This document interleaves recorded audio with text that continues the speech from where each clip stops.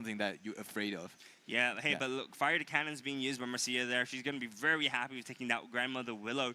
Fire the Cannon's a card which we've seen being played more in steel decks because it's a way to combat dogs, right? You are able to just get rid of the Grandmother Willow where, you know, it acts as kind of like a ramp, a free ramp, basically, a free ink every single turn. Right? Yeah, for sure. So getting rid of Grandmother Willow there is going to feel really good. In fact, Armin may be kicking himself because he saw Marcia's hand, right? he knew the Fire the Cannons was there. But like, you have to play into it, right? Yeah. You know, he does manage to get the Daisy Duck there for free, but here, you know, I think he would have definitely wanted to see more value there. We are going to see Armin think about singing Delia's Moon Lullaby, minusing 2 strength from the side of Calhoun. Calhoun is only going to have 1 strength next turn. Top decks into that Rhino.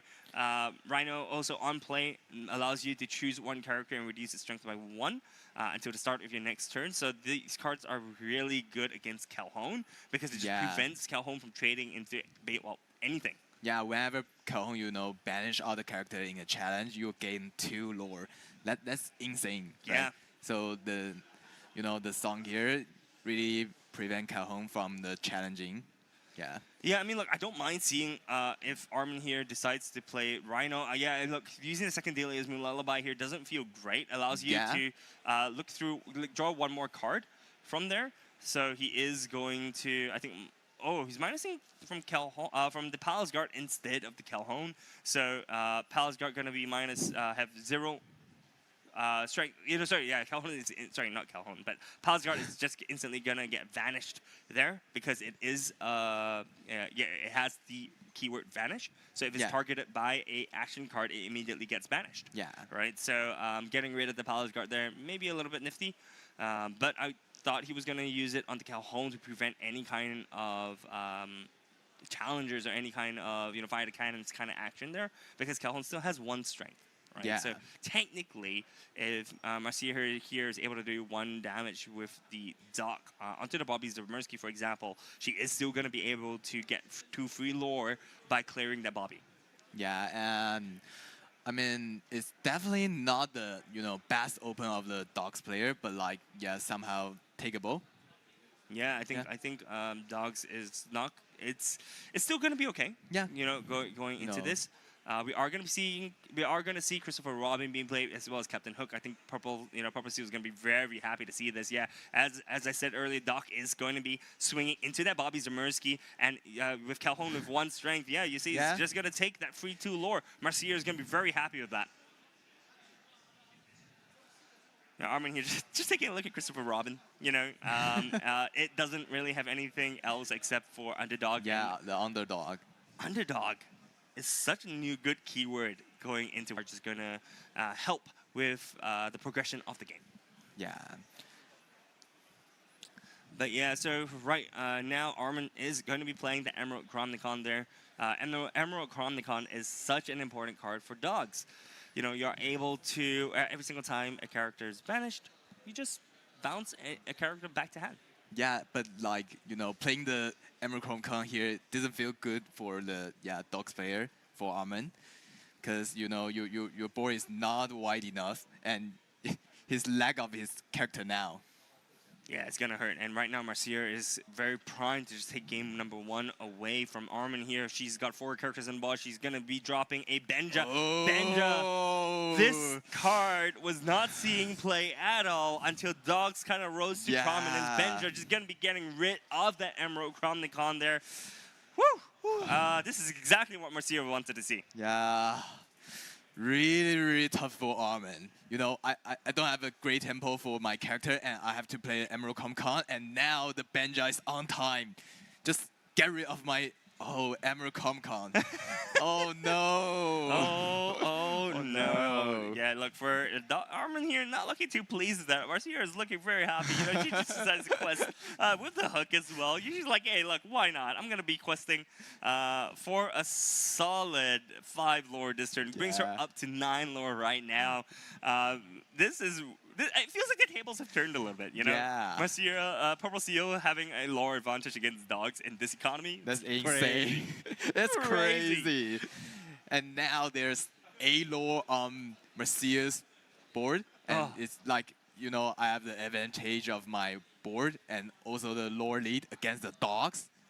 That's crazy. Yeah, you feel pretty good about that. Yeah. But here, Armin is going to be dropping that lady. Miss Park Avenue going to be able to take two drops back to his hand, eyeing out the Grandmother Willow as well as the Daisy Duck. No, not the Daisy Duck, but the Bobby Zamersky. Just wants to continue cycling through his deck as well. He has that Under the Sea in his hand. So I think a really good curve that he could do next turn would be dropping the Grandmother Willow, dropping the Bobby Zamersky to get rid of the Under the Sea, because right now, Marcia doesn't have many Under the Sea targets, right? You'd be getting rid of the Doc, the Christopher Robin, and the Captain Hook. Captain Hook. Yeah. But, I mean, it doesn't feel great. Yeah, because, Marcia will get to like 17 this turn. Yeah. Yeah.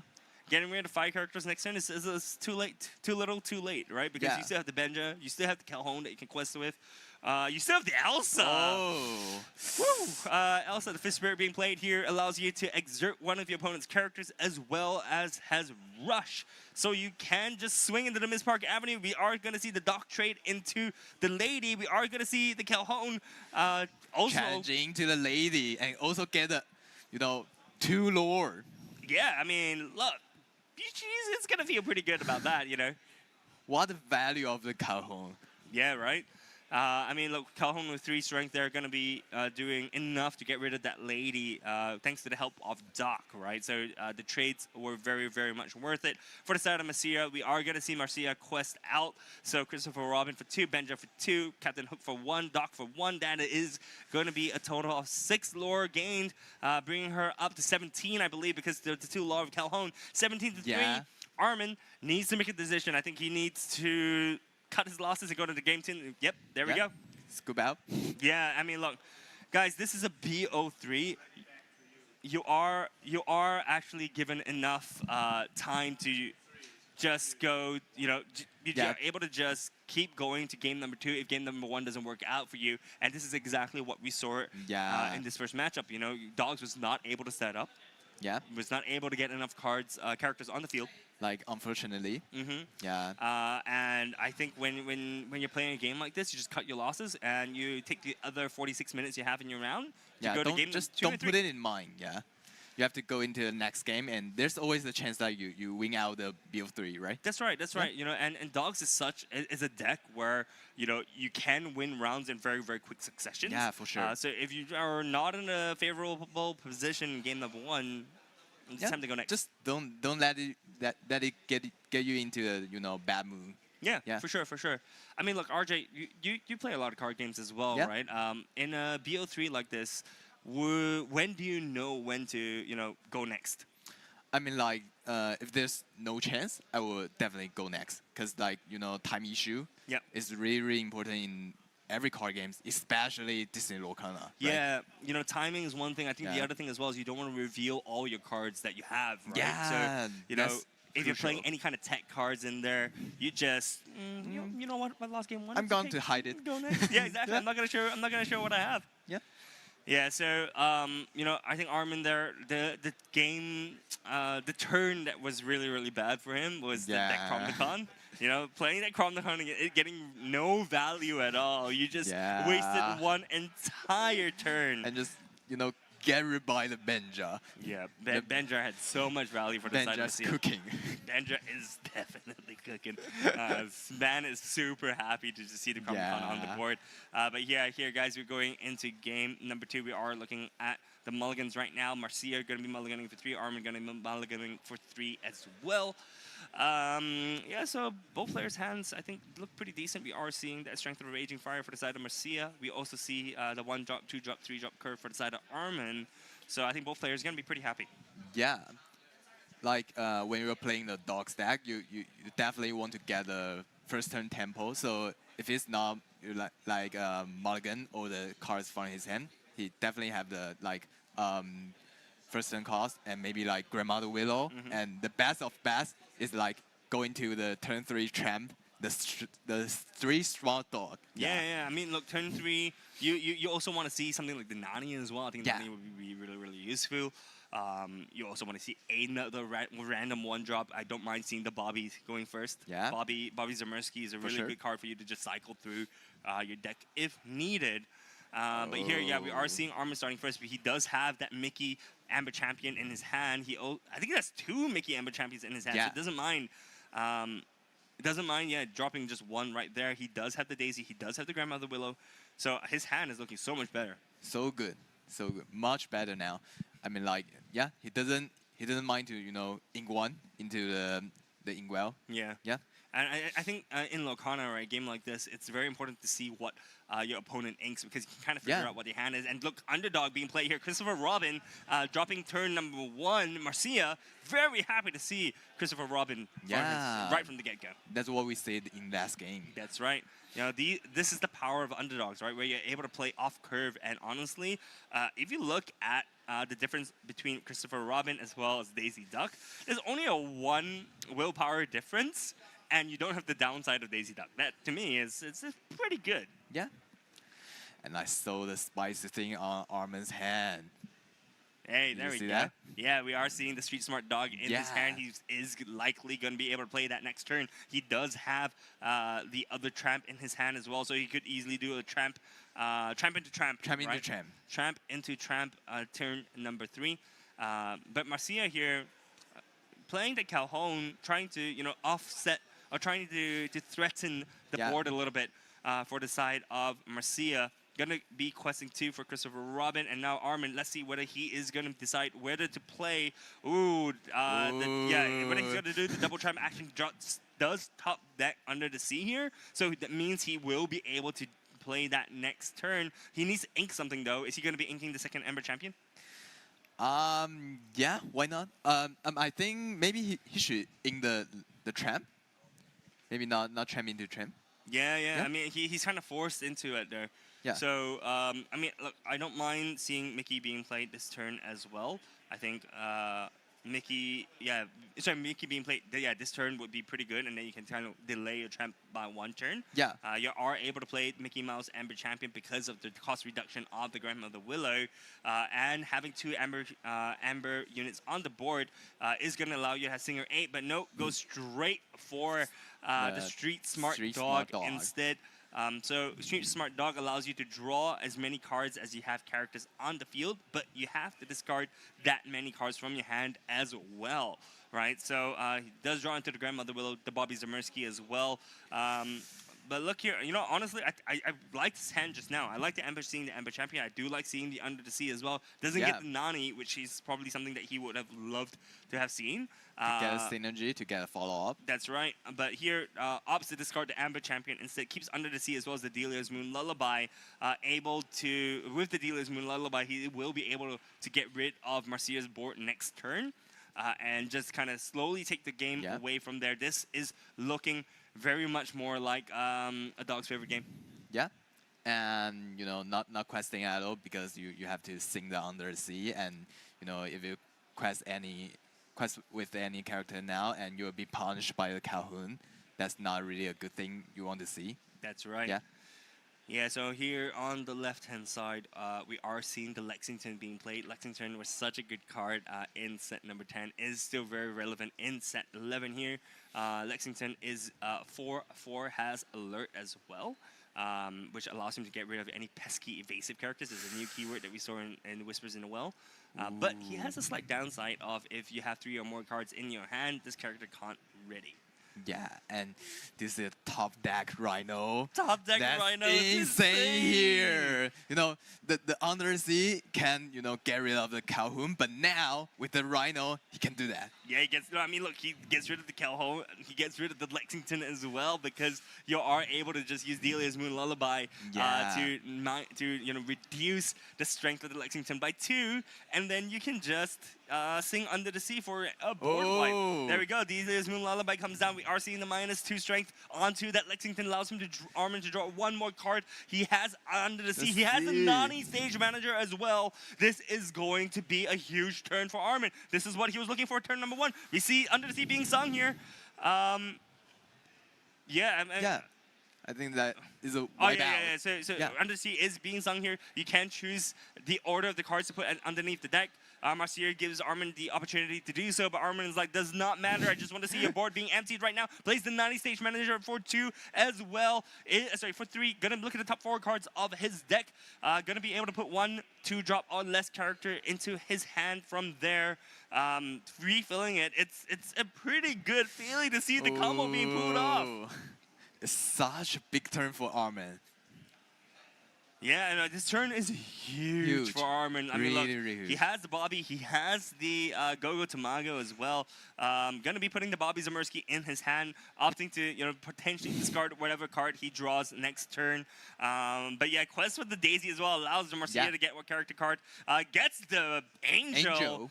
Angel is a pretty good card to see for Marcia. Yeah, but what can Marcia do now?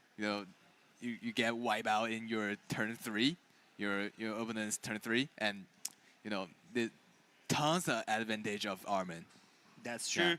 Yeah, but we are gonna see the Angel, the Angel Experiment 624 being played here. This is a brand new card coming in from Win a Spell, and this is my personal favorite card. Yeah, one of the best cards. One of the best cards, exactly.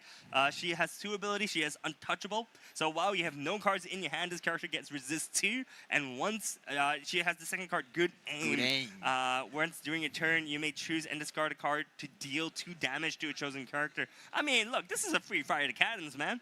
Yeah, the snowball, infinite snowball come in. Exactly. Yeah. I mean, you just get constantly pelted by those snowballs, right? And if you've ever been, thrown at by a snowball, it hurts. Those like tightly packed snowballs. Woo. Iron snowball. Iron ball. Yeah, exactly, man. Exactly. Okay, so here, Armin. Just going to be playing that Bobby Zamersky for free because of Grandmother's Willow's ability there. Smooth the way, draws a card, discards a card, is looking at discarding that tramp. Actually, wouldn't have mind keeping that tramp because you can use the tramp to buff the lady. The lady? Right, and then you can just quest for 3. Yeah. So kind of surprised to see Enterprising Dog being discarded there, but you have Street Smart Dog, which is why he was like, look, it's also good. Yeah, it's pretty good. You can just, instead of having a burst of power, you have inevitably on the board, right? So you do discard a Under the Sea, you do discard an Emerald Comnicon, you do discard a Lady. Probably would have liked to see the Lady in your hand. Yeah. Yeah, maybe you want to see. The Lilo in discard, yeah, for sure. Yeah. But it's already good enough for Armin to take this game, I think. Yeah. Yeah, for sure. Armin's board right now is looking pretty hot, right? You've got how much lore does Armin have? 1, 2, 3, 4, 5, 6, 7, 8. Yes, amounts of lore. He's gonna be questing to. I think. I hate doing math. Yeah, I think he's gonna be questing to. I think 11 or 10 or 11 this game. Fire to Cannon being bottom deck thanks to Daisy feels really bad for the side of Marcia. Bad news for Marcia. Yeah, but look, you know what? This is at this point of the game, you go, hey, maybe it's time for me to go to game 3. Scoop out. Yeah, but look, having Angel on the board, I think you can't really count Amethyst Steel out just yet. Yeah. Right? It's uphill battle. I mean, next round, Armin just has game. He's lethal on board, right? Yeah, and I think it's still not game on Armin's field, right? Oh, no, it's 10. So he's literally 10, one right? lower short. So it's still not game round. Yeah, so Marcia does have... She is on a turn timer, though. She has 2 turns left. So... Marcia is just trying to see and weigh out her options to see whether she can come back into this game. I know she will definitely be looking at taking out the Grandmother Willow thanks to the good aim ability for Angel. Yeah. And then Angel could potentially trade into the lady. Challenging into a lady. Yeah, you can challenge into the lady. She is looking at inking Black Heron here, which kind of signals to me that she may have a Elsa the Fifth Spirit in her hand. Right, which could help with getting rid of more lore on the side of Armin. But yeah, I think the odds of Marcia coming back in this game is really, really tough. She is going to play second Angel here, so she will be able to use Good Aim twice to give her character resist, right? To give Angel resist. But we'll see. Yeah, okay, so we see Good Aim being used once. She is going to be getting rid of the Grandmother Willow. Then she will be using it again, I Maybe believe, like to get rid of the Bobby Zamersky. Yeah. Of the Bobby Zamersky as well. So that's 2 lore that she can get rid of. Oh, no, yeah, you see, I was right. Also, the first was in her hand. She was looking at potentially doing that. But no, it's just going to be a trade for the Nani. I think the Nani stage manager was gotten rid of by the Angel, I believe. And here comes the Lilo. Yeah, the Lilo. This escape artist, once she's on the field, is really hard for her to get rid of. Armin here just going to be questing out with whatever is on his field. It's going to be 2, 3, 4, 5, 6, 7, 8. 8 lore. Cheshire Cat is going to go to Marcia's hand. But it's really tough. Yeah, it's really difficult for Marcia here. I mean, she has 2 cards now that she can discard thanks to our Daisy Duck giving Marcia 1 card in her hand. She is going to look to ink that Yzma here. Is going to get rid of the escape artist from the side of Angel. I'm sorry, with Angel, going to be inking 6 with Demona. Oh. This is going to be the hand refill she's looking for, but I don't know if that's enough. Angel here is going to be able to get rid of, not enough lords. This is going to be the Nani stage manager, and so that's it. That is game number 2. I mean, look, when Dogs works, it feels completely unbeatable. Yeah, it feels like really, really insane line. Yeah, look, the dog line, when it works, it just goes gas, gas, gas, right? You just are questing nonstop. You wait for your 1 big turn where you flood the board with unstoppable. Dog, tramp, dog. Yeah, Grandma Willow. Tree. Dog, Kid. Yeah, and then you just turn under the sea, and you're good to go with your board. When your opponent has no characters to play, what do you have to be worried about? You just quest and quest and quest. Exactly. You know, that is the strategy for Dogs, and we saw it in full force here at game number 2. Game number 1 did not go according to plan, but game number 2, it was such a different story. Such a different story, and that's how the cookie crumbles, right? Yeah. With Dogs. But is there anything that you think could have been done differently for the side of Marcia? I think no. I think she just did her best. You know, the Dog's play is like unstoppable. It's crazy. Yeah, look, you know, actually on the side of Marcia, her turns were kind of nutty as well. Like she managed to get a really good curve. Yeah. Right? She started off with Christopher Robin on turn number 2. And Calhoun. Calhoun turn number... Christopher Robin turn number 1. Yeah. Calhoun turn number 2. And then you had Lexington turn number 3. Honestly, her board is really good, but the Dogs just drew the nuts. Just on fire. Yeah, I mean, look, he had everything that he wanted, right? He had the Delia's Moon Lullaby. He top decked the Rhino. Yeah. I mean, there was a world where Under the Sea only got rid of, would have left 1 character on the board. Yeah, the Calhoun and the Lexington. Yeah, so you could choose one or the other. But here, he managed to do both. Mulligan 5 signifies that Armin here does not have as good of a curve as game number 2. Yeah. Marcia, on the other hand, didn't mulligan too many. So I'm curious to see what she's going to start with. Yeah, for her. Yeah. For sure. Armin, no, I believe Marcia here is going to be starting first. And Armin is going to be starting second. So, Marcia, let's talk about the curve for Purple Steel, right? I think going first, you probably want to see something like your Captain Hook. Yeah, and, you know, turn 2, like Calhoun and Lexington, right? And get into the tempo, and it's like really good into the Ambo Emerald. Yeah, the Dogs player. Yep. Yeah. You know, and then on 4, of course, you want to see something like the Genie. You also don't mind seeing your Cheshire Cat. Number 3. Yeah, Cat. Yeah. The Cat is good here. But here, Marcia is going to be inking the Christopher Robin, going to be playing the Palace Guard there. And I just want to call out, you know, underdog cards are all inkable so far. So they feel really good to put in your deck, because if you're not going second, you just ink them. Just ink it. Yeah. Exactly. So here, Armin gonna be dropping an ink. Gonna be playing Daisy Duck turn 1. Really good start so far. Looking at his hand, he has the Mowgli, he has the Lilo, he has Emerald Chromnicon. Pretty decent. He has the Stage Manager as well. You know, gonna feel pretty good on curve to play. Yeah. But we don't see the usual suspects of the Grandmother Willows. We don't see the Bobby Zamersky to continue on. Yeah, you always want to see the Grandmother Willow in your turn 2, right? And yeah, also the Bobby Zimmerski for the draw, the follow-up. Yeah, so Dog's not looking. I mean, doesn't have the perfect curve. I think it has a pretty decent hand. It's not the end of the world. But Marcia here, you're going to be inking that Cheshire Cat for Christopher Robin, turn 2. I think she just wants to get bodies on the board. Yeah, not really the good card she wants to see in the turn 2. Yeah, but like, yeah, takeable. Yeah, it is what it is, right? Yeah. You play however you top deck. So is going to be questing with that Palace Guard. Knows that there's no threat at all for Armin to get rid of that Palace Guard right now. So might as well quest with it. Armin here inking the Leo because he top decked the Grandmother Willow. The Grandmother Willow. His way is very, very smooth. Top decking the Grandmother Willow, he is going to be able to play that Willow. Turn 2. Looks like he's potentially eyeing something else here. I mean, like, this what? Maybe he don't have another 1 cost. Yeah, no, I think he's just, there we go. He's hoping to see the Strength of Raging Fire. Sees the Strength of Raging Fire there. Knows that he can just get rid of that card. He looks at the Benja again. Checking again the Benja. He's like, hey, wait, it's crucial. This card looks familiar. This card looks familiar. Yeah. He fooled me once, shame on me. Fool me twice, shame on you.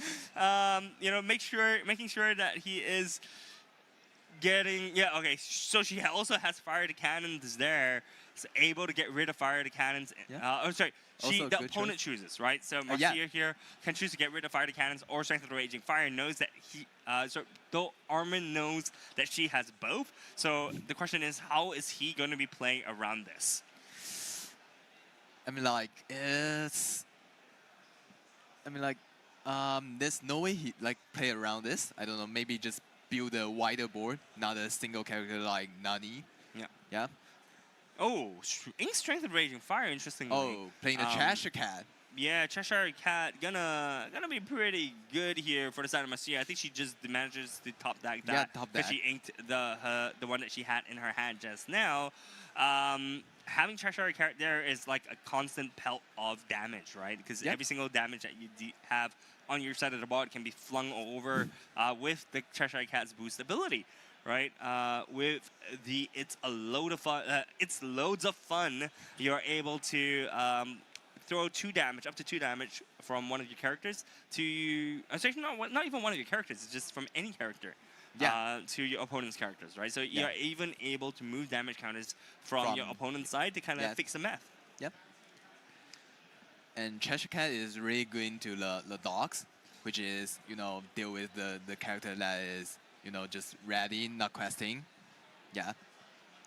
Yeah, and so I think, look, Marcia is going to feel pretty good about having the cat on the board. Armin here playing that Bobby Zamersky as well as Grandmother Willow, seeing that the coast is clear, no Strength of the Raging Fires, unless she tops deck a second one here. So plays the Grandmother Willow, plays the Bobby Zamersky, goes through more cards. Does have the Lilo Escape Artist in his hand. I'm curious to see why he didn't actually discard that. Potentially maybe looking at more ink. Yeah. Like maybe other cards is like uninkable in the dog stack, right? Yeah. So guys, if you are just joining us, we're here in game number 3 of the Taiwan DLC. Key difference between this Asian DLC and the other Asian DLCs is that this is a best of 3. So players, Asian players here, gonna be playing best of 3 for a full DLC for the first time ever. And here we are looking at Marcia Zheng playing the Purple Steel and Armin Lei playing the Dogs deck, right? So the purpose of Dogs, you want to go white, you want to play under the sea, clear your opponent of any characters on their side of the field, and then just quest. Yeah. And Purple Steel? Yeah, and really good card to play by on Marcia, the Izuma, give you the synergy of next turn.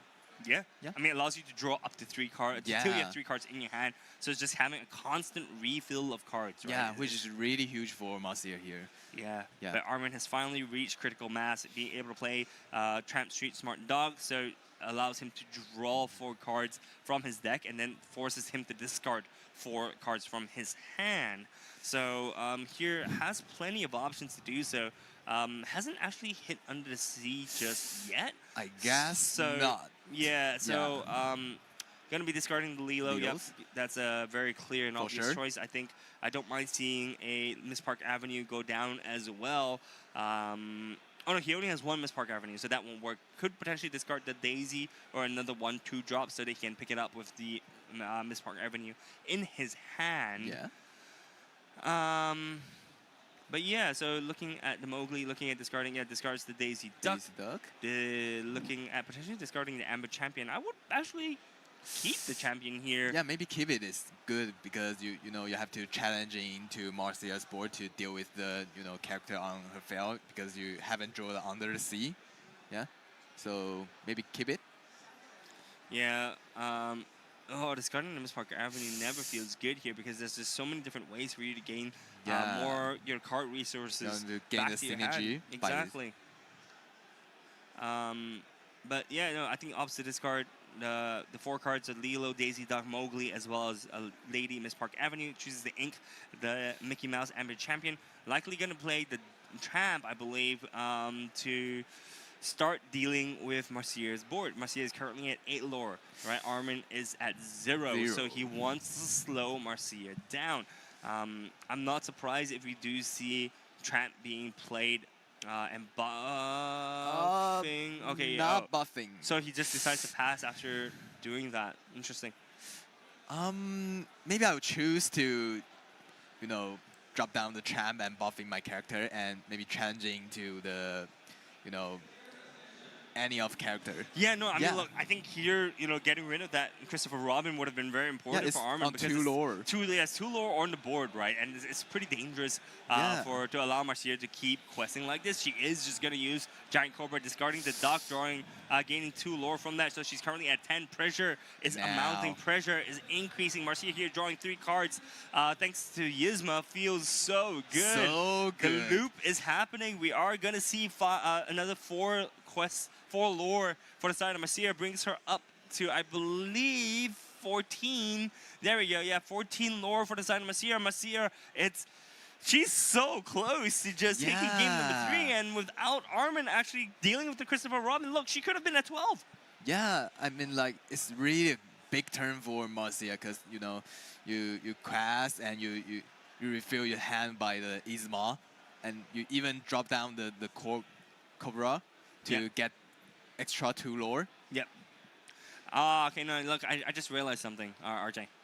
He couldn't play the Tramp because there's no lady on the board. Oh, no way. Yeah, I just realized. I apologize. I just realized. Sorry. I was just like, wait a second. There's no lady on the dog's field. Yeah, I'm so used to seeing a lady in the field, and I'm just like, and interesting. Because Armin here in a little bit of a pinch here, he needs to be able to start clearing some of these characters. He needs to start training. So I do expect to see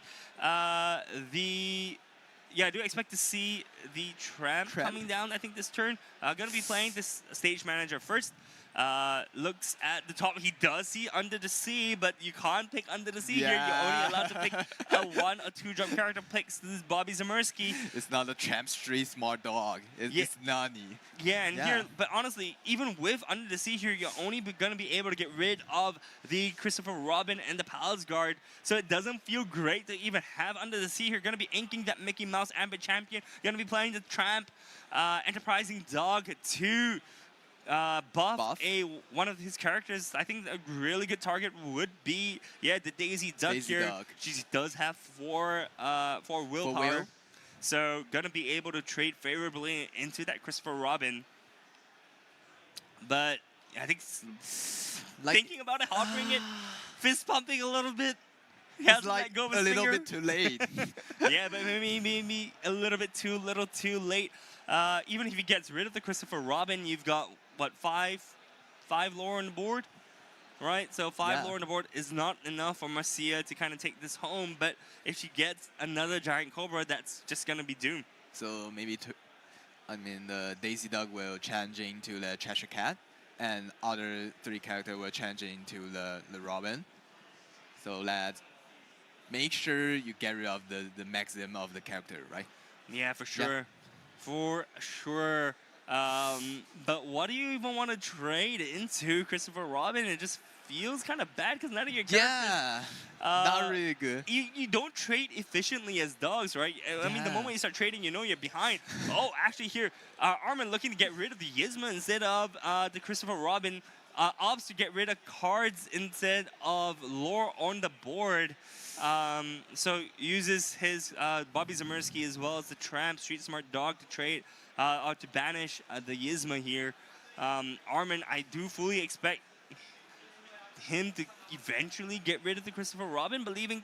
Okay, there we go. We do see Christopher Robin being like, dealt with 2. Not enough. Yes, not enough. Did he miscount? Oh, it feels so bad. It feels so bad. Oh. Just uses his Mowgli as well as the Grandmother Willow to just put 2 damage on the Christopher Robin. This still just gives Marcia an opportunity if she has the Giant Cobra in her hand to do it. She has Giant Cobra. That is gonna be game for the side of Marcia. That miscount. That miscount costed him this game. He's going to have nightmares thinking about them. I hate doing math. You hate to see that, but look, congratulations to Marcia for taking game. For game number 3, you know, we saw her win in such a dominant position in game number 1. Game number 2, Armin, you know, took back control, showed what dogs is supposed to do. The classic dog combo. The classic dog combination. And then in game number 3, you know, Armin was able to build up his board, was not able to get under the sea, but even with under the sea, you weren't able to do too much because Marcia was just drawing a powerful card after powerful card after powerful card. You know, she got the Gizmo, she got the Giant Cobras, she even got the Cheshire Cat as well to just deal with the board. So honestly, congratulations to Marcia for showing us that Purple Steel still has a stake in the game, still able to come back. That's what I'm saying. Against dogs, you know. So, yeah, Purple Steel, really, really, really strong deck. Still very much in the meta game. May not have that favorite of a matchup into dogs anymore, but you're still able to deal with it by accelerating your lore gain with your Giant Cobras, be able to deal direct damage with your Angels. And yeah, well, that was a game, wasn't it? Yeah, you know, the Purple Steel players, they set up their board, and you know, I know dogs going fast, but like, yeah, I going on my tempo and like going faster than you, and is a stable board. Yeah. Yeah, for sure. You know, I think Marcia here played extremely well. Even, you know, Armin played as well as he could, I believe, with the dogs deck, with the hands that he was dealt. But I am super, super excited to... I think we will be having an interview soon. So excited to see Marcia's thoughts as well as her deck choice coming up in just a little bit. But yeah, I mean, look, RJ, after seeing this matchup, which deck do you think is going to take this whole DLC home? It's tough, you know. I know the high-level player play dogs, play purple, and also the Amethyst Steel. But like, you know, dogs is like really good deck, so I will prefer dogs. Even dogs, you know, losing round 1. But like, yeah, I mean that there will be a really, really well played and high raw dog. Yeah, I think dog stands a really, really good chance of winning. But for whatever reason, whenever I cast a DLC in Asia, Blurple ends up winning by some miracle. So I'm gonna put my bets this time on Blurple. Because, you know, I think it has a really good chance on getting that Golden Mickey as well as that Disney Lorcana trophy, right? I mean, look, right now, these are what the players are playing for. Top 32 gets the Simba foil. Top 16 gets the Elsa foil. Top 8 gets the Challenge playmat. The Elsa playmat, which is foiled, by the way, and it looks absolutely gorgeous in person. Top 4, you get your Golden Mickey, you get your Uncut Sheet, you get your you get everything else as well that the top 32 players have gotten. Top 2, you get the full foil set of Winterspell, by the way, not Whispers in the Well anymore. And first place, of course, you get the foil on rare Uncut Sheet, the Lorcana trophy, as well as everything else that the top 32 gets. But guess what, RJ? We have Marcia on the desk. Welcome to the desk, Marcia. Nice to meet you. Nice to meet you. That's nice to meet you. It's Marsha, by the way. Oh, Marsha, I'm so sorry don't about worry. Oh. But congratulations on winning. Thank you so much. I've been mispronouncing the game the whole game one, That's and I feel alright. it's absolutely horrible. All right, so tell me, Purple Steel. Yes. Why did you bring this deck? It's actually the deck I've been playing ever since rotation. So I played Steel Song all the way until rotation, and then I was trying to find something that kind of worked for me, and it's something that I sort of fell into, and I've kind of just progressively, built on it every set. I know that dogs were super prevalent. I was like, oh, should I try to change and do something? But I was like, Purple Steel's not, terrible into the matchup. Obviously, Nope. with the addition of Grammar Willow, it can really high roll you. Yeah. But I was like, this is the deck that I've had all the reps in, that I'm most comfortable in. I've taken down dog decks before, so I was like, I'm just going to trust myself and just keep playing what I know. Yeah, I mean, you look like your game plan was set right from the start. You looked super confident in what you were playing, and I think it shows. It shows that you're really comfortable with it. Thanks. By the way, I just have to say I love your outfit. Thank you so much. It's so nice. Yeah, literally my wife was texting me just now. She was like, Mulan's on stream! Yeah, okay, so coming into Taiwan DLC, right? What decks, besides dogs, do you think that you're going to face off, and how do you kind of prepare for this DLC? Like what decks I'm going to play against? Play against. So I knew dogs was going to be super prevalent. I thought that probably a decent amount of Amethyst Steel, just given that, dogs was kind of rising, and it kind of just ruins Blurple most of the time.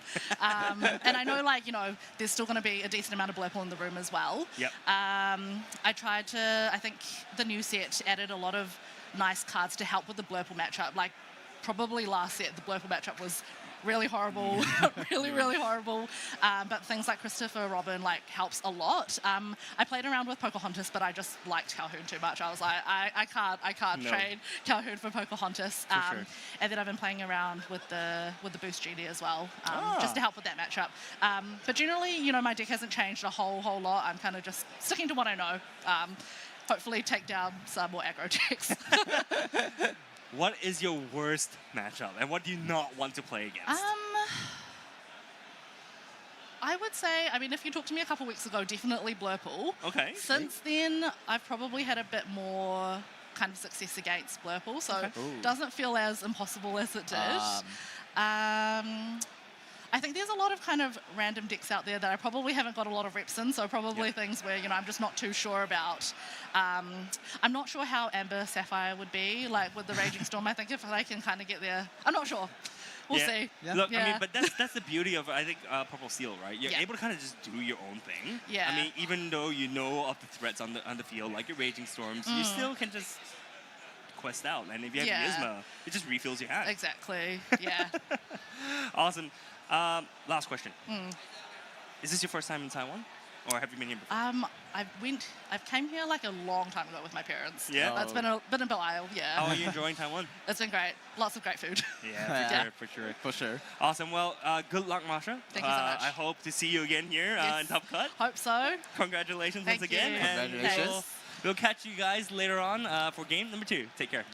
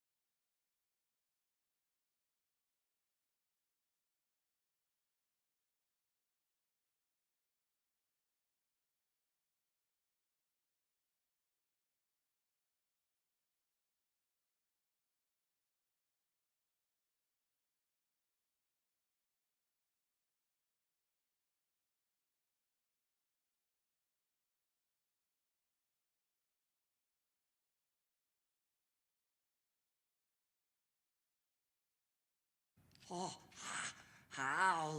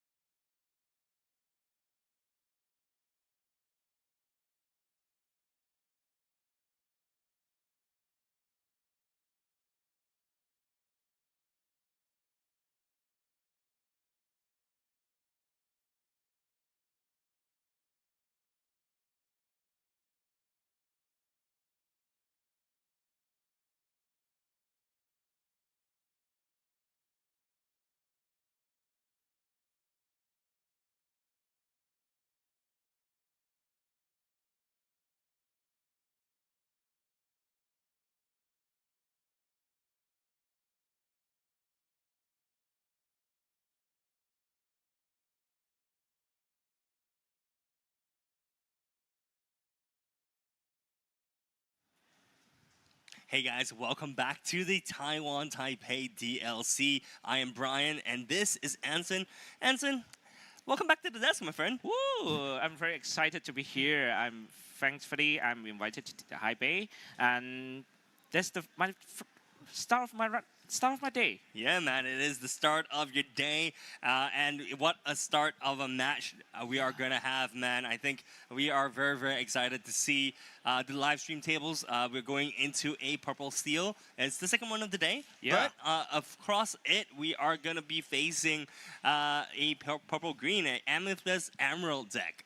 I think we started seeing a little bit more of these kind of decks starting from set 11 because we saw a lot more new tools, right? We saw even Do You Want to Build a Snowman potentially come out with some of these cards. We also saw stuff like the Genie Magical Researcher, where whenever there's a card, for each card there is underneath it, there is was it a quest for one more. And apologies for the starter, but yeah, this is gonna be Henrik on the left hand side. He is a player from Singapore, and we have on the right hand side Suzuna, who is gonna be piloting the Emerald Amethyst deck. And I'm laughing because we were catching up with Henrik before the day started, and he was saying that there's no way he's gonna be on stream. But look, when you wish it so, it happens. We're already seeing that Henry already play the first card. Is an Olaf, and on our right hand side, Susuna is playing the Royal Royal Guard. Guard. Yeah. Yeah, so let's talk about this matchup a little bit. Hey, so on the right-hand side, Suzuna here is playing the Emerald Amethyst deck. This is a hyper-aggressive variant of it. She's not playing the boost variant that we kind of saw a little bit of at the start of the Winter Spell season. And Henrik here on the left-hand side is playing your standard list of Amethyst Steel. These are generally really good anti-aggro colors because you're able to get rid of stuff with Strength of the Raging Fire. You're also able to get rid and kind of threaten the board with Calhoun. But this is the card that that makes Emerald Amethyst work. Enigmatic Inkcaster. Yeah. For the second card that you've played this turn, once you play a second card this turn, you're able to exert this card, and if you do, you gain a lore. Yeah, but I'm with Henrik. He's having a Calhoun on table. I mean, his ability with her resist and gaining extra 2 lore with while banishing opposing character is try to catch up with the hyper aggro, right? Yeah, I mean, look, Henrik here just being able to get so much value from just Calhoun here. Suzuna did quest for 1, but that may have been a little bit of a mistake because Calhoun here just eats the Royal Guard for free because she also has resist 1. Henrik here going to 3 lore right now. Quest with the Olaf, quest with the Calhoun as well, puts him on the board, the Cheshire Cat, and this cat had so much work in the previous game, right? Tell us, what does Cheshire Cat do? Cheshire Cat have a boost ability, right? When he got boost, he can Cheshire Cat can move 2 damage counter from one character to opposing character. Yeah. Yeah, and right here, Suzuna here playing the Cooper as well as the Mulan is going to be allowed to trigger the Enigmatic Inkcaster here. Gains 1 lore for the side of Suzuna. Cooper here, Mulan here, very, very interesting card. For every strength that she has, you are able to gain that much lore, right? To a maximum of 6 lore. So in her deck, she has a bunch of ways to increase the strength of these characters.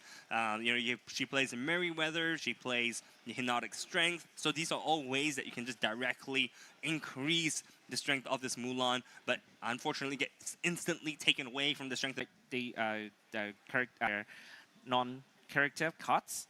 Yes. Yeah, but, this one you just see the hand. Yeah, Right? So yeah. I think that that Suzuna has played, so she is going to be that Suzuna has played, so she is going to be able to gain the Ink Caster lore, and yeah, so here she should gain 3 lore because of the Honey Marin as well as the Ink Caster, so she should be at 5 right now. Henrik here just making sure that the right amount of lore is being tracked. Because, yeah, as you can see, the green-purple deck here has a lot of ways to gain instant lore, right? So very much a burn-style deck.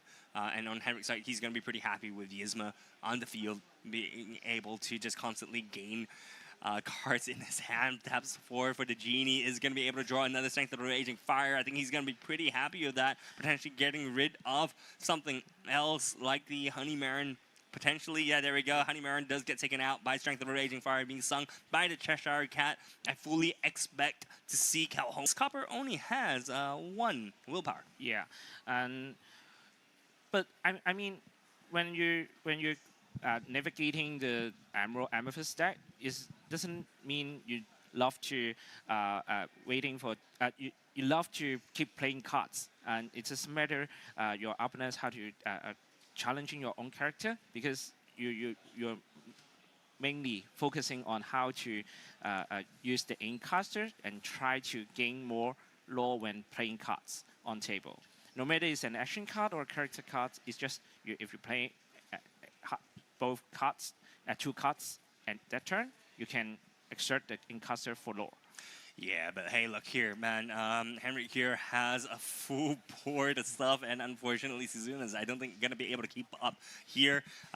He has the Yzma, he has the Genie, he has the Cheshire Cat, he has a Calhoun, he has an Olaf, which hasn't left the board yet, and now he slams down another captivity evasive character. If you have an evasive character in this location get evasive. And it's a new card from Winterspell, and it's only a 3-cost location, and with 4 willpower and 2 lore for each turn. That's insane. But the problem here is Suzuna doesn't have an evasive on the board, so she's not able to actually trigger Game Preserve's evasive ability. And I think Game Preserve here is, the evasiveness of Game Preserve, as well as another evasive character from the side of Suzuna, is gonna be a problem for Henrik to deal with, as I think he has, like Genie, he has Elsa, but not a lot of high strength evasive characters in his deck who are also evasive. Yeah, but still, Henrik can challenge the location with Genie and Elsa this turn and maintain the pressure on our Susuna, because the location have to on board. Have to stay on the board. Stay on the board exactly until the next turn. Yeah, actually, I mean, look, Henrik here just questing with everything right now. He knows that game is in his sight. He knows he has lethal on the board. He also just draws into a Giant Cobra as well. He is going to use Elsa to swing into the Game Preserve. Game Preserve is just going to take 2 damage here. So this feels like a really one-sided kind of matchup here. Yeah, because Henrik is already building the full control of the board, and I'm not sure Susuna get any game-changing cards right now for this turn. Yeah, I don't know what save.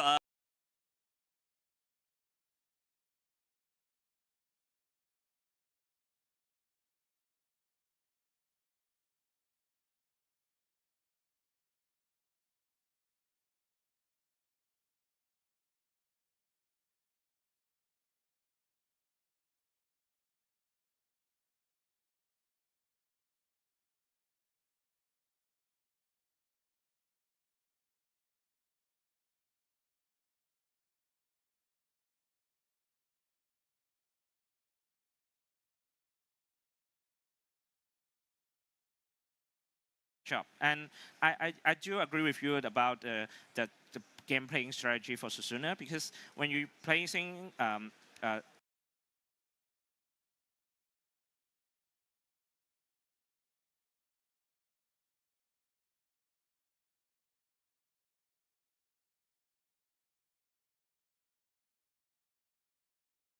Incaster on board, you have to maintain at least 2 cards to play and try to get extra lore.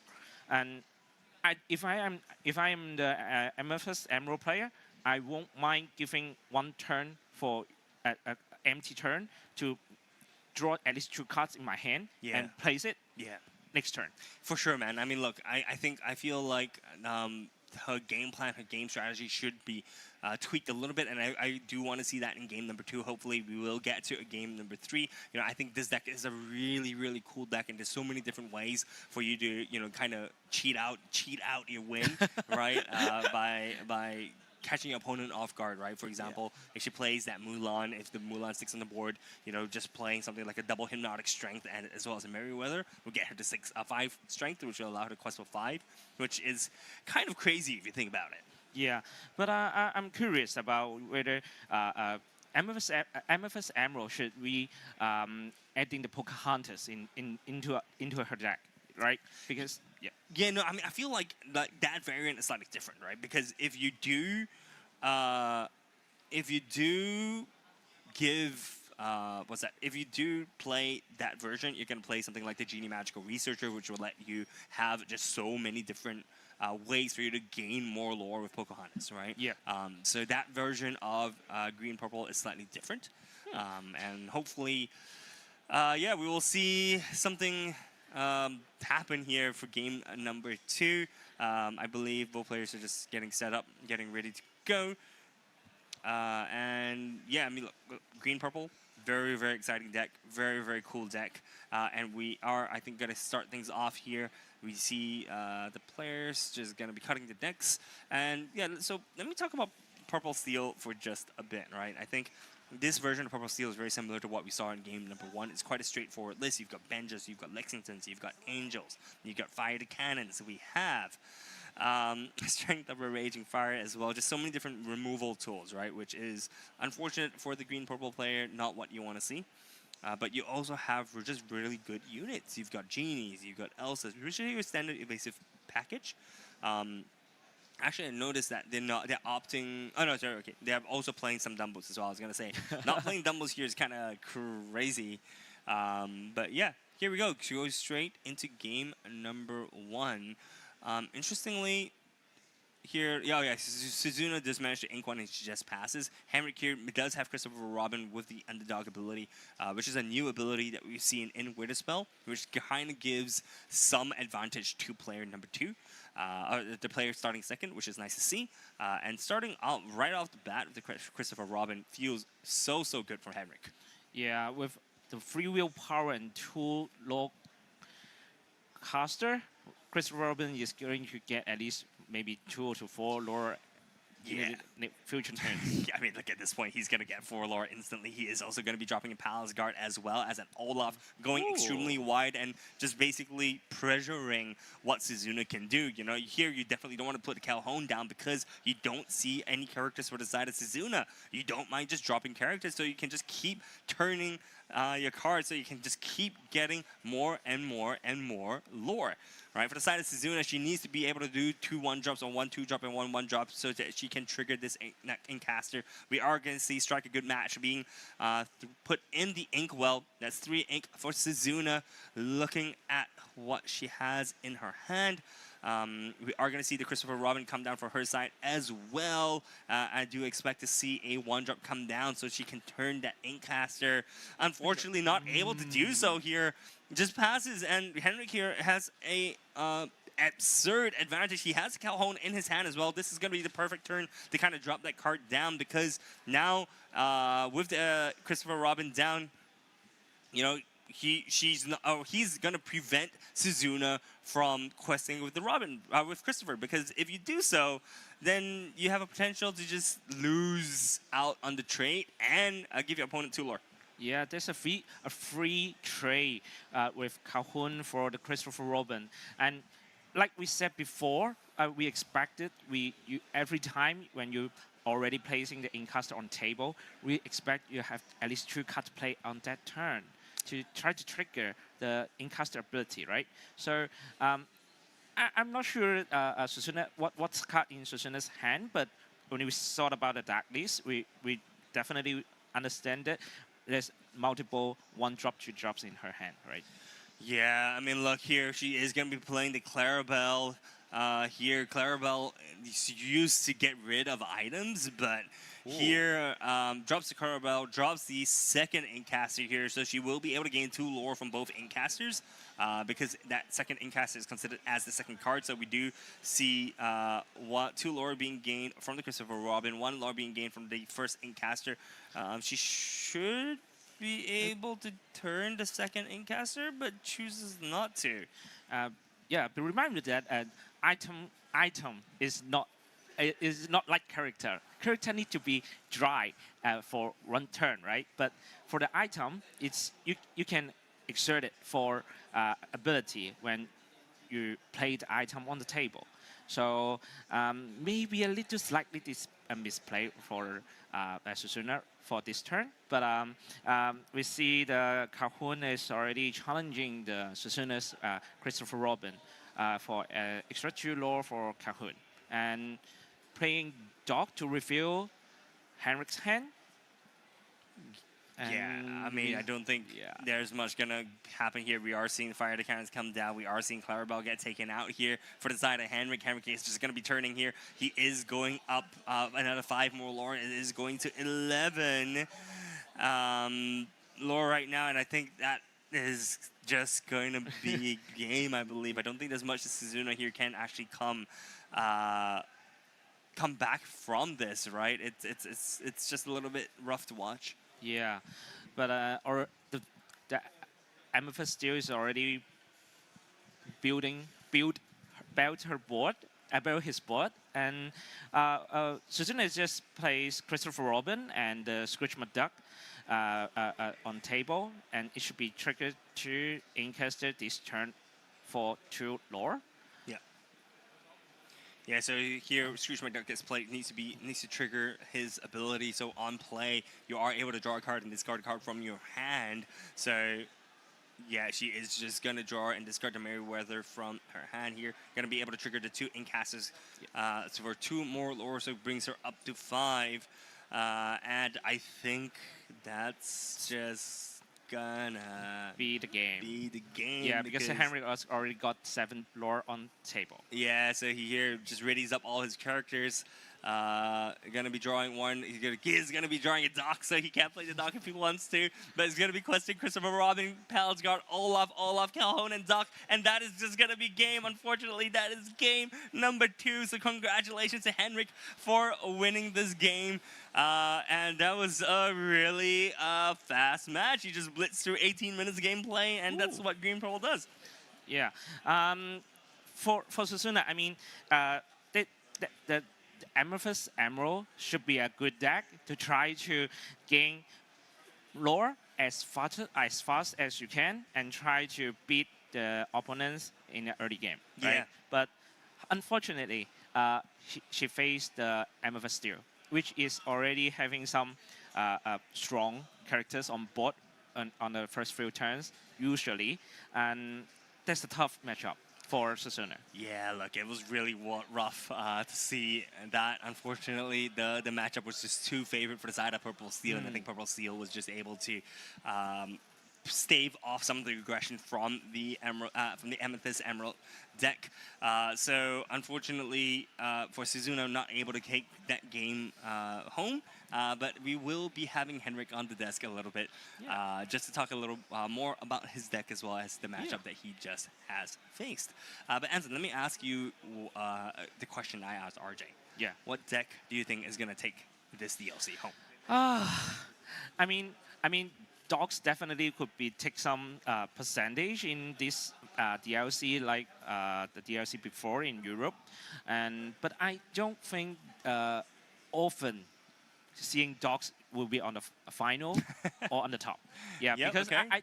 I do believe Locana is a mix and match with different meta, right? Yep. So especially when we're already getting into set 11 with this spell, and we see different cards is mix and match with the meta.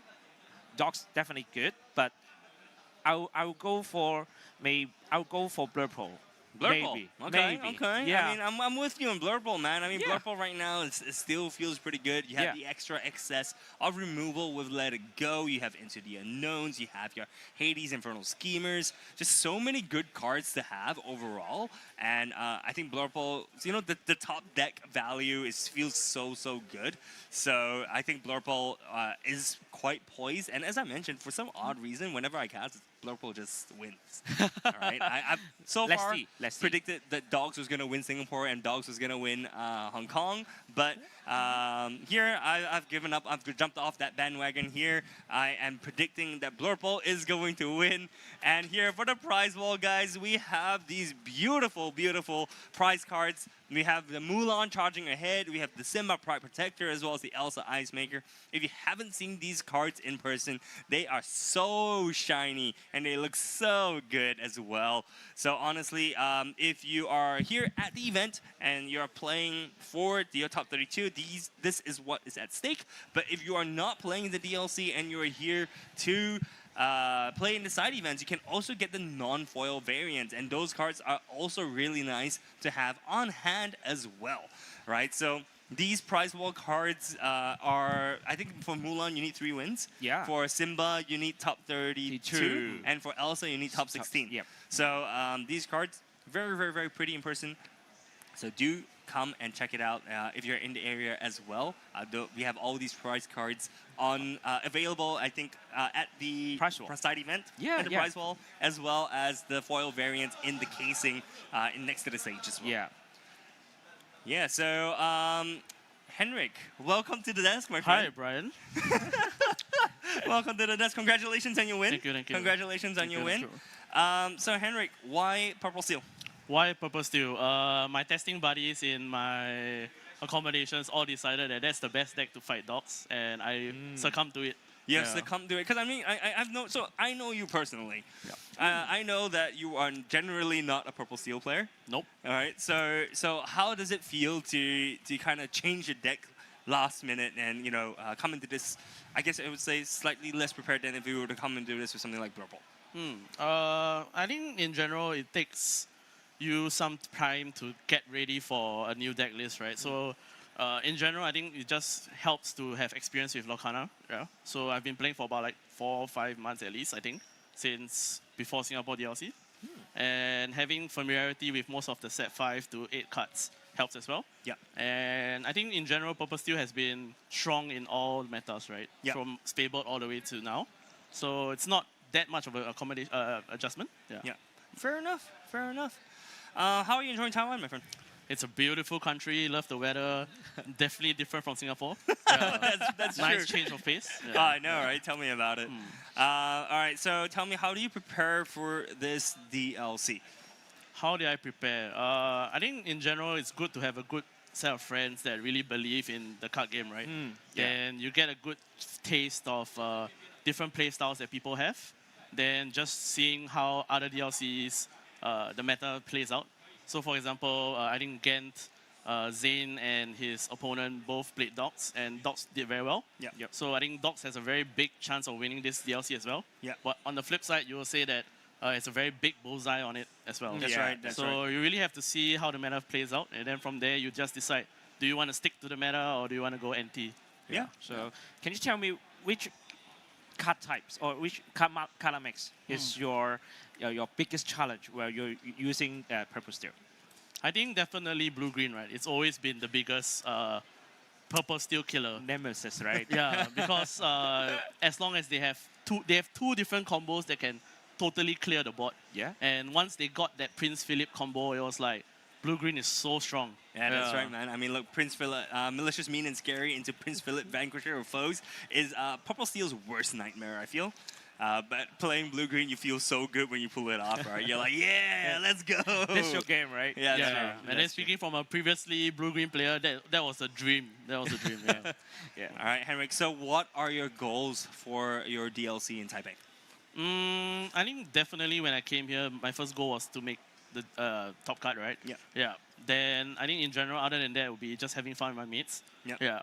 And trying to avoid what we call mirror matches, because if we bang into any of our Singaporean like Yeah. Yeah, it's like we flew all the way across the world just to play against another Singaporean. Yep. My first match was against a Singaporean, so that's the irony. Yeah, let's see how many I can dodge. Yeah, well, there we go. All right, any shout-outs that you want to do or any last call-outs? I think 2 shoutouts. Yeah, first, if you're in Singapore, come down to my shop, Zoomies Gaming, definitely. Go down to his shop, his play area, Goodness Gracious Games. Yeah, love playing there. And then last but not least, definitely to all my friends in Singapore and the mates that are here, Seattle, Robin, Wenzer, David, you guys, and Sean, of course. Yeah, you guys are the best. Without you all, I wouldn't have come. Yeah, they wouldn't come. Yeah, fair enough. Well, hey, mate, good luck to the rest of the DLC run, and hopefully you make it today, too. Thank you, sirs. Thank you Good for your luck. time. All right, we'll see you guys for game number 3. Stay tuned.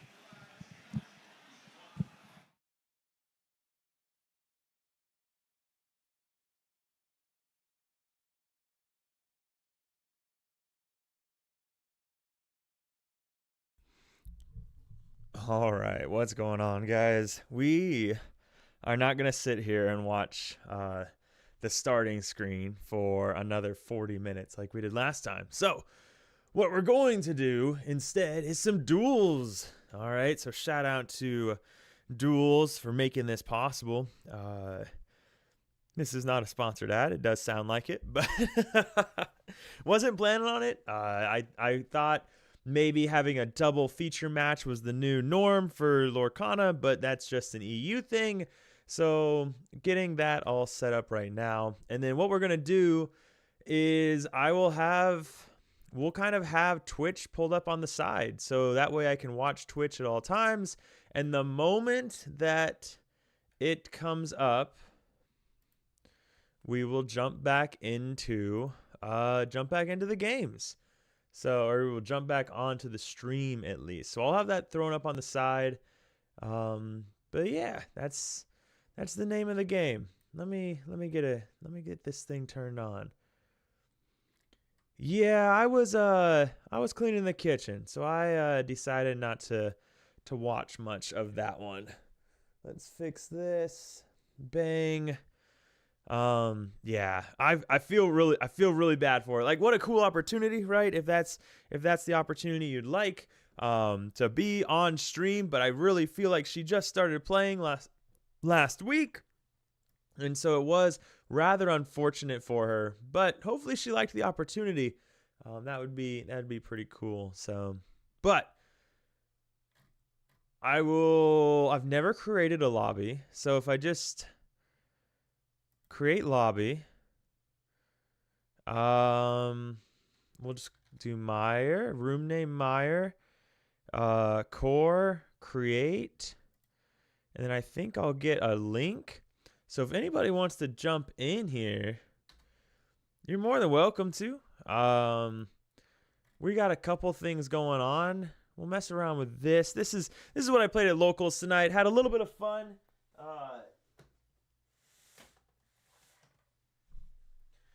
Definitely some changes that have to be made to it. But I guess we could. I wonder if we can adjust it right now. No, we can't adjust it right now. So you guys can see firsthand what I played at locals tonight. But yeah, this is what we'll do.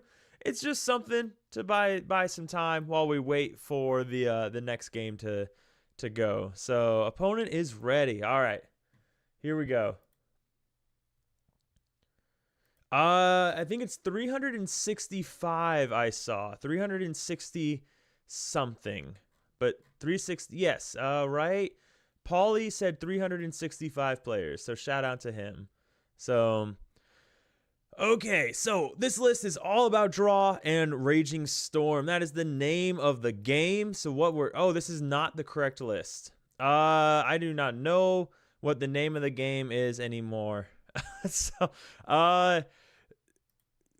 Grandmother Willow is always going to be great. Library, if we had a 1-drop, Library could be really good. Library would be really good. But we can go Cat. We really want a 1-drop here, but we don't want Library because there is no 1-drop. Let's do something like this. Okay, So we'll do something like this, and I don't know exactly what list I'm on, to be honest. So this is going to be interesting, to say the least, but we're going to figure it out, and we'll get there. It's still a Raging Storm list. It's a Raging Storm. Oh, my face is in the way. People, you got to help me out. I'm glad we saw that. Thanks, Kit. Thanks. So you missed my altar. This is not the list that I thought it was, but we're going to figure it out as we're against Amethyst Steel here. This version not going to be super hot into Amethyst Steel, but that's okay. World's Greatest Criminal Mind, if we had Ellenwe, would be a lot more beneficial, but right now only going to be good for their Demona turn. So let's go ahead and throw the Willow. We'll get some early questing out of the way. Hey, what's up, Tom? How you doing, man? Lint Trap, how you doing? Hope you're having a great night. We're waiting in between rounds of the DLC. So right now we're just chilling. We're chilling like a villain, waiting for that to go, and I'm about to get my butt handed to me by somebody in the chat playing some Amethyst Steel, and it's not going to go well for me. So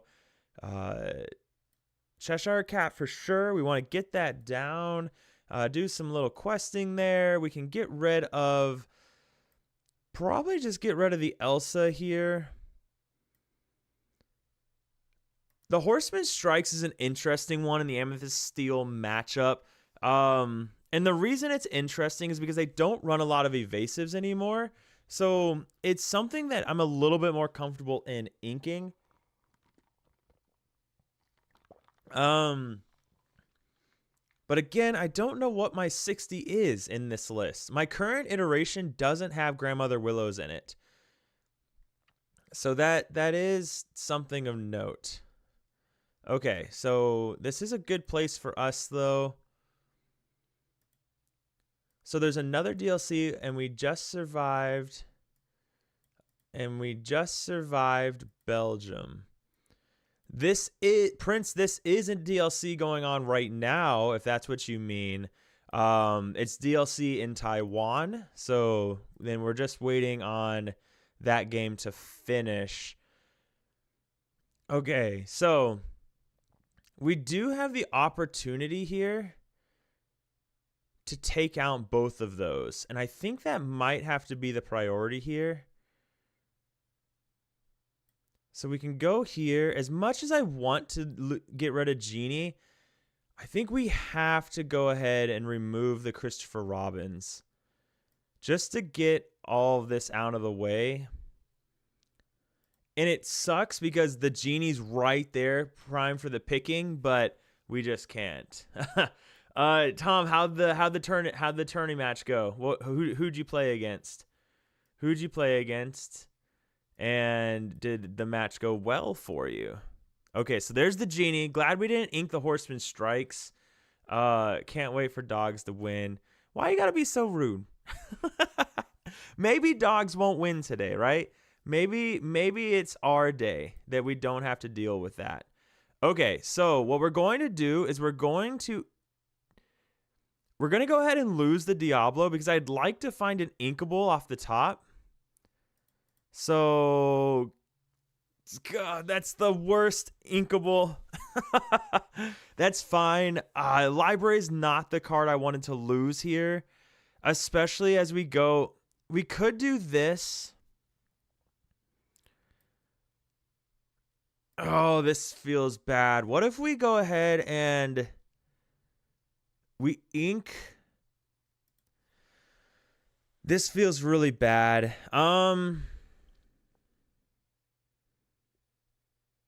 I think we just do the library. We do this, and we go ahead and sacrifice the Willow and do this. The library would feel good, but if he would have dropped a Lexington, we would have been in a lot of trouble. Genie's not such a big deal. Yeah, so I think we would have been okay, especially because we top decked a Horseman Strikes into an Elsa.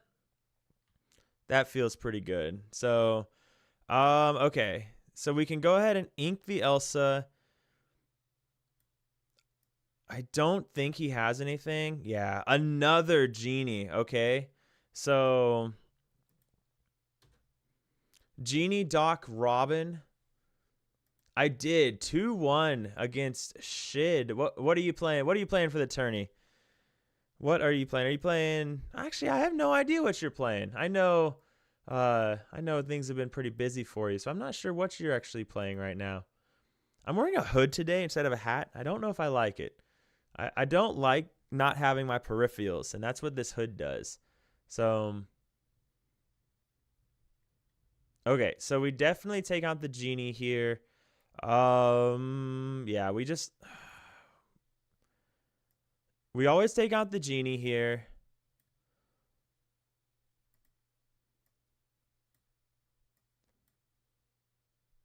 And oh, I should have played, I was paying attention to the chat and not paying attention to this.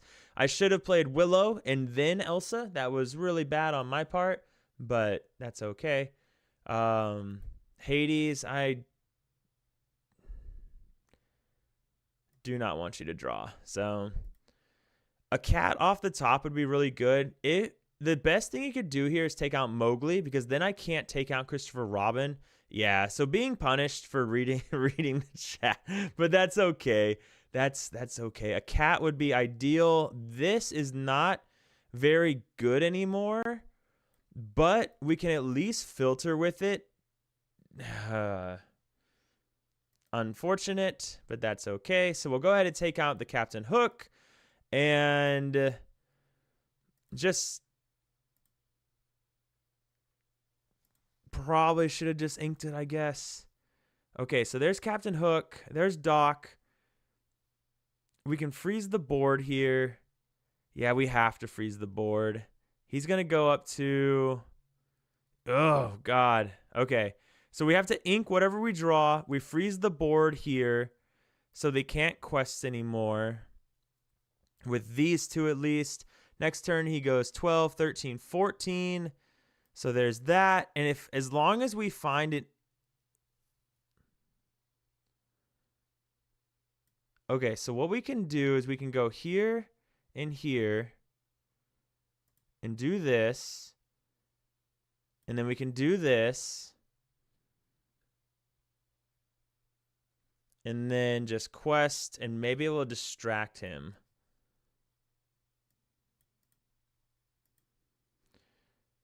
Dumb question, but if I hit the link, it says access banded only to original players. Is that reference to the match you're in now? Oh, no. Awful top deck. Okay. So we do this. We quest. And let's just see what happens. Hopefully he's not... Okay, Cheshire Cat's fine. Cusco's good. Only two original players. Probably not hit. I bet it's only good until the first person joins, and I bet that's what it is. So I might have to like redo it or send a new link every game, and that might be the way we go. Okay, so we can draw here. He still has one card in hand. Okay, we're just not getting what we need here. He goes up to 16. This is good for us, actually, because we can go here, here. So it slows him down a little bit. We're in a really rough place here. Having to... And I don't know if I'm on Finders Keepers on this list. I don't know what my draw engines are. I don't know if I'm on Demona. I just don't know anything right now. This is not the list that I thought it was going to be. Okay, so we quest. We go ahead and blow it up and hopefully get something good. Okay, that's really good for us. That's really good. 34 cards left. Okay, that's fine because we can go. Oh, yes. Okay. So here. Okay, we have interesting hypnotic strength. Okay. All right. That's fine. Okay. So we play that. It is a Cobra. We'll play the Elsa to get card draw. We don't need this anymore, so we can play this. Okay, so he's got 15, 16, 17, 18 with the Cobra in hand. No, that's the... Oh, no. That's the worst thing that he could have had. I don't know if there's anything we can do about that. Because he goes 16, 17, 18. Yeah, that's just really unfortunate. All right, good game. Okay, so what list are we currently running right now? Because it's not what we wanted to run. So this is not what I ran tonight. So what I ran tonight... So, what I ran tonight is not what I would recommend playing in like a competitive tournament because it's not great into Amethyst Steel. It's really good into Blurple and it's really good into any control deck, but it's not good into Amethyst Steel and it's not great into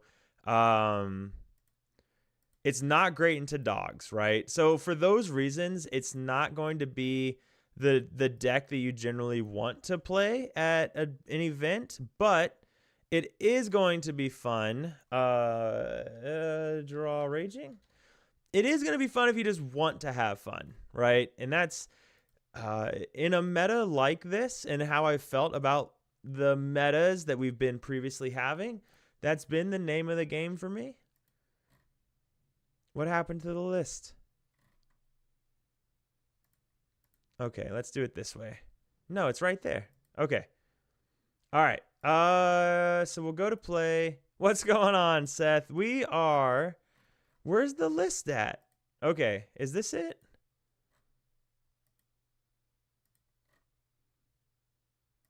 We are doing some custom matches while we wait for the DLC to start again. Because the DLC is does not have 2 feature tables. So essentially, we are just biding time until the next game starts. And okay, there we go. So this is what I ran tonight, and it is just draw a whole bunch of cards. It is not one of those decks that is super competitive because you don't have a huge tempo piece. Oh, I guess I better give you the link. Here's the link for anybody that wants to join. It's fun because it's different, and that's been the name of the game for me in this set, is just doing different things.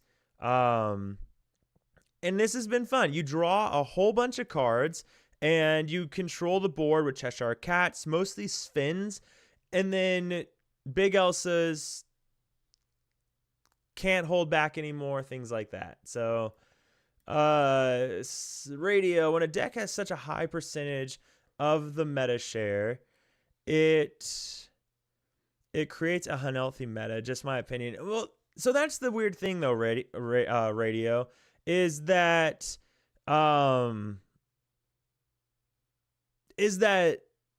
dogs isn't a high percentage of the meta. Like it's not. I don't know why it's not a high percentage of the meta. I think dogs is probably the easiest. I think dogs in its current iteration is the easiest tier 1 deck we've ever had in Lorcana. Period. Dot blank. I stand by that. I think dogs was a deck that was very unforgiving, but it's gotten to the point with things like Willow and Nani that the deck is so forgiving of mistakes that you're fine. And you don't get punished for questing anymore because you don't quest with the deck. You kind of just sit there, let your opponent do whatever they want, and then you play Tramp to find Under the Sea and Della's Moon Lullabies, and, you know, Bob's your uncle. So yeah, it's, you know, that's just kind of my thoughts. So I don't feel like dogs is, it's not a big percentage of the meta, right? So if it's not a big percentage of the meta, then why should a ban be something that's entertained? Simply because people don't enjoy playing against it. Sure, I get that. Like, I don't enjoy playing against it. I find it very boring, and there's the dog mirrors never change, or dog matches never change. It's the same thing every single game without, and there's nothing you can do as a player to really skill gap your opponent in a dog's mirror, or not even a dog's mirror, but a dog's matchup, because of how the deck functions. I'll leave the link up there a little bit longer for anybody that wants to join. If nobody wants to join, we'll just do some random games and have some fun. So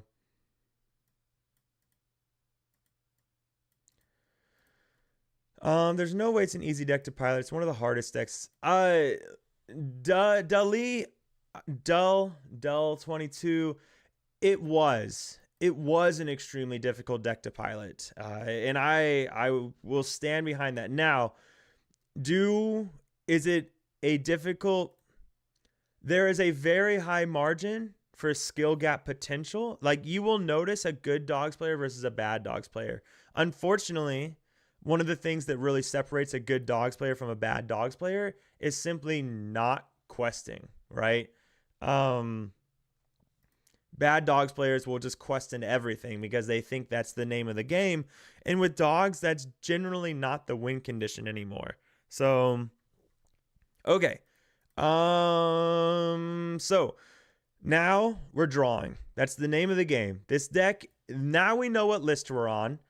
This deck, this list in particular, draws a whole bunch of cards. That's all you want to do. Draw cards, stall the board, have a lot of fun. So let's do just that, right? We could keep Mowgli, but I would only keep that if I knew what my opponent was playing. So we're going to keep Mowgli just so we can ink it. Dogs is way too consistent. Willow makes Tramp insane. Yeah, Dogs is extremely consistent. So, yeah, Dogs is an extremely consistent deck. There's no doubt about it. So, nice. Yeah, I play my locals. Ooh, green purple. Okay, so this is gonna be the green purple ward deck. A lot of ward characters that are really difficult to deal with. So it means we have to get to our Raging Storms rather quickly. The deck does kind of have a hard time against... It does have kind of a hard time against Library. So what we can do... This isn't going to do us a lot of good right off the bat. So we can get rid of that. We can drop our Cusco, get our questing in, pass turn. Yeah, our locals is Royce. Royce is right up there with Molstar as far as competing for rank 1 on the ladders every single set. Another phenomenal dogs player. So I definitely feel the pain of anybody that has a really good dogs player locally. A really good dogs player locally. So we can go ahead and get rid of this time. No, we'll get rid of the Ellen we. No. Yeah.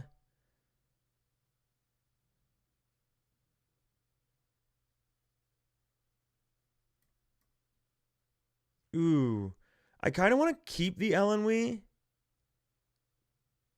just in case he plays Snow Fort. So let's do this. Quest, pass. Okay. Webby. Oh. Well, that's annoying. Okay. So... Ooh. Remember what I was saying about this deck can have a hard time dealing with Library? Yeah. So this is good. So we'll do this. Bang. Unfortunately, don't get the free questing in, but we can be a little patient. Pass turn there. If he plays another Louis. Ooh, there's the Snow Fort. Rather unfortunate. We need our demo. Ooh. 5? Yes. Yes, yes, yes. Beautiful. Okay, let's go ahead. It is unfortunate that it's an even trade, but I'd rather take an even trade over no trade at all. So we'll resolve that. And now we can get some free questing in and pass. Okay. For those that we're still waiting on the DLC, they're just in between round 2 and 3. Luckily, Raging Storm does not care about your snow fort. So we're doing okay. Okay, let's go ahead and move all of these guys in and ink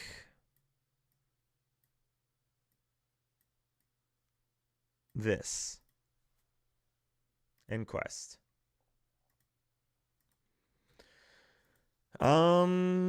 We have to get to 8 ink. We have lots of good draw potential. I'd like to be able to challenge into something like, and that's one of the things that sucks for him. He can't turn sideways. Ooh. Oh, but this is very unfortunate because now we go Elsa, turn it sideways. So what we can do here is we can send everything into it to draw. The only way we get punished by going this play is if he runs Sven. If he runs Sven, we get punished a lot. If he does not run Sven, then we're okay. Let's see what happens. Do not run Sven, please. Another snow fort. Oh my gosh. Okay, Louis fine because so we can go 13, 14, 15, 16, 17. We go to 18 lore, or we can trade everything in. I don't think we have to trade everything in.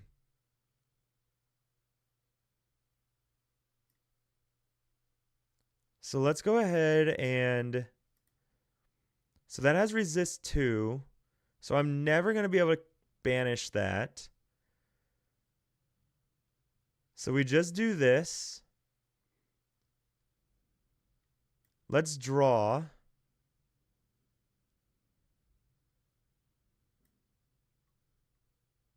What do we get? Ooh, that's good for us. We're happy with that. So get that.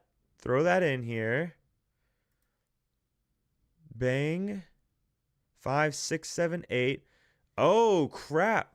He's able to blow up both. Oh, but he can't because we just quest everything here. We do this. We play the cat. And then...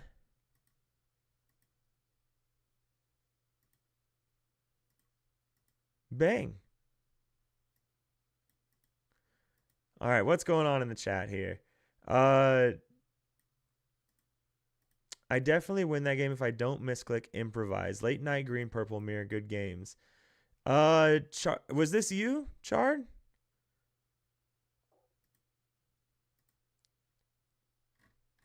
Was that you on the green purple?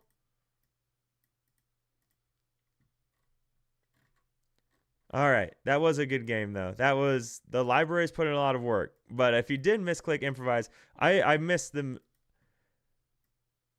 Yeah, like, and that's one of the weird things, right? Because if I didn't find all those 1-drops, then he would have been in a really good place simply because like he would have blown up everything, right? Like, okay, let's do this one.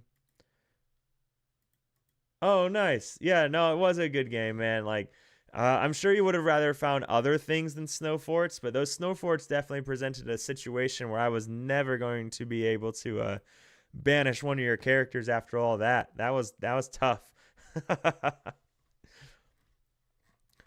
Yeah, still waiting on the DLC, guys. So if you are tuning in because you see the thumbnail that says DLC Taiwan, I think it says Taipei. We are just waiting on the next round to start. So in the meantime, just playing some duels with you guys, all right? So if you want to play, just click on the link and we'll jump in a game. All right, on the draw this time, playing an old favorite of mine. So being a little bit toxic here. We'll keep this one. I think we can afford to keep these two. We really need a draw engine. Like a draw engine's the #1 thing, but this is so good against dogs that it's hard to get rid of it. But we are in a very bad place. And this matchup is impossible, to be honest. So to win this matchup, we have to find Chromacon on turn 2. If we don't find Chromacon, it's impossible to win this matchup. It just is what it is. It's a like you have to fill their hand, but the problem with this is that they empty their hand so quickly that you never get any value off of everything. So yeah, this is what dogs used to be for this deck last set. It also doesn't help that this is our hand. All right. You win game 1. I can't. There's nothing we can do there. If you want to join another, man, you can. But yeah, you were just gonna slam dunk the whole thing, so we weren't gonna. No, not what I wanted. We weren't gonna go through that. Not when that matchup is already next to impossible for this deck.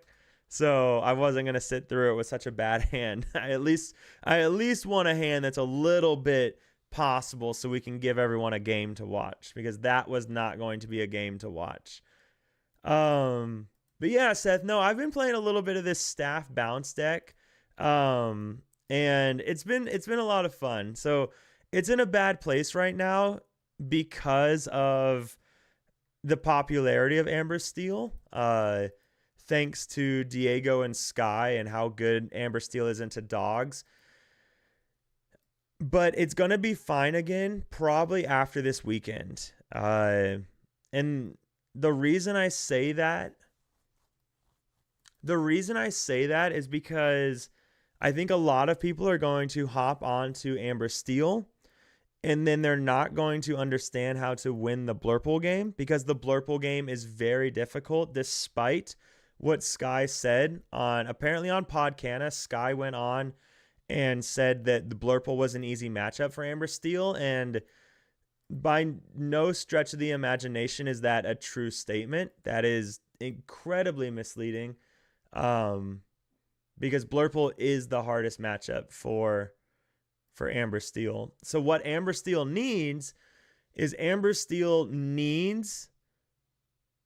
to not get super popular. So if Amber Steel gets super popular and does well against dogs, then Blurple is going to get really good again. And the thing is, Blurple's never been in a bad place. The other thing is, all the dog players are going back on Chromacon now. So the reason Sky's listed so well is because all of the dog players at CCS dropped Chromacon because Sailor wasn't on Chromacon. And because Sailor wasn't on Chromacon and had just won, so whoever my opponent is, you have to click ready. There should be an option to click ready somewhere underneath your deck list. But yeah, so Sailor won the Ink event with his version of no Chromacon dogs. So then everyone went to CCS running Sailor's list or something very similar, not running Chromacon. So what that means is that then Sky's list that had no item removal whatsoever didn't have to worry about Chromacon. On top of that, Sailor's list did not run a lot of action removal. All right, I'm going to give you a little bit longer to click the ready button. You might be importing a deck also. So, but Sailor's version was not running a lot of action removal. So his version was running Mowgli for the Ink event, but he said it should have been Ursula. So now all Dogs has to do to beat Amber Steel rather easily is throw in Chromacon and double up on the Ursula Mowgli numbers, and they'll be fine into dogs again. Look at what happened to Diego. Diego was not on item removal. His opponent played a Chromacon, and then there was nothing Diego was able to do after the Chromacon came down because he wasn't on item removal. So it's the meta wheel turning is what it is. All right, my opponent left. Here's the link again if anybody wants to join. Still waiting on the next round to start. So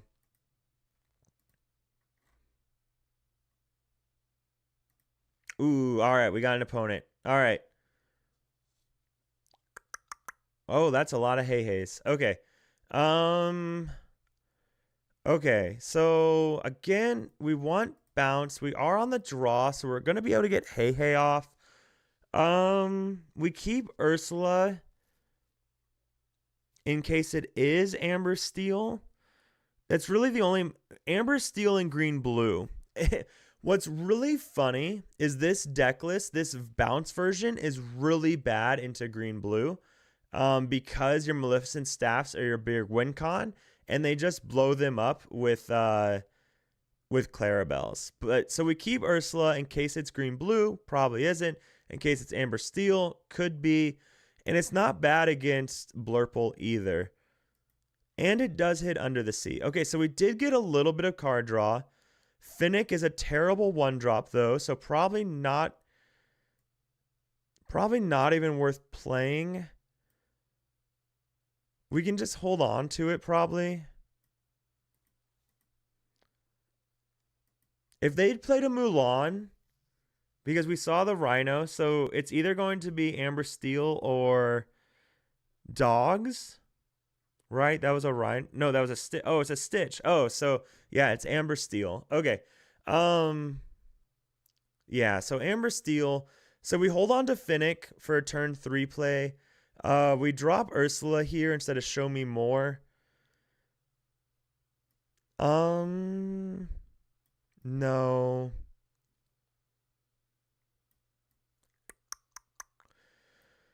Mother Gothel's really good in this matchup. Finnick's really good in this matchup. But I think we have to get rid of Gothel here. No, it has to be Finnick. We drop Ursula, hit the Akut. Doc, Lilo, Nani. So they're going to ink Rhino, play Nani. And then turn 4, they're going to ink whatever they draw off of Nani and play Lilo plus Doc.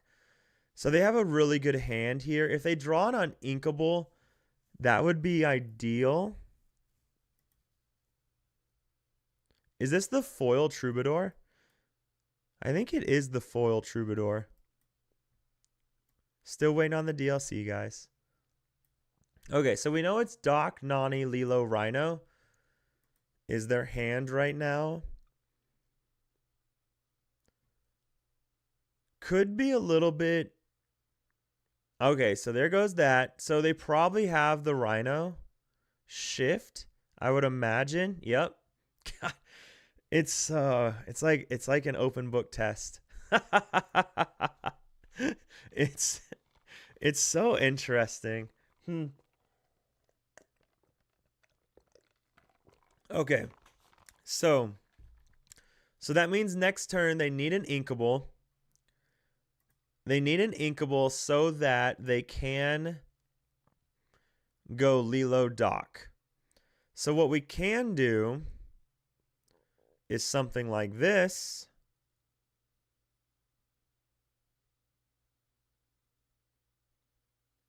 To just fill up their hand. And I'm not opposed to that. So we do that. So they're still sitting on that Doc. See, this is just such a bad matchup. Oh, okay. So the nice thing is they flood the board with a lot of normally 1-cost characters.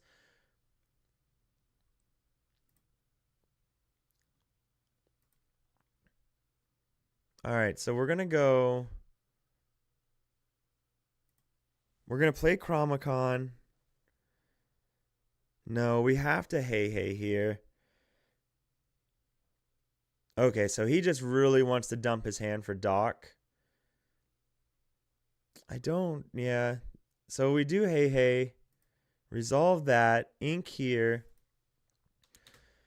Because the only way we win this game is under the C. That's the only way we're able to get back into it. But the problem is, why you gotta be that way?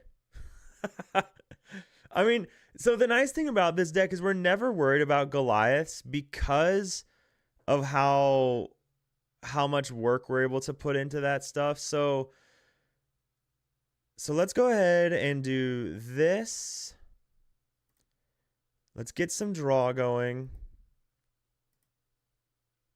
Okay, all right. So we're not in the worst place here.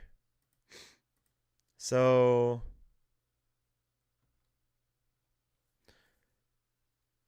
we probably should have taken out Lilo. That was a bit of a misplay on my part. So because we need to slow him down, right? And that's the problem, right? So at this point, you play it out your hand and you quest out. You quest with Willow. There's no reason to not quest with Willow here. They should have quested last turn with Willow also. Because you go 10, 11, 12, 13, 14, and you play out your hand. There's literally nothing I can do to see. There you go. That's the right move. Because there's nothing that this deck can do to stop you, right? So you just quest everything. I mean, that doesn't do you any good. But you play it, right? So ideally 2 questers, but anything. You want to play anything. And you just keep going, not a coot. That's not the play. Unless your hand is just really bad. Like none of these are characters kind of thing. Because right now, 11, 12, 13, 14, 15, 16, 17, 18, 19, 20. Yeah, so we did get punished for Lilo, but I don't think it ultimately mattered at all. So, see, that's just it. Amber Steel's in such a good place right now. But what's funny about it is it's only in a good place because of dogs.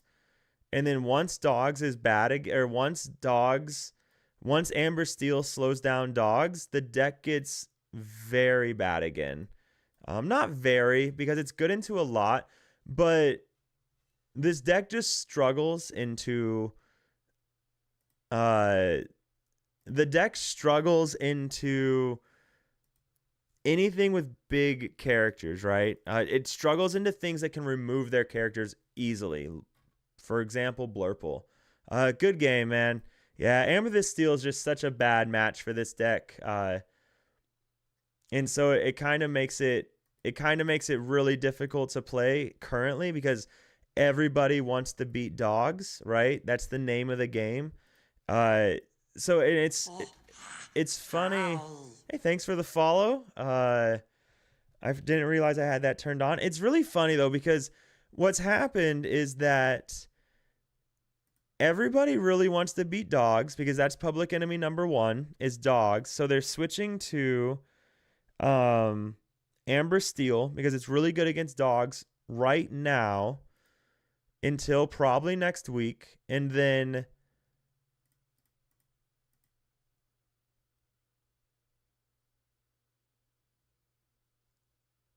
this.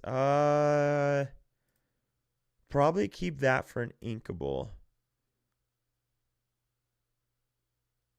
Inkable, play.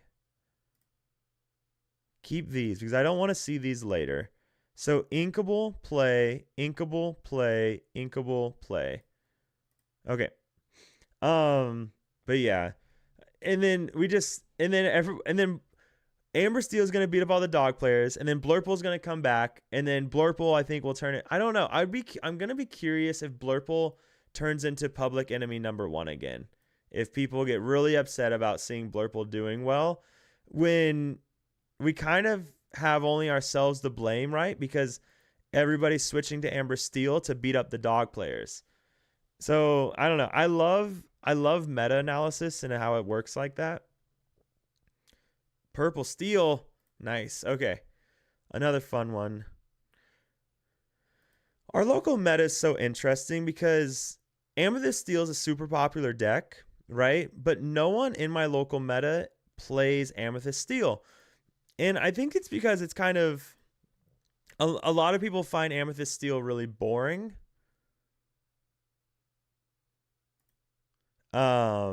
He meant to ink the Captain Hook. Yep. Play Calhoun. Yep. A lot of people find Amethyst Steel to be rather boring. So I think people just don't enjoy playing it in our local meta, which is funny because Dogs is like super popular in our local meta. So thanks to Royce. Okay, so we ink the Basil. Play the Mickey. Get some card draw going on.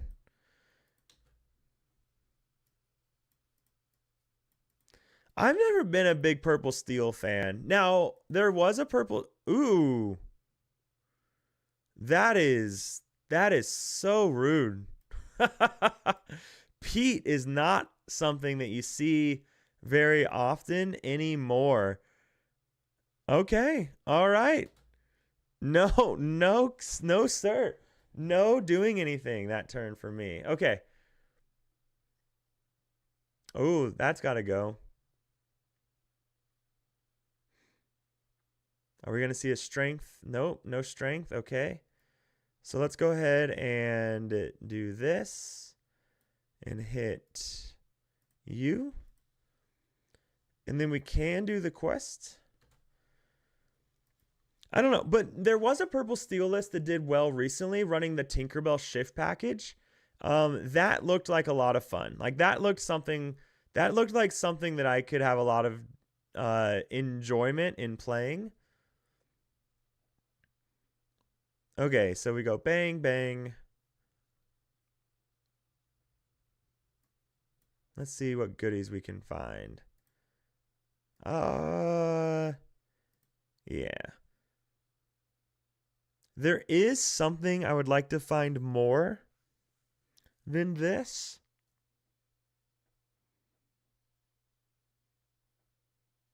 But I don't think we need to worry about it. So we'll take this.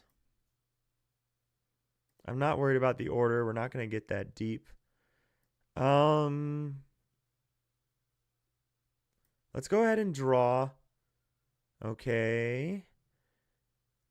Let's go ahead and draw. Okay. Bang.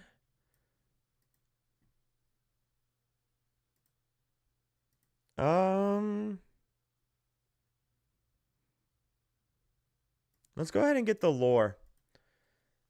So he's going to probably go Pete Calhoun into Hades or Strength onto one of them and then Calhoun into the other. Or sorry, Strength to weaken one and then Calhoun to finish it off to get the 2 lore. And then possibly quest for 3. But anyways, sorry. I don't know. Amethyst Steel's always been a weird... Fudge. Of course he would have another Pete already. It's really interesting to see Pete. Pete's one of those cards that we're seeing pop up in Amethyst Steel because of Dogs. But again, what's interesting about that is Pete's good into Dogs. So everyone's teching for Dogs, which you have to because it's the current spice. I mean, what are the odds he has another Pete, right?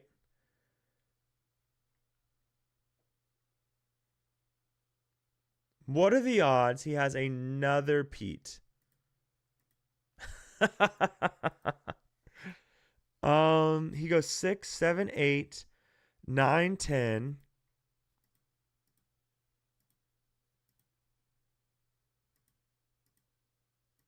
I mean, if he has another Pete, that's unfortunate, right? But yeah, so you have to tech for Dogs. So people are throwing in Pete to tech for Dogs because they have to. But then you know what really likes to see Pete in Amethyst Steel? Blurple. Blurple loves to see Pete and Amethyst steal. So everything's pointing towards Blurple coming back really hard. I was playing dogs and didn't really enjoy the games when you have a bad hand versus Amber Steel, where I still having him to save my butt. Yeah. No, that makes a lot of sense, right? Amethyst, I said it really early on that Amber Steel was going to be a very good deck. I made a video about mother trucker. What is happening? We're 42 cards deep and all you're finding are Pete's. But I said it very early on that Amber Steel was going to be an amazing deck. And it is, because it does beat up aggro. It does beat up dogs so well. And it's the closest thing we've seen to Steel Song in forever, right? So I am happy to see it doing well.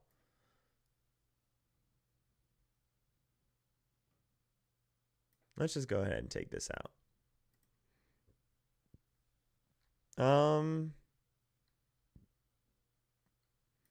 We're winning the race right now. But we'll go ahead and do it because I think we're okay to quest there, but let's just not give them a board at all.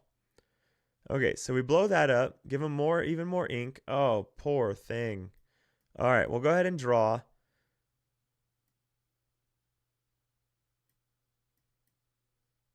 Resolve. Yeah. This was a good game for me. I think everything went about as good as it could have gone. We went Nick Wilde into Chicha, into Mickey, into a Donald Duck, into a Hades, into a Raging Storm. Oh, whoa. Exert all opposing characters. Whenever one of your characters banishes another character in a challenge's turn, gain 2 lore.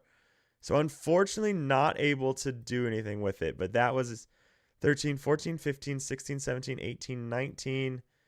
Yeah, good game, man. I'm sorry. I just had literally a perfect hand. Like, I couldn't have asked for anything better. So rather unfortunate, man. I'm sorry. Like this, and it just continued to get better and better. Chicano, what's going on, man? How is your night going? I hope it's going well. Our day has been good. I had locals. I'm transitioning from nights to day shift.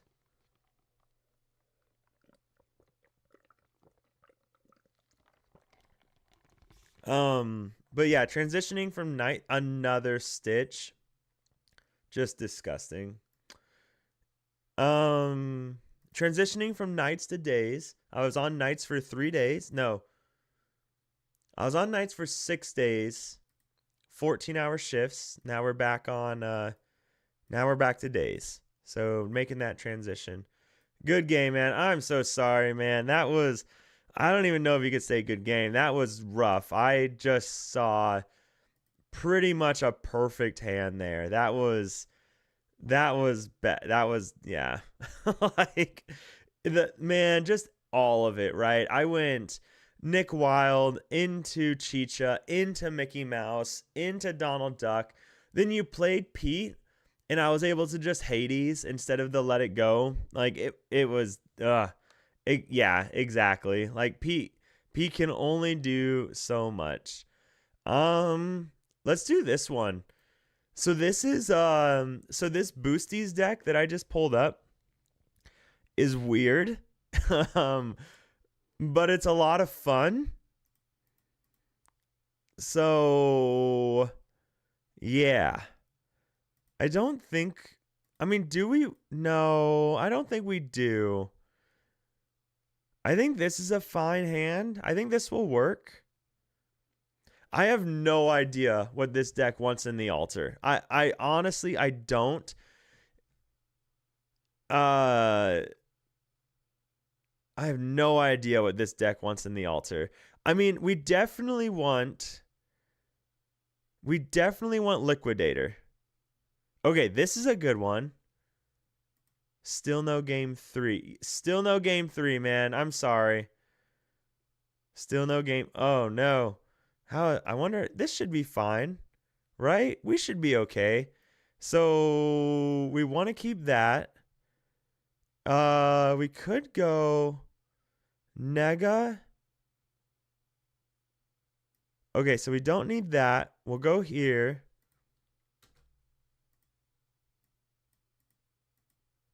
Scrooge is a pain. Yeah, Scrooge can get really annoying really fast. I really wish we had Liquidator here, but that's okay. Now the question is, ooh, that's a good one. I forgot that was in here. I played someone earlier. Disney Dad. He was running a red-yellow Boosty Boys deck that was running. It was running the location when you boost it, it gains willpower and lore.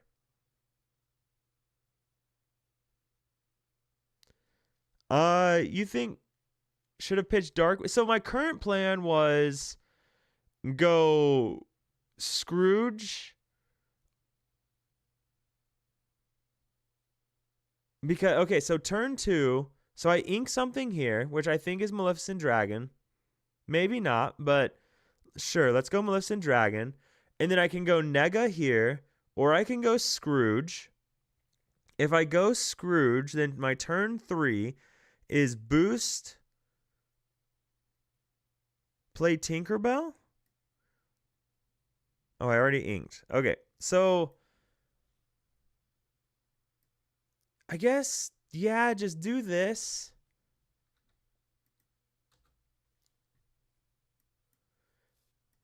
Because I want to get the Webby's Diary on. So this next turn.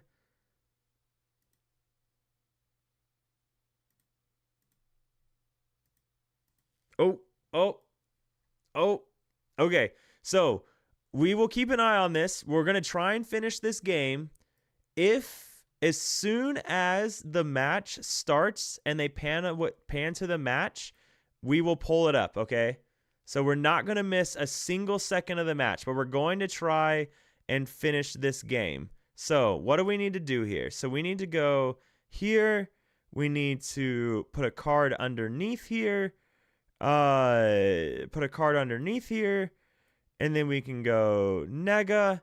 And then pass. So Diary, what it does is you can pay every time you boost when you put a card under one of your characters or locations, you may pay 1 to draw a card. So it's the engine behind this deck. You use the Webbies plus the boost cards. Well, that's just rude. To get a bunch of card draw going. So that's the whole name of the game. Can we just do this? Oh god, that got way smaller than I wanted it to. Oh no, stop it. Okay. What is happening? How do I what have I done? Wait, did I close Twitch? Oh god, send help, guys. Send help. Oh, I closed Twitch. Oh my god. I'm sorry. Whoever my opponent is, I'm really sorry. Okay, all right, I've got Twitch back up. We're fine. As soon as the match starts, we're going to switch back to the Twitch game. Okay, so what do we want to do here? We want to get Webbies online. We want to lose the Tinkerbell. We're going to put a card under this character. We can't draw yet. Pass. Ink, Tink, play Horseman. No, Nick, you're good, man. We got time. We can try and get through this. They're just talking. They're just talking right now. So as soon as they're done talking, though, we'll have to leave the game, unfortunately. Okay. Oh, we gotta go. Well, we can finish the game on the side, okay? Don't concede. We can finish the game on the side. But I'm going to mute myself. All right, guys, here we go. Green blue versus purple steel. For him, and We're seeing the blue-green players, Jamie, I believe it's called. So turn one, you just inking the Azure Sea. yeah, it's common in Emerald Sapphire is a control deck and is slow deck. So yeah, it's It doesn't like, mind, right? Yeah. And the good news for him is like he's inking the cell. So make sure that maybe he has a Tipo or another cell in the turn 2. That Yeah, definitely. Yeah, definitely he can ramp in turn 2, and that's what he want to see in this matchup, right? And Kong still play another Captain Hook in a row, but it's not the 2-cost character, but like it's better than nothing, right? Yeah, and we're seeing Jamie inking strike good match. It's a reprint cut from set 3 and we reprint it in set 11. Allows player to draw 2 and keep 1 in hand. Yeah, and as what we are saying about the we call him Tem play the cell and ramping in turn 2, which is definitely what he wants to see in this turn, right? And drop down the Carabao. Yeah. Here at Carabao, here is another package that's allowed Jamie or Tam try to refill his hand up in the later game. Yeah, and it's very important when you're facing Amethyst Steel, right? Because you keep trying to find your missing tools, like your another C or the malicious minion scary and Prince Philip. Yeah, for sure. The Carabao shifting into the 7-cost Carabao and give it a synergy to play against the purple steel. And now Kong is in a good tempo of this matchup. He played the Captain Hook in a row and the Cheshire Cat. Yeah. Boosting the Cheshire Cat can move damage counter. It is very important for Amethyst Steel. And he plays the new Angel. Oh, Angel experiments 6/2/4, which can deal 2 damage. Throw a snowball to your opponent's character, right? Yeah, but Kong discard the Demona, right? Because it's a little bit tricky, right? When you're facing Emerald Sapphire player, they got multiple cards in their hand, and you play Demona. It's not a big deal, right? Yeah. I mean, like, you definitely want to like 4-cost Angel, 5-cost like Elsa the 5th Spirit, and into the Demona, right? Yep. You can get a table, get a control of the table, and get the board wider and wider, and get rid of the signer on the character of the Emerald Sapphire's board, right? Yep. So we are seeing Tamer play the Vision of Future and try to find the right card that he wants to play in next turn. And I mean, we Tam is on the play, right? And but the board is already on Kong's side. Kong has the really wide board now, and there's tons of pressure for Tom, right? Yeah. So the small Prince Philip is down on the table for Tam, and does it mean that is already having the shift Prince Philip in his hand?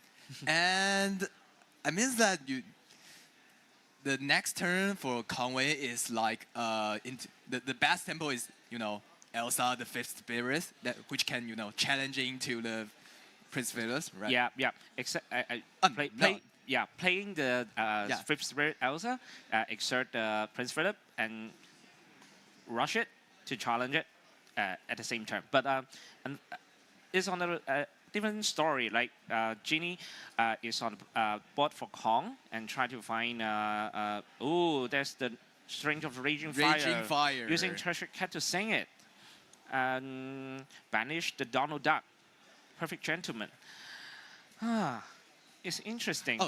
Let me crack a thing. That there's Prince Phyllis has a ward, so you can't exert it with the right Elsa. Oh, yeah. Right. We're You have to too play hy- the Demona. We are too hype about Yeah, that. yeah. You have to play the Demona, right? Yeah. Okay.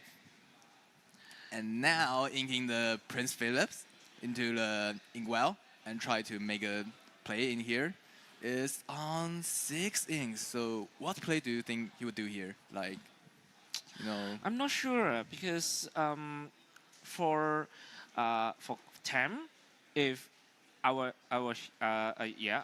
play the shift the Prince Philip and try to get free lore, but we are seeing a different approach. Like he plays the John Silver on board, and now he's thinking about which character on Kong side will have Ragnas on next turn.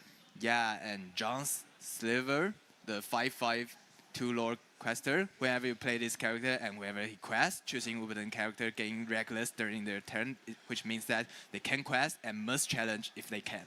Yeah, so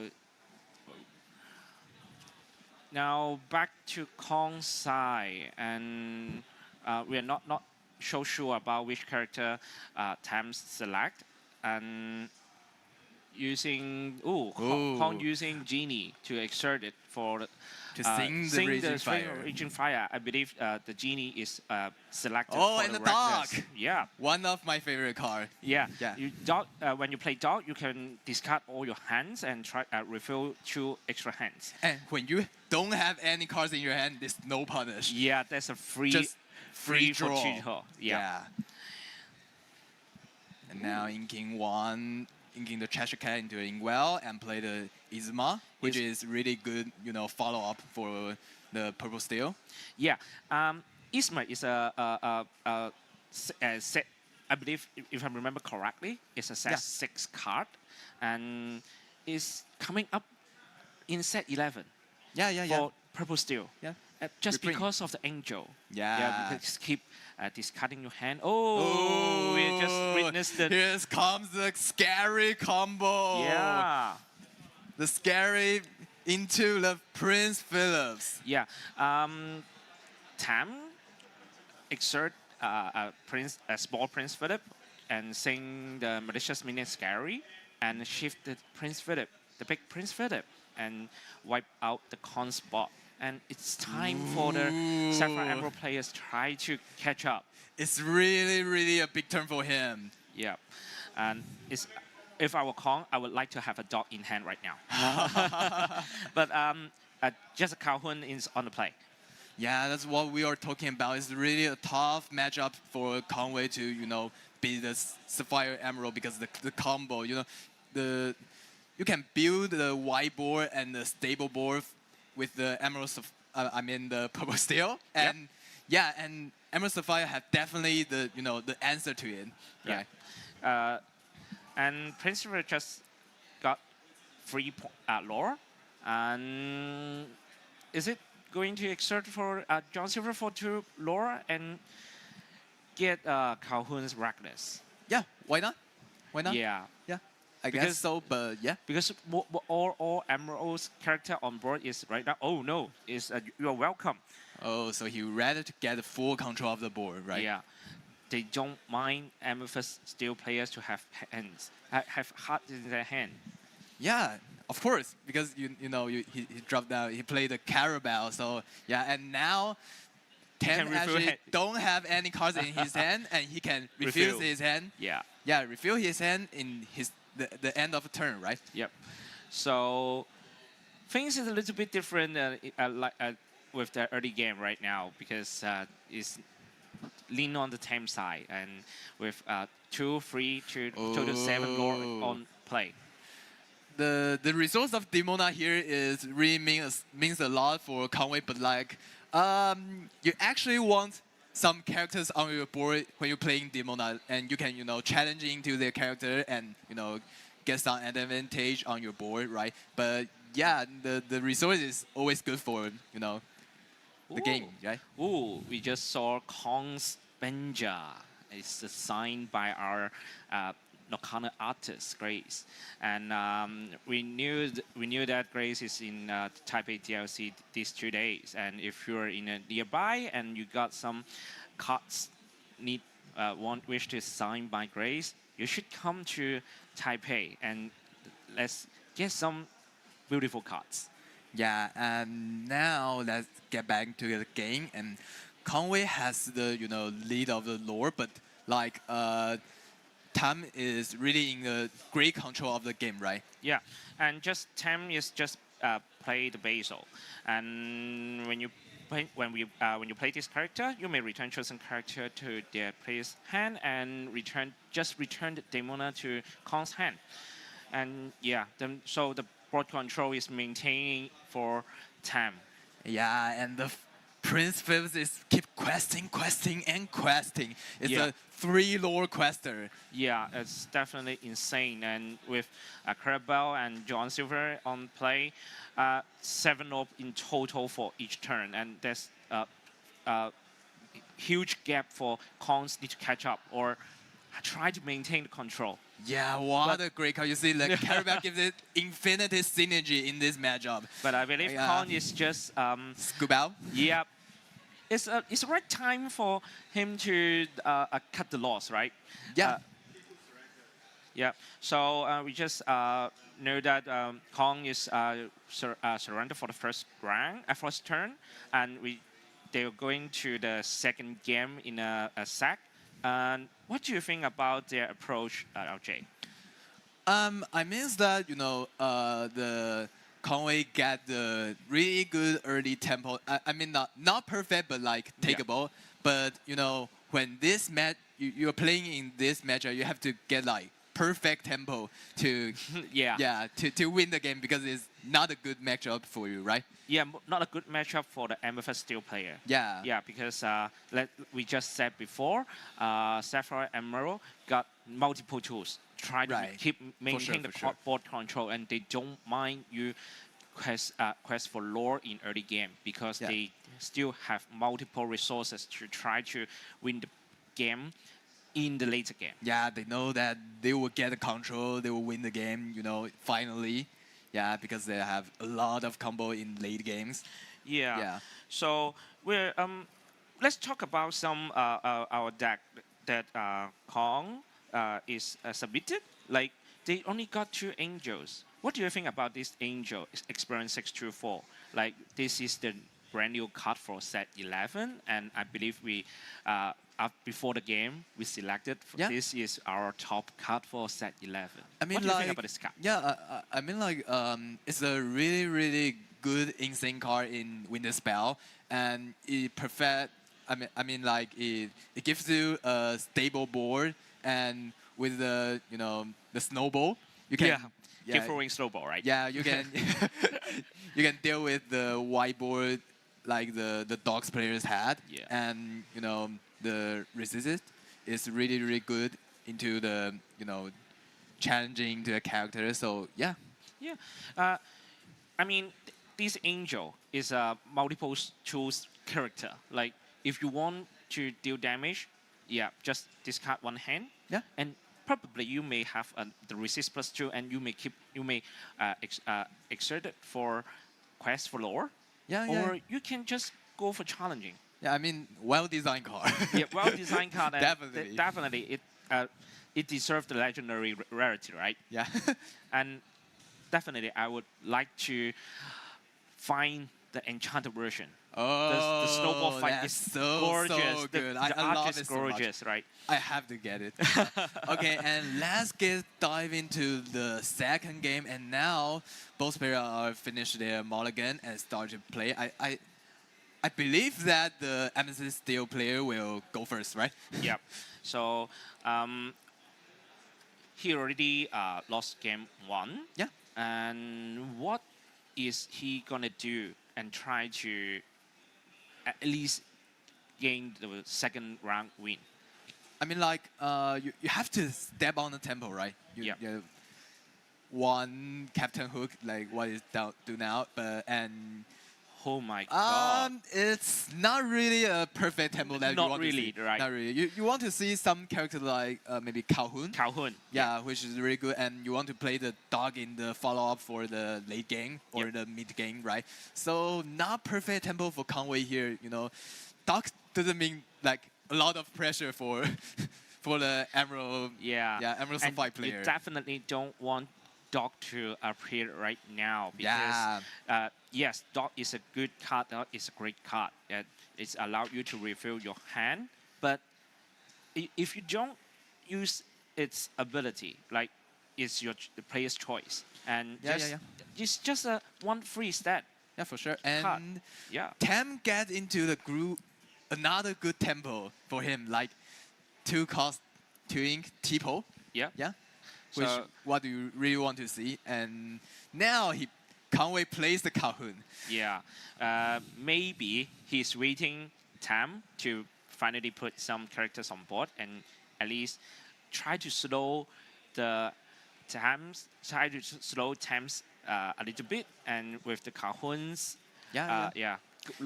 low pressure, right? Yeah, I guess that maybe the Calhoun is the top deck, right? Yeah, should be. You definitely play it in the turn 2, right? Yeah. So maybe Conway the hand is a little bit not in his favor. Yeah, and now the on-time Cinderella dreams come true. Yeah, when we are playing Cinderella, and we can at the end of our turn, we can put one card in the inkwell and draw one card. Yeah, and not only when you play the Cinderella dreams come true, whenever you play a princess character this turn, you can do that. So the support card in the winter spell that printed the Moana is also the princess character. Yeah. Yeah. Another top card we are going to show you maybe a little bit later. Yeah. Yeah, the Moana. Yes, with Moana and Cinderella in play, that's insane. Like you may keep drawing cards, Yeah. and your Get a synergy. your cards put in your inkwell doesn't need to come from your hand. You can And come from a discard. yeah, that's another story, and it's definitely a good combo for the Sapphire player. Yeah, for sure. And now the 6-cost tempo will be the John Silver. Yep, the John Silver we just mentioned before. When players play the John Silver or N, when John Silver quests, Tam can select one of the opponent's character to gain reckless in their next turn, and they must have to challenge if they can. Yeah, and now Tam is starting to challenging into Conway's board. Get rid of the Captain Hook, banish it. Yep. I mean, like, what card would be nice for Conway here in the 5-cost tempo? I mean, like, it's not bad for the Elsa, the 5th spirit, right? Yeah, it's not bad, but Treasure Cat could be better. Yeah. And Get a Conway's wider just- board. Yeah, and if Genie, okay, Genie just saying the Strain for the Raging Fire and use Calhoun's to challenge Cinderella and get extra 2 point, extra 2 lore. Oh, getting the wider board and singing the Raging Fire with the Genie. Get rid of the banish John Silver. Yeah. Really good. Yeah, John Silver would be a tough character for Conway's. So when John Silver is on play for a Tam, Conway needs to handle the John Silver because John Silver is a true lore quester, and every time is making Conway's need to challenge with at least one of their character. Yeah, it's really a tough character to Conway, and now Conway just giving the answer to Tam. Yeah, just pass back the question to Tam. Is how Tam's try to maintain the board control. Yeah, and now Conway has really a good advantage of the board size. He got a wider board, and now Tam play the 7-cost Carabao. Yeah. It's just the Carabao, and when I mean, Carabao gives you the synergy, right? And Yeah. now Conway doesn't have any card on his hand, so like, yeah, I drop down the Carabao and yeah, pass. pass, just Yeah. pass, and make sure Conway doesn't refill his hand. Yeah. And boosting the treasure cat and move 1 damage counter to Carabao and quest out Questing for out. 5 lore. Ooh. And 1, 2, makes 3, 4, 5. Conway to I believe 14, it's I- 14, 14, lore I guess. in total. And it's he got enough enough lore in play, and let's see how Tam react. And now is 7 lore on Conway's board, so Tam he has to, get the answer of this board, right? Or it would be the game, right? Yeah, but it's difficult for Tam to try to find the exact package, like the Malicious Minion Scary Yeah. and Prince Philip in time. Yeah, because Like- the Prince Philip is the 9-cost character, and he doesn't have a shift line on his board now, right? Yeah, doesn't have a small Prince Philip, and we realized that Tam is only having one small Prince Philip in hand, and it's pretty sure he rely on keep ramping up the ink and try to get to light ink in his inkwell and placing the Prince Philip in the most of the time. Yeah, Conway showing that even is a toss matchup for him, and How One- the Amethyst still can react, right? yeah. Once you get into the tempo, once you build your board correctly and on tempo, giving the answer to your opponent's character, you're still in game, right? You still have a chance to win this matchup. Yeah. Yeah. So we believe that Tam just Okay, time to scoop out. time to scoot up again. Yeah. Okay. So it like I said before, it's difficult for Tam to try to get the correct answer for these Amethyst Steel these board. Yeah. With multiple Cahoons in play, and yeah. So it's time to get into the game free, right? Yeah. So, from my perspective, Yep. the Amethyst Steel player has to, deal with the shift line of the Prince Philips, makes that, you can't like early the scary combo coming up, right? Yeah. You have to make the Malicious Minion Scary in on time. Yeah. Like when you have to play when the Amethyst Steel player just build their board and the large board on table, and you need to tap it on time. Yeah. And it's the For sure. the major task for Tam need to do in the final game. Yeah, for sure. Yeah. So like I said before, Prince Philip, the small Prince Philip, just won in Tam's deck. Oh, So he plays only one copy yeah, in this deck. this is only one copy, and it's really rely on the ramping on the inkwell. Yeah, for sure. Like what we are talking about as a, we talk that you have to like turn 2 T-pole or the cell and turn 3, ramping to 4 so he can play the Cinderella dream yeah. come through, and in a row he played the Moana, ramping and ramping. Yeah, right? with Cinderella in play, with also the Prince Philip in play, it could go to the Malicious Minion Scary combo in turn 5 if I calculate correctly. Yeah. But it's tough with one small Prince Philip copy, right? I mean, like,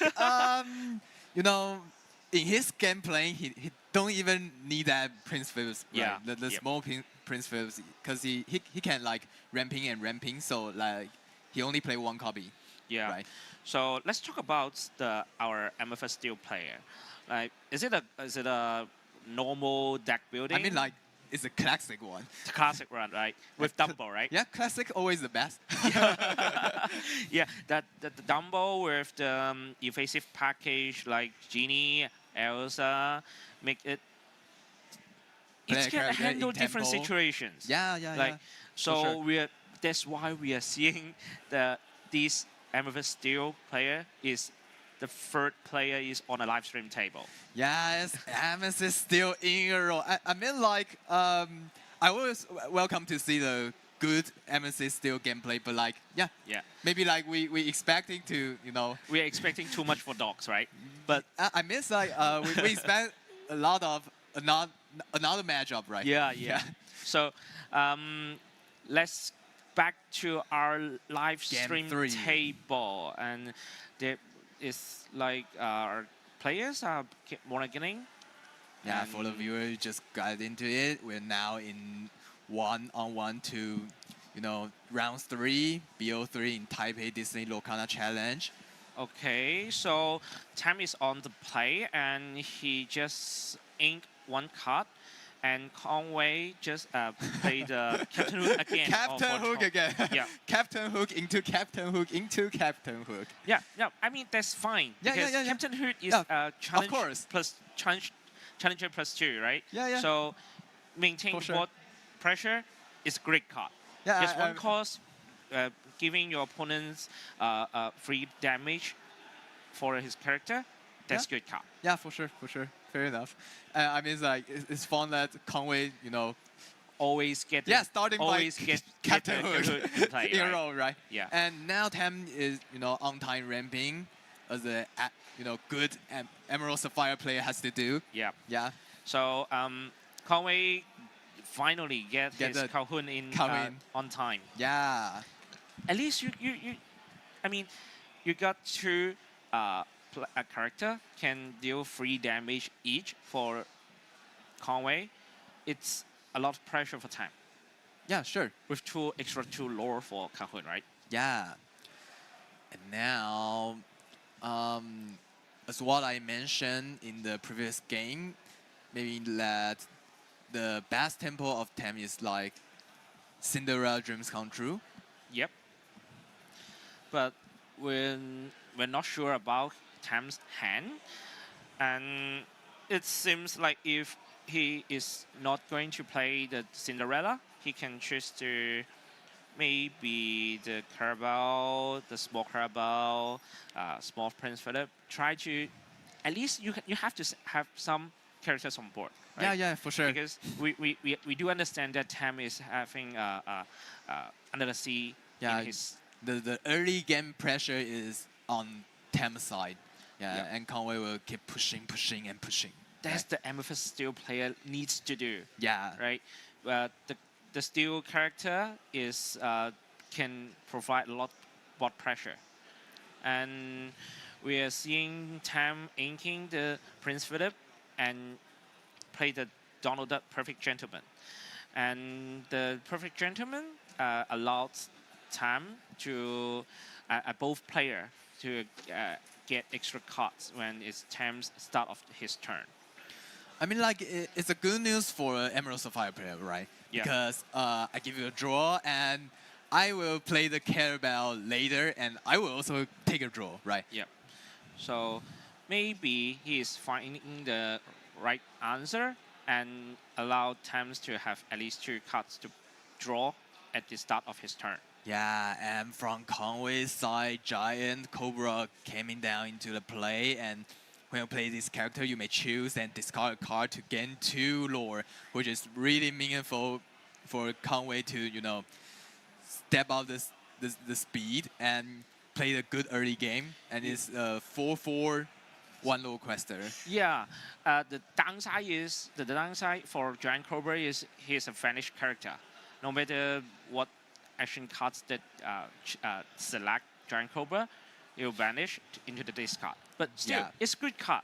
Like Definitely. Yeah. Absolutely a really good character. Yeah, like we in the game 1, round 1 for the earlier, we just saw the Giant Cobra keep questing, getting extra 2 lore and extra 2 lore and just win the game, right? Yeah. Giant Cobra get you in the early game and the late game. Yeah, Yeah. it can cause you out of hand, right? Yep. You just can't prepare for the giant cobra and the extra 2 law, and with the 4 strength, 4 willpower, that's great card. Oh, here comes the Dumbo. Yeah, although Conway doesn't have any evasive character in play right now, but having a double in play, it's allowed Conway try to using the making history ability to Gain the lore, gain the getting lore, more synergy. gain the card. Yeah. And now it comes to the Tam will get into like 7 in this turn, so maybe he'll play the Prince Phillips. Yep. First of all, Prince Philip, maybe trying to the Vision of Future is play and trying to find the missing pieces. Oh, digging out the combo. Yeah, right? taking a combo. Digging out for the combo. We saw the big Prince Philip is in Tam's hand, and he need to decide whether he need that card right now, and it means that we need to know about whether the malicious minion Scary is in Tam's hand already. Yeah. If so, we can witness again the bot right combo. Yeah, and it means that Conway has to giving the answer to this board, like maybe like getting rid of the singer makes that you can sing the Scary combo, right? Yeah. So, but the only Prince Philip card for Tam, the small Prince Philip, is in play. It's Ward. You can't target. Yeah, there's him. 2 characters. Like I mean, like you can target Princess Philip, but like you can target the Cinderella Dream Come True or the Donald Duck. Donald Duck. Yeah. So, I mean, right now, Tam is still making decisions on how to react with Conway's board, and I believe now is a little bit on Conway's advantage. Like Calhoun, Giant Cobra in play with the at least the Dumbo is in play right now. And it would be awesome if Conway top decks the Demona, right? Yeah, Demona, or at least make having a Strength of the Raging Fire in hand. Just try to banish the Donald Duck. It's good. Yeah, for sure. It's fair. And now here comes to Conway's turn. Can he top deck the... Oh, there's tons of cards in his hand, so... Yeah, maybe... Oh, the Alpha's 5th Spirit. Elsa. Just play and exerting the Donald Duck Perfect Gentleman. Okay, at least we deal with 1 singer and stop Tam to getting the synergy, right? Yeah. So the Giant Cobra will challenging to the Donald Duck. Donald Duck, I believe. Oh, using the Calhoun's ability and to gain extra 2 lore. Yep. Which is huge. Yeah. And now questing out with Dumbo and Captain Hood. I mean, in my perspective, the Amethyst Steel, Conway with his Amethyst Steel is absolutely consistent. Yeah. It's not doing a stunning move, but it's just keep playing cards, questing out, playing cards, try to challenge with playing Captain flexible. Hood. It's not quite flexible, but it's a great. Oh, here's the combo. Here's the combo, right? Using the Cinderella to sing out the malicious minion Scary and shift on the Prince Philip. Yeah. And questing for free. Yeah, and different from the first game, I think he's still not beat the game. Like there's many cards on Conway's hand, so he can try to rebuild the board, right? Yeah. But still a big turn for Tam. Yeah. So Conway still had cards in hand, and ink is 5. So yeah, it's easy for Conway to build the board, but still. I mean, like not that easy. Tempo, right? Not that easy, but not that easy, but it's still not fine. Easy. Yeah, but there's a possible, right? Yeah. Yeah. So as I mentioned before, Dot is a good card. Can I top deck dog, right? Yeah, and there's a lot of card on Conway's hand now. So, what will he do here to came back in this situation? He still has the 12 to 3 lore lead, right? Yeah, another giant cobra is in play right now, and discarding the demona, try to get to Extra get two extra two lore. lore, and the Oh, dog. here comes the dog. Yeah. My boy. Can we see the he's only on 1 ink, so he can do the dog in the row, right? Yeah. So the Conway spot is rebuilt, and with Scott, giant cobra, and dog. It's not. Yeah, I mean, this is the perfect solution or perfect skin that Conway's would like to have after the board wipe, right? Yeah, because he has already got, 14 lores, and now there's 3 characters is ready on his board, and they have 3 lores for pressure for time.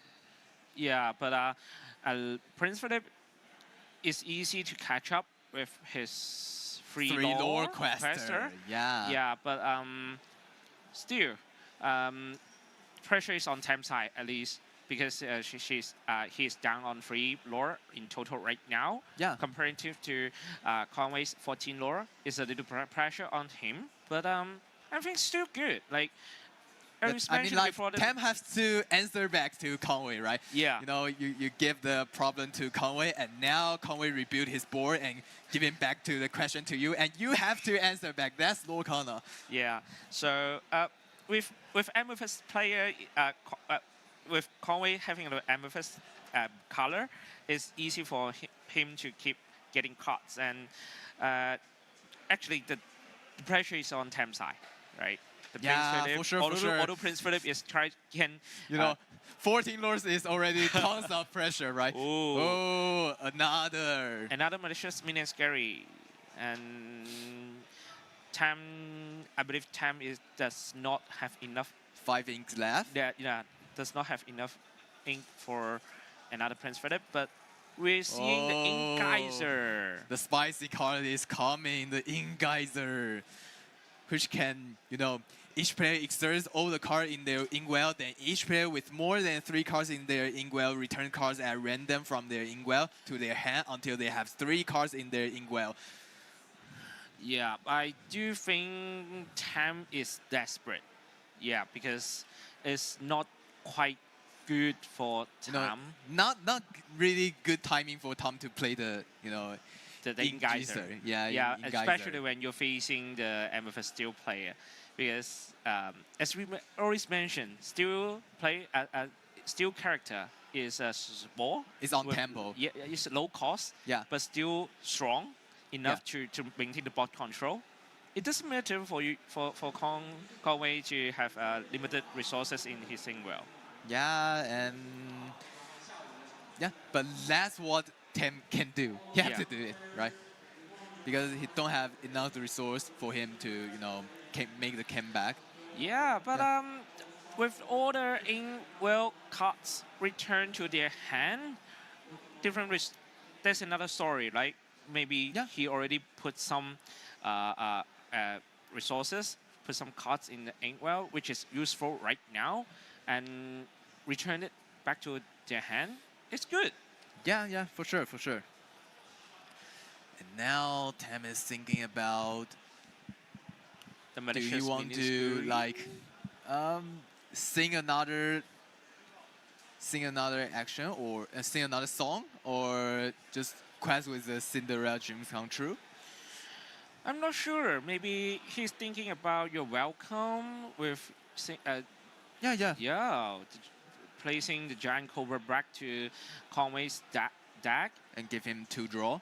Yes, with limited resources in inkwell, Conway may not be able to maintain the board control. Yeah, sure. And Tam has to do the board control, and Conway has to build the wider board now to give the pressure and keep questing. Yep. Conway is now racing with the time. Yeah. Once the game comes to the late game, it would be Tam's tempo, right? Yeah. So maybe Oh, another giant cobra. Oh, it's really huge here because extra 2 lore means Yeah. a lot when you are already on 14, and Yeah. now he get to 16. Yeah, get to 16 lore. And with Pedescott and Dog in play questing out for another extra 2 lore, Questing comes out? to 18 lore. Ooh. And I mean, you have actually time is easy to maintain the board control, but he need to answer to the to Conway's side because it's Yeah, the game the winning. character is ready, and you know the 2 ready character is already for the game. Yep. They will get 2 lore and close the game Yeah. in next turn. So let's see how times will react. And I mean, malicious minion scary combo is a perfect timing right now, but with the ink geyser that already returning the ink welts card to the player's hand, is is not a absolute options. Yeah, for yeah, time. yeah. If you are Emerald Sapphire player, you definitely want like tons of ink to make the play, right? Yeah. Get the board control. Yeah, and now Tom has to answer Conway's field, or it would be the game. Yeah. As we always mentioned, Amethyst Steel is not the matter right now, I believe, but it's always the most consistent color combo. I mean, like, Emerson Steel is definitely the meta, right? Oh yeah, definitely for the sure, meta. for sure. One of the But meta, one of the best better, deck, right? One of the best. Yeah, deck, definitely. but not the so spicy deck, but it's still in a meta like tier 1 or tier 1.5, and always having the most consistent play. Oh, last game. Last game. Yeah. What so a game made by Conway. Oh Yeah. my god. congratulations, Conway, with his Amethyst Steel deck, and I believe this the game for round 3. And yeah, what do you think about the matchup, LJ? I mean, like, Conway really he did like really well in this game, and as I mentioned, like I think that Emerald Sapphire is good into the Amethyst Steel deck, but Conway make the great play and slap on my face and say like, nah, I beat him. I got this. Yeah. Consistent play for Conway with his Amethyst Steel character and keep in play, meaning the board control. That's the key part for how he wins this matchup, right? Yeah, for sure. Amethyst. No, sorry, my bad. Emerald Sapphire players got resources, Yeah. but it's cannot touch the Amethyst Steel board, right? Yeah, it's like unstoppable. You can like slow down his speed of building his board, getting the lore, and keep questing, right? Yeah. So yeah, really good gameplay for the Amethyst Steel player, right? Yeah.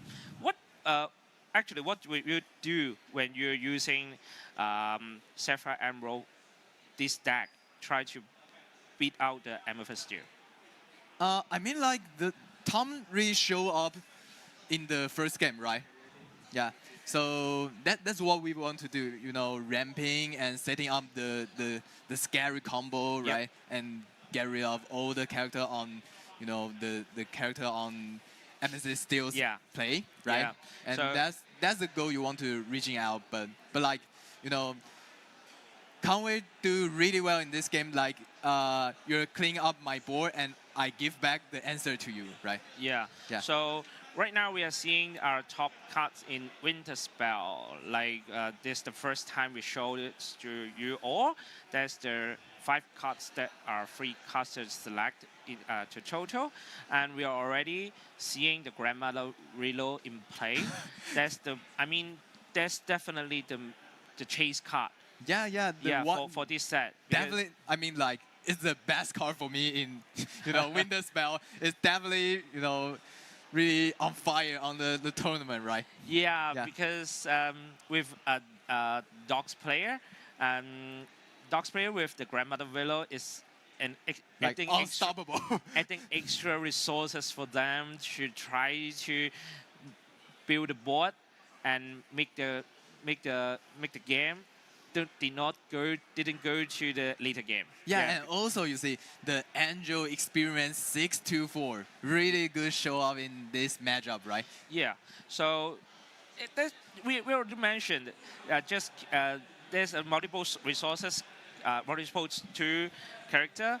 It can allow you to discard for extra to damage, and when you have no cards in hand, that resist 2 is very important, very crucial for like casting out or keep challenging opponents, right?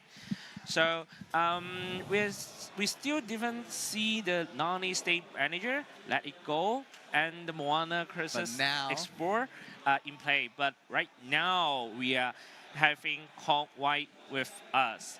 Congratulations, Congratulations. Con White. Hi guys. Hi. Yeah, thank you very much. Congratulations on your win. Yeah, thank you very much. Thank you very Congratulations. much. Thank you very Oh, much. okay. First of all, please tell me why Amethyst Steel? Because I think now the meta, right? Because I'm a purple player myself, I usually play purple. Okay. But I feel like ramping opponents now is very bad. So that's why I play a deck that doesn't ramp opponents. Okay. Yeah, something like that's my mindset lah, I think. Yeah. So why not purple? For this set? Because like Blurple, they ramp opponents, so and maybe a lot of dogs maybe quite hard to beat the dogs lah. So I fear the dogs lah. So need to give respect. To So the you're dogs. coming to catching the dog. I'm not really catching, but need to give respect lah, basically. Playable. Yeah, playable. Still not too bad. Because if like Blurple miss ram, it's like really bad. Yeah, there's no way back. Can you talk about tell us about how the game in the live stream table? Oh, just now. Just now, yeah. So basically, from what I see, basically I just need to quest out and have good favorable trades and try to give him a clock, because if let's say he had Bob White, like the Prince Philip combo, Yeah. I cannot do anything about it. So I just hope he doesn't have so many times. So maybe the first game he kept 7, so obviously his hand's very good lah. Yeah. So that one, but I cannot control that. He's his hand, right? Yeah. So the other 2 games then is a little bit better, because he the third game I noticed that he inked MMS. Yep. So that's a combo piece. So maybe his hand also good. So I got like more chance lor, in my opinion, kind of Yeah. thing. Yeah. Because I do play blue green myself as well sometimes. But so basically, if it goes smooth, it's very smooth. But sometimes when it goes wrong, of course, just like all blue decks, it can go wrong. for sure. Yeah. So So something maybe like that. maybe you are not using purple this game. this game, right? Something like. Actually, Blurple also maybe it's a quite bad matchup, because blue green usually beat like Blurple and the purple steals. Yeah, because if you keep just come out with genies and draw and things like that, then he will just do his thing. Then you will lose your board. Yeah. Yeah, kind of thing. and another question, can you tell me what deck you don't want to meet the Don't most? want to meet. Yeah, the- I think for purple steel, why people use purple steel, maybe it's like 50-50 against like all the decks maybe. So it's not too bad, I think. All decks are Oh. quite fine. So basically, it's just maybe I just hope my opponents don't like high roll me kind of thing. That should be fine. That's scary. Yeah. Because like the first game he For kept sure. 7, it's like what? It's like very very scary for me lah. Yeah, His that's hands why- obviously very good. Yeah, that's why we Obviously. are always saying about Amethyst Steel is the most consistent deck yeah. color combo right yeah, now, it's right? like 50-50, but you need to grind for it. Maybe you got the high roll is not that high, or like the curve, but it's the game's still the same: 1, 2, 3, 4, then 5, then 6 maybe. Yeah, kind of thing. okay. So the curve is similar. Yeah. Yeah. Okay, cool. Yeah, versus And- all matches. Yeah. Oh, so tell me about what's your goal in Taipei DLC? I hope I can day 2 lah. Definitely. I hope I can day 2 lah, because I never day 2 before. Or I never Okay. go to the next stage. I played in Singapore, but I didn't make it like the next round. So Yep. I hope I can get day 2 this year. Yeah, but you already secure Mulan Sure. foil card, yeah, right? yeah, 3 wins, right? Yeah, 3 wins. 3 wins, Yeah. yeah. That's cool. That's Yeah, cool. okay. So what's your plan for the days in Taipei?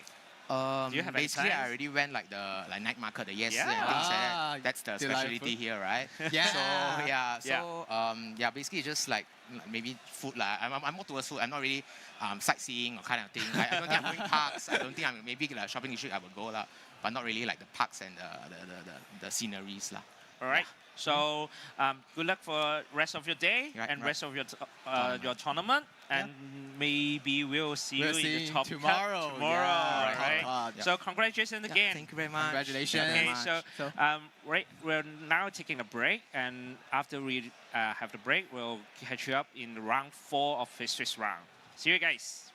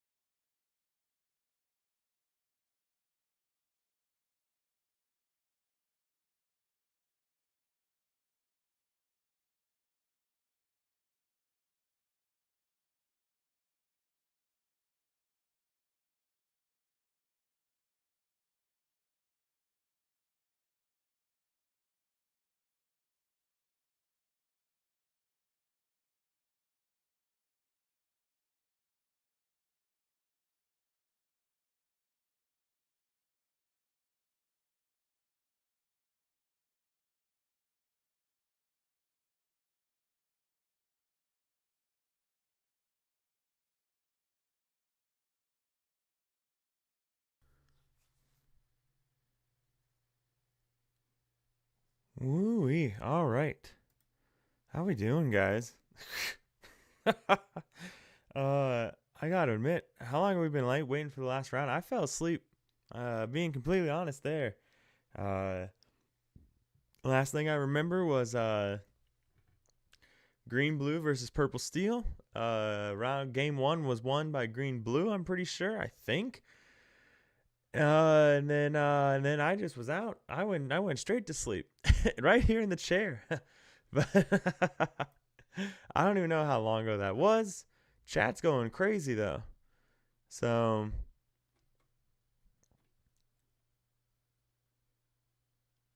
I don't know. How long ago was that? Or was it one of those things where I didn't miss a thing? I just woke up and we're A-okay. I know I woke up and I was so confused. I was like, I felt like, when did the whole thing end? How long has it been done? But yeah, who's got it for me? How long ago was the matches actually?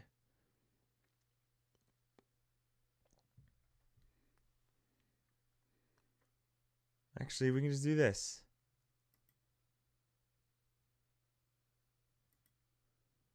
$406, $401. Congratulations, Con Y. Hi guys. Yeah, thank you very much. Oh God, it was like Congratulations 10 on your minutes win. ago. Yeah, thank you. All right.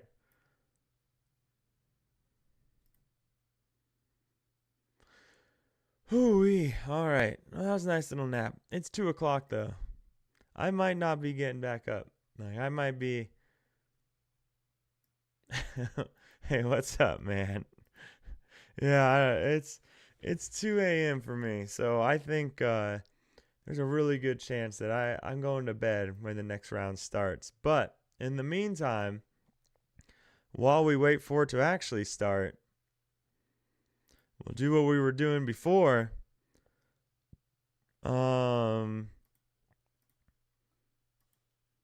Bang. Yeah, man, how it looks like we've been waiting for 10 minutes. Like I said, I fell asleep. I was out fast. Like a freaking fell asleep right in my chair. So, what do we want to run?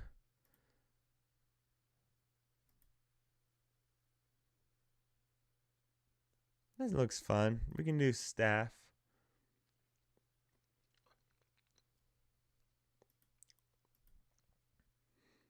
If anybody wants to play a game, or if everyone else is asleep too, I would completely understand.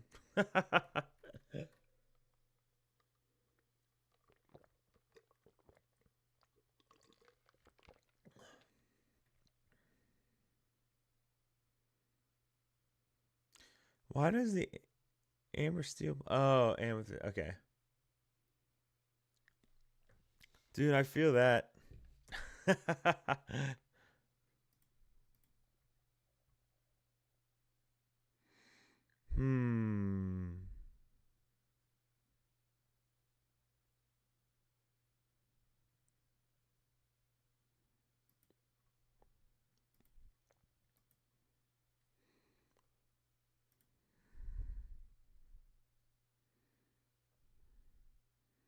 All right, Chicano, what's going on, brother? All right, don't beat me up too bad, man. All right, don't beat me up too bad. Okay, so weird hand. We'll keep that just in case.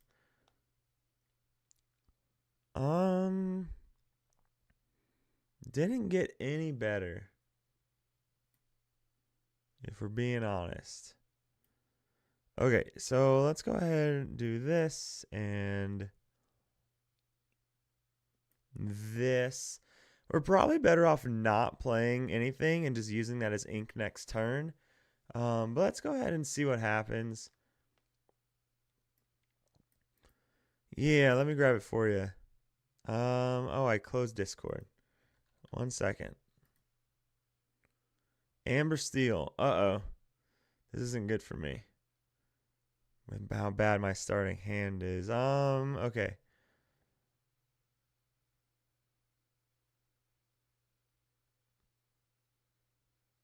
Let's go ahead and do this. This.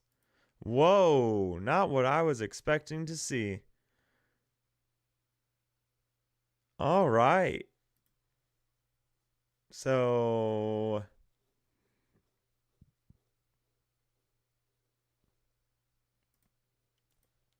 all right, Chicana. Of course, you're gonna have something like, man, not what I was expecting to see at all. Okay, 20 lore. Here it is. Bang. Okay.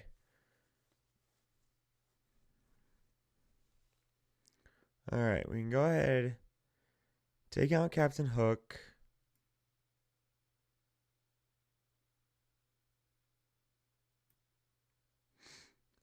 Get that.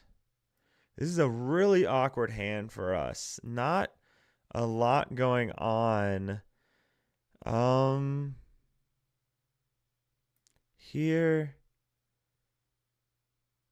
Here.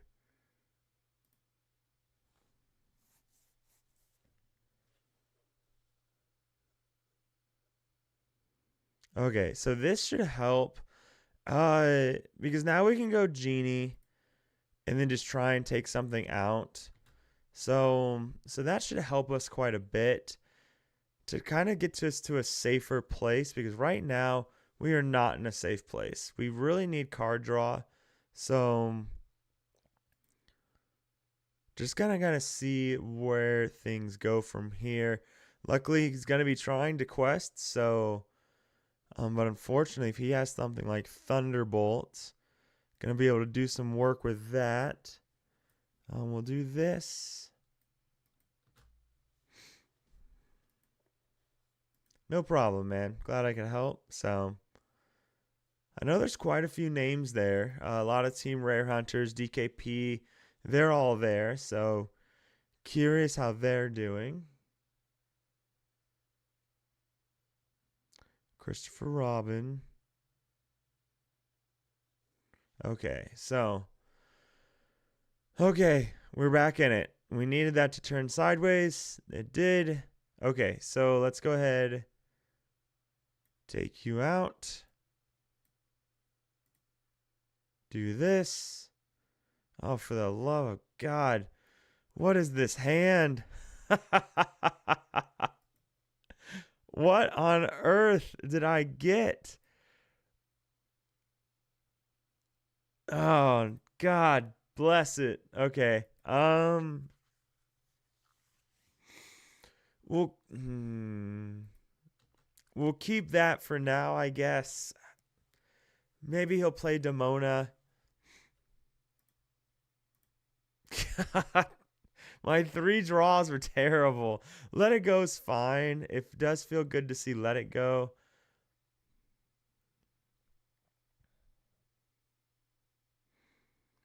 All right, so we can take out Christopher Robin. Okay, there's an angel.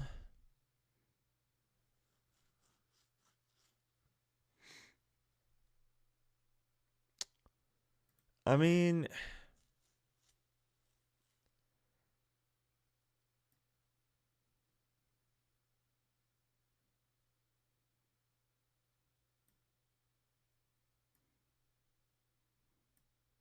and then we'll go ahead and just blow up Angel. That way we don't have to deal with it. Bang. And then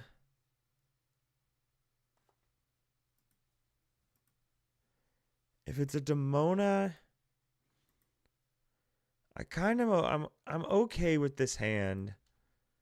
Like, it's not good, but if he plays Demona, it's really good.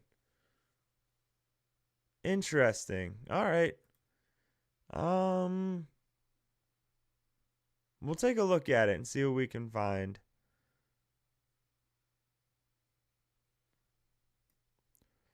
I mean, I think we just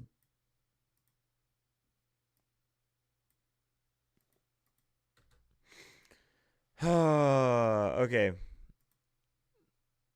Just not in a good place, guys.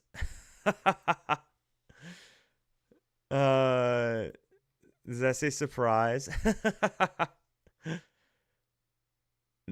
A dump truck. No, the man's playing Dumpy. Oh my God, Chicano, what a beast. Running some dumpy. Dude, mad respect. We have not seen. Whoa. Chicano with all the spice.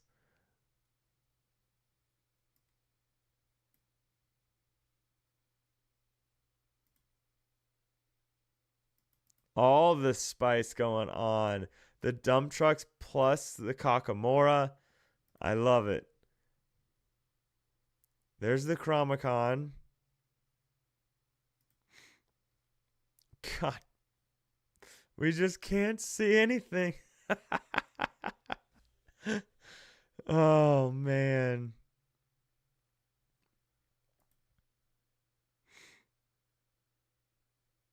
Okay.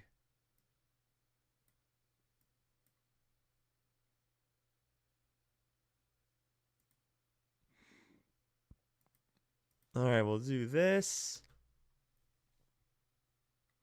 All right, we're going to look at the player hub in a second, see if we can find anything. But yeah, I wonder why it's being weird. Okay, there's some card draw. Another Chromicon. Right now he's representing 14 on board. Oh my god, what is he blows up Chicho with that? Yep. Jesus. We're gonna get beaten by dump trucks. Oh gosh. Okay. Okay, so we gotta take these out.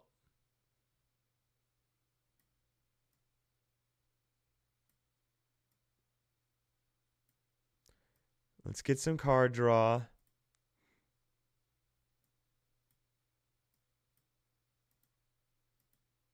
Okay, we should be okay now, right? Because now we go 10, 11, 12, 13, 14, 15, 16, 17. He's going to blow something up, though, with the angel for sure. Blew up that, okay.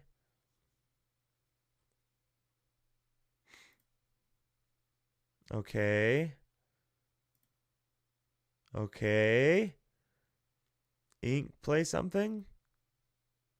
Oh my god. Oh. Oh my god, he took my Ludwig. Oh my god, we're getting beaten up. Okay, we're getting beaten up bad here. Okay, let's go ahead. We take out Angel. We do this. We'll go ahead and go. Because if we go here, and then we go here, and then we go here.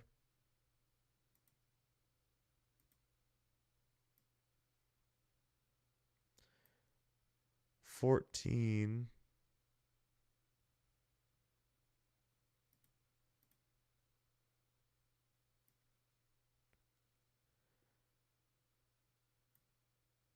So he would have to see two Cobras. So 14, 15, 16, 17, 18, 19, 20.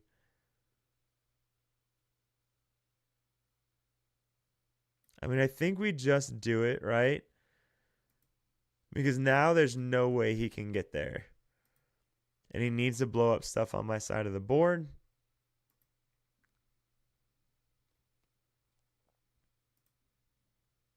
This is not what I was expecting to run into. Dump trucks at 224. So there's one. He goes to 17. If he plays another and goes to 19. Okay, Yzma. Not going to be enough, though. We can quest out. Jeez. Chicano. That is not what I was expecting at 224 in the morning, man. Oh, my God. That was ridiculous, brother. Good game, man. That was nasty. Okay. O'Day, it seems to be working okay.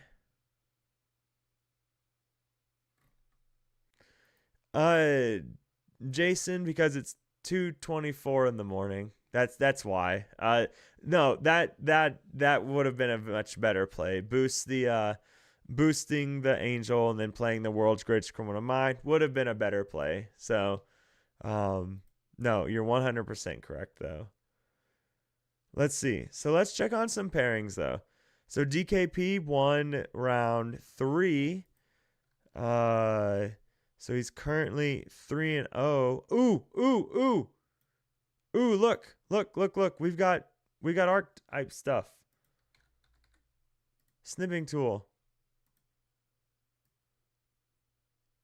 All right, look at that. Look at that. Okay. Blurple 20.5%, dogs 18.63. Then Amethyst Steel, Amber Steel. That's a lot of green blue there. 10 red purple-less. Oh, and we're gone. It's all right. I took a screenshot.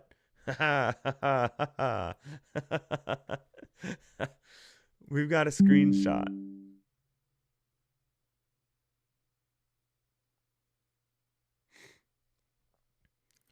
Okay.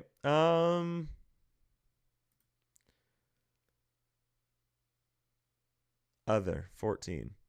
So purple yellow really low on the list, which is rather interesting. Purple yellow normally up here sitting with these guys, but even below green purple. Really surprising there. We'll see. Blurple's still the most played deck. We'll see if they have the tech that they need, or if Amber Steel is going to be able to be the thing that really stops dogs from doing really well. So we'll see. We'll see.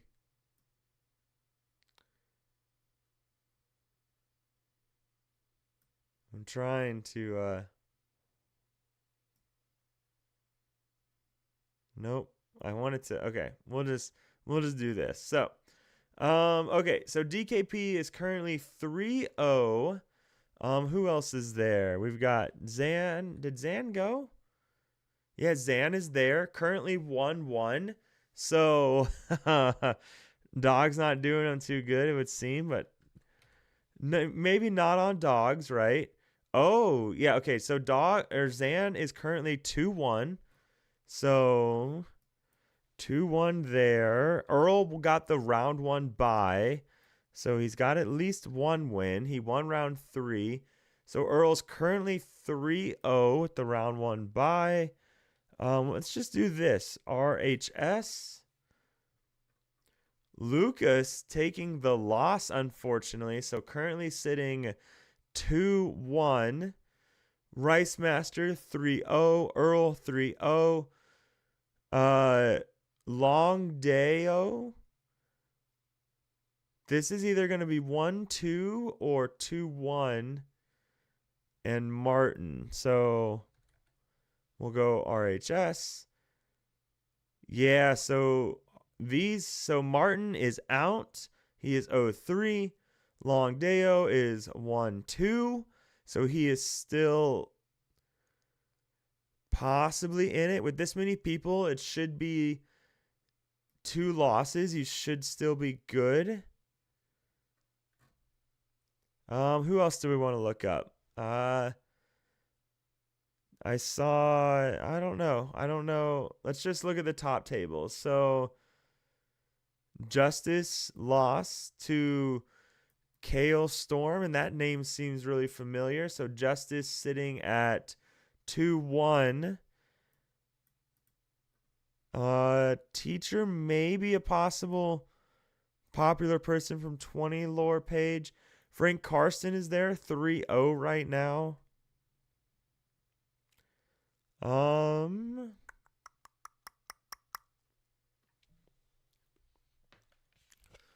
Who else we got here?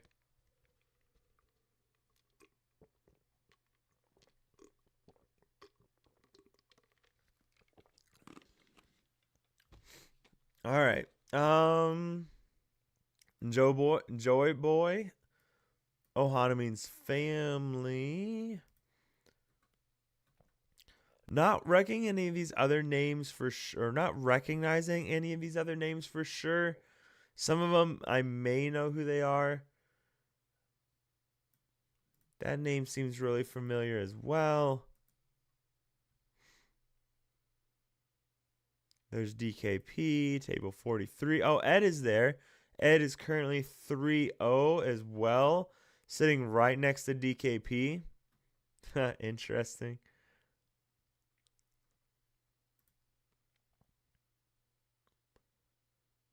All right.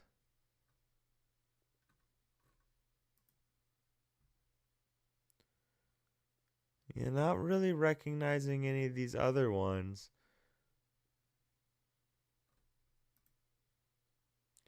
Unless somebody has someone they want to look up. Let's check.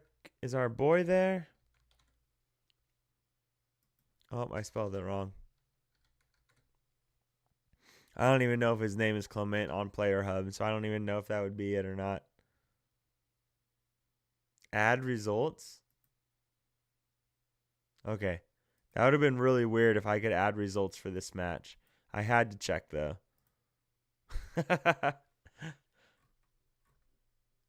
I wonder if Lucas is on the Boosty Boys. Oh no, I almost lost my phone. Okay. Okay. We can do another custom match. Speaking of Boosty Boys, let's do a Boosty Boys match. So we'll go Boosty Boys. Boosty Boys. Here he comes to save the day. You know that Boosty Boys is on the way. If anyone wants to do a custom match, there's the link. Otherwise, we will jump into a custom or a random game with a random human being and see how that goes. In the meantime, rocking some Boosty Boys. Or if anybody has a deck list they want to submit, we could run that. If you have a link to the list, we could run that. Hey, what's up, Denzel? How you doing, man? Yeah, Nighttime Lorcana. Yeah, I was asleep. I saw your message earlier, 2 a.m. Lorcana. Yeah, I was asleep when you sent that, brother. I was out like a light. Radio, what are you on, man? If you're on dogs, you and I are gonna have words, brother. Okay, so I am going first. Oh man, Radio, if you queued up a mirror, I'm going to cry. Like, I will legit cry if you queued up a mirror. But this looks good. We have a turn 2, good turn 3. We don't have any songs really, so nothing for Ariel. So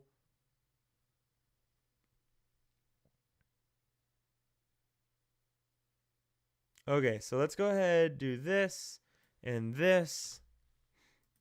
Yeah, some mustard ketchup, Denzel. We're rocking some Boosty Boys, as it's called.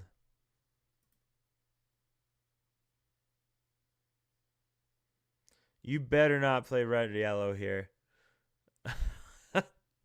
I swear to God, Radio. All right, okay. Okay, all right. Purple, yellow. Purple, yellow. I will allow purple, yellow. So here's the thing. What do we do when we don't find our draw engine? Anytime I hear like what do we do? In my middle school, our rival middle school had a chant for their cheerleaders, and the school's name was Mowat Middle School. So, excuse me, the cheerleaders chant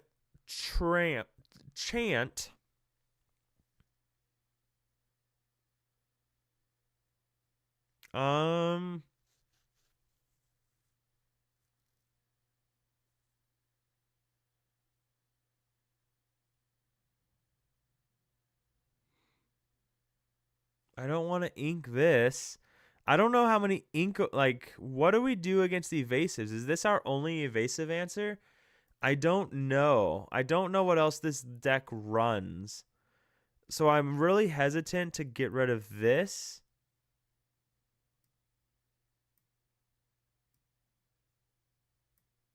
But I think we do. I guess. I have no idea if that was the right. I don't know what other evasive answers this deck runs. So that may have been the worst thing to do. But we didn't really have a turn 3 otherwise. We get really punished if he plays Genie here. Oh. That's kind of punishing as well. Did not expect the Isis. Okay. Ooh. Okay. So now we can go return a character. So do we go here to get a character or here?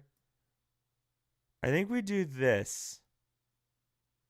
Bang, bang, bang. Okay. Anyways, the cheerleaders. The school's name was Mowat Middle School. The cheerleaders' chant was, "What do we do when the grass gets tall? Go mow it. Go mow it." So the cheerleaders were doing their thing, and then they're like, "What do we do when the grass gets tall? Go mow it. Go mow it." It was spectacular in every way that you can imagine. All right. So, dang it.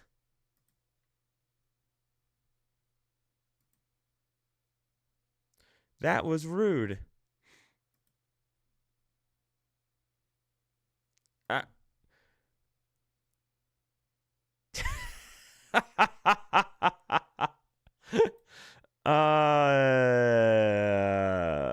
Okay. I mean, what does this do? He's a 4/4, so it's an even trade. So be it, I guess.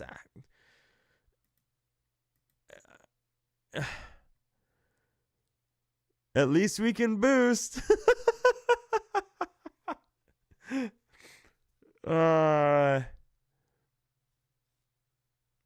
my god, we got a thing. Okay. So we're boosted. So we'll go ahead and what do we want back?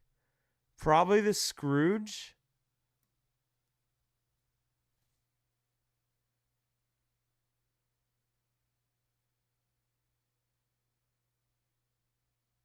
Probably the Scrooge. Bang.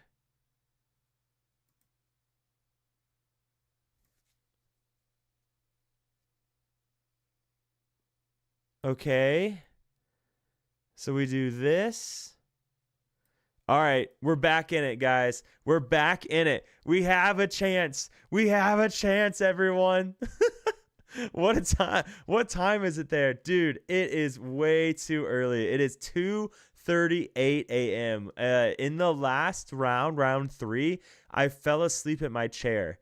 And when I woke up, I didn't know if the game, I didn't know if the day was over. I didn't know if the DLC was over. I had no idea what was going on. I was so confused. And now we're playing a little bit of in between rounds. We're playing some custom games with viewers, having a good old time. Resolve, pay 1 and draw. I mean, when do I have to start inking? I really want that shark. I guess we ink Pirate's Life, maybe? Maybe? And pass. I don't want a quest in case he runs Sven. Yeah. What's up, Omni? How you doing, man? How are you doing, brother? Hope you're having a good day. So I hope you're having a very good day. You guys just woke up, right? It's like 8 o'clock over there for you guys, 8:30 or something. Plays a free Cheshire Cat. Okay. I mean, the name of the game is we just keep boosting. Put this card under a character to boost them. 7:40 a.m. in France. Okay. And then we just ink and pass. We're just not going to do anything. We're not going to do anything because I don't want them to play Sven and then we lose our only draw engine right now. I'm super scared of that. Oh, the next match is coming, guys. All right. So when the next match starts, we'll leave this game and we'll watch. No! No! Okay, that's fine. It's fine. It's fine. Don't panic because it's fine. Okay, so we're going to play Shark here. And pass? I don't know. I don't know. I don't know. Your friend's playing Zan round 4. Nice, man. I'm rooting for him. I hope he gets the win, brother. That'd be awesome. And it'd be cool if they did stream it. Unfortunately, it's probably not going to happen because Zan lost round 3. So they're probably not going to show a 3-1 match. Okay, we can answer that. And play this. I love Blue Yellow, man. But Boosty Boys has been fun. So it's been rather interesting to say the least. Do we need another shark? I think we're okay right now. I think we're okay where we're at. I just don't know what I need to ink in this deck. So I have not put any reps into this deck. This is like game number 2 with this deck. And I don't know what exactly no. I don't know what's safe to keep and what is safe to ink. That's one of the issues I'm having right now. Hey guys, welcome back. I am Brian. This is RJ. Okay. And we're going to mute them for now. We're going to mute them.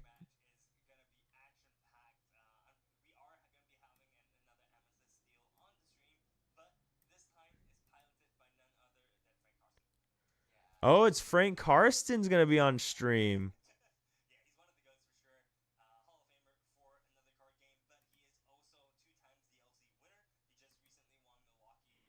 Okay.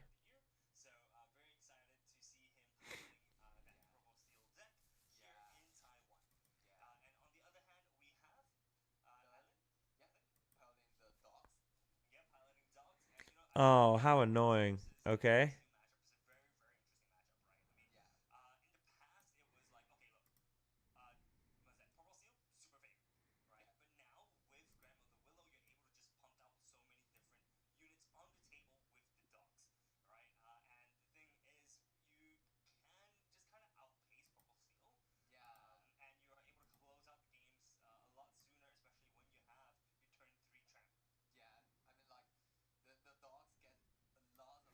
Ink, play.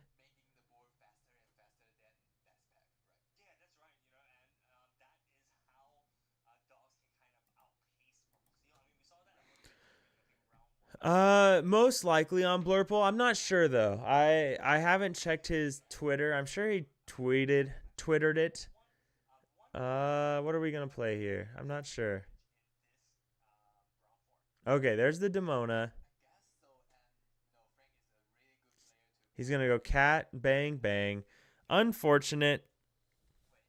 Okay, so I can show this later for everyone.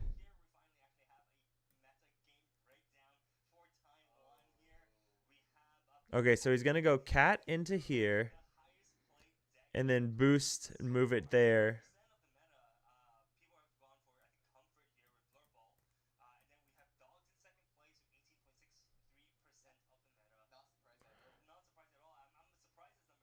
Why didn't he boost?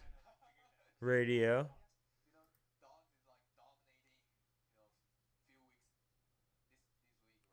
So, do we just blow everything up at this point?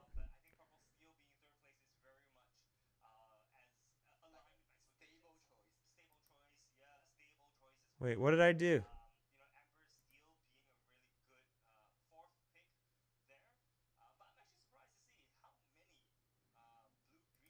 Gain 1 lore. Blow everything up. Boom! Boom goes the dynamite. Okay. Alright. I don't know how I feel about this deck. I'm also probably piloting it super badly, so... Another Damona. Oh, guys, we're cooked. We're cooked. We're cooked, guys. We are just cooked. What do we do? What do we do?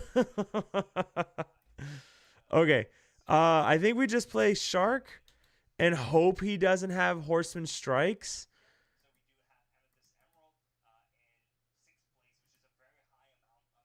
If he has Horseman Strikes, we're just dead. We're dead. Dead as a doorknob. Dead as a doornail. All right. Okay, we're okay. What's he gonna do? There's the cat.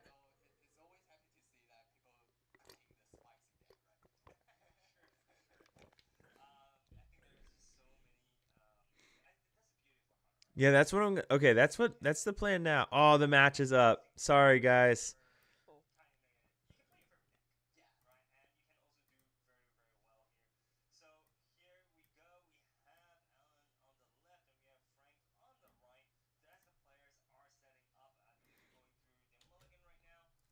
All right, let's get this going. Sorry, guys. You never know how it's gonna end. All right, let's see. It's gonna be inking his Giant Cobra, followed by Palace Guard. Both players, I think, gonna be okay with the turn one. You know, I think I'll take it. would Definitely prefer... not the best, character to play for Alan here, but like, yeah, I'll take it. It's a one-cost tempo, right? Yeah, for sure. 1 cost tempo, 1/2 body as well. So it's pretty decent. It's not as good as the Palace Guard there, but we do see the turn 2 Grandmother Willow into Finnick here. Finnick, very, very strong card, actually. Wasn't really played in Dogs until recently. He's got quite a powerful ability. He's very similar to, I think, Cloud Kicker, right? Yeah. Where when you play him, if you pay additional ink, you are able to bounce a character back to his opponent's hand. Yeah. Grandmother Willows, again, smooths the way. It's like, so good in this deck. Speed up the speed of your build, your play, and playing like the wider board you can. Yeah. Yeah, it just allows Dogs to just ramp up so quickly. Yeah. I think it's a very, very good card. Put in Winter Spell, and it's kind of warped the meta just a little bit, around her. She's being played in Dog. She's being played a little bit in the Amber Amethyst deck as well. Yeah. So extremely, extremely strong card coming into Winter Spell. Frank here, unfortunately, had to play the Doc. Yeah, Doc, not the card really. that you want to see, and going as your turn 2 play. Yeah. Playing the Amethyst Steel deck, you typically want to see something like the Calhoun lines, or even like a Black Heron here. They're all better than Doc. Yeah. Exactly, Doc. Not the best choice, but I think goes to say something about Frank's hand. Says something Playing about the Frank's hand. Nani, the stage manager. Getting the synergy of your follow-up. Yeah. Yeah, Nani Stage Manager, new card as well coming into Winter Spell, allows decks like the Dogs deck filter through the deck a little bit faster, allowing you to find yourself a 2-cost card or less and put it into your hand. So very, very strong on playability. It gives another way for Dogs to kind of filter through your deck, as well as add cards to your hand. So you always want to see that as an aggro play. Yeah, for sure. And now Alan has such a wide board, which is, benefit by the Grandmother Willow, which is the dogs that can do that before this pack release, right? Yeah, exactly. This is the power of the Grandmother Willow Nani combination, as you have said, RJ. But here, Frank, I think having 3 ink to work with right now, I think he would prefer to play something like the Lexington, or maybe even 2 bodies, right? I'm not surprised if you see something along the lines of a Black something Heron like, and a Captain Hook, maybe, if he has that. That would be really, really good. maybe Giant Cobra. Giant, yeah, Oh. okay. Cheshire Cat is Cheshire a really Cat. good option here, because the Palace Guard could potentially, well, he can't swing into anything right now, but he could definitely quest for 1 and kind of force Elen to kind of poke into the Palace Guard if he wants to. If not, next turn for sure we'll be able to get at least 1 damage across the board with the Cheshire Cat and the Palace Guard questing. Yeah, so Frank here just opting to pass. I don't think there's much that he could do in that kind of position, because now Nani is on the board, right? Nani is a 3/3 body, very, very strong. Good body. It's a big body for dogs. And here we see Alan just Questing out. No, Yeah. no, no. Oh, He's no, gone to sing the Under the Sea. Ooh. The Undersea without Tramp, by the way. Very, very strong. The second Rhino coming in clutch, allowing him to put the Cheshire Cat under as well. The game is very, very tight. Both players... sorry, the tempo has kind of swung over to lane, though. Yeah. So Frank here needing to find another answer, needing a way for him to flood the board. Frank looking extremely calm, though. Perhaps has kept cards in his hand so that he can kind of retaliate here with like a 1-2 punch. Yeah, what a play made by Alan. He just, got an excellent tempo here. Against the purple steel, you want to build your board wider and sink the Under the Sea and get the advantage. And now the game is like on Alan's tempo, so hard. Yeah, but look, Angel, we've been talking about Angel all day. Experiment 624, able to start chipping away at Len's board, right? Using the strength of the Raging Fire to get rid of the Grandmother Willow here is so, so good for Frank, allowing him to kind of regain some of that tempo, slowing Elaine down, preventing him from using Grandmother Willow's Smooth Away ability there. So, Elaine here, I think going to be okay with that. Still has a decent amount of units on the board. Going to still be able to play Tramp if he wants to. This turn, if he has it, because five characters on the board means Tramp. You can dig in the top 5 cards Yeah. of your deck. No, yeah. I mean, not only that. I mean, Tramp is only going to be costing 2 right here. Yeah. Right. So definitely going to have enough ink for him to play Tramp should he want to. I think it really depends on whether this is the right time. Tramp into Tramp. Yeah, I mean, he could do Tramp into Tramp if he wants to. Ooh. And at least there's an Angel for Frank that, can deal with some character of Alan, right? Yeah, look, I mean, Angel has such a strong card, right? Yeah. You're able to just slowly chip away your opponent's board. Not only that, when you have no cards in your hand, you are just able to have resist +2 as well. Very, very nifty, untouchable ability there. Elaine doesn't look very happy with his hand, though. I wonder what's going on in his head. He looks like he's inking the Tramp Enterprising Dog. He is just going to be questing out here. But note, it's good to note that none of these characters actually have 2 lore, right? So you're only questing for 5 here, even though you've turned to 5 characters. I think Frank is going to be quite comfortable with that. Yeah, and I think that this makes Frank has some chance to, make the comeback. It's like Alan don't have the 2 lower quester, and it seems that the synergy of Alan's is like lacking now, and he don't have the follow up, and the Angel is going to throw a snowball on your characters, which means the good news for Frank, right? Yeah, I mean, look, there's so many 2 willpower characters here. You've got Bobby Zemersky as a target, you got Finnick as a target, you got Rhinos as a target. So there's just so many different ways that Frank can kind of just choose to play around this. Unfortunately, not going to be able to deal with the Nani here, so you not necessarily do anything to that Nani. I don't think Frank can actually turn his Angel here. So, but I mean, look, just every turn Angel survives is really, really good for Frank as he's going to start chipping away at this dog's deck.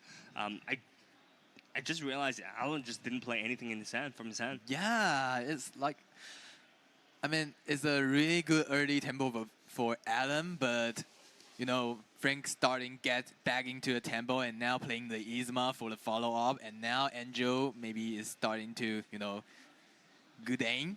Yeah, look, so much value coming out from this. Yeah, We are going to see tons of value. Yeah, we're going to see good aim come out. She is going to be chucking a snowball at a potential target here. Looking at Finnick right now. Thump. Finnick goes down here. Angel is going to have to resist as well. Going to be banishing that Nani for the side. Frank is going to only take 1 damage thanks to the untouchable ability. Frank going to be pretty happy with that. I think Yzma is going to be able to get him cards back into his hand starting from next turn. What a crazy boy! I saw that Frank is in such a bad situation in like turn 3, and now he makes the comeback with the Angel and even set up the Yzma for next turn follow up, right?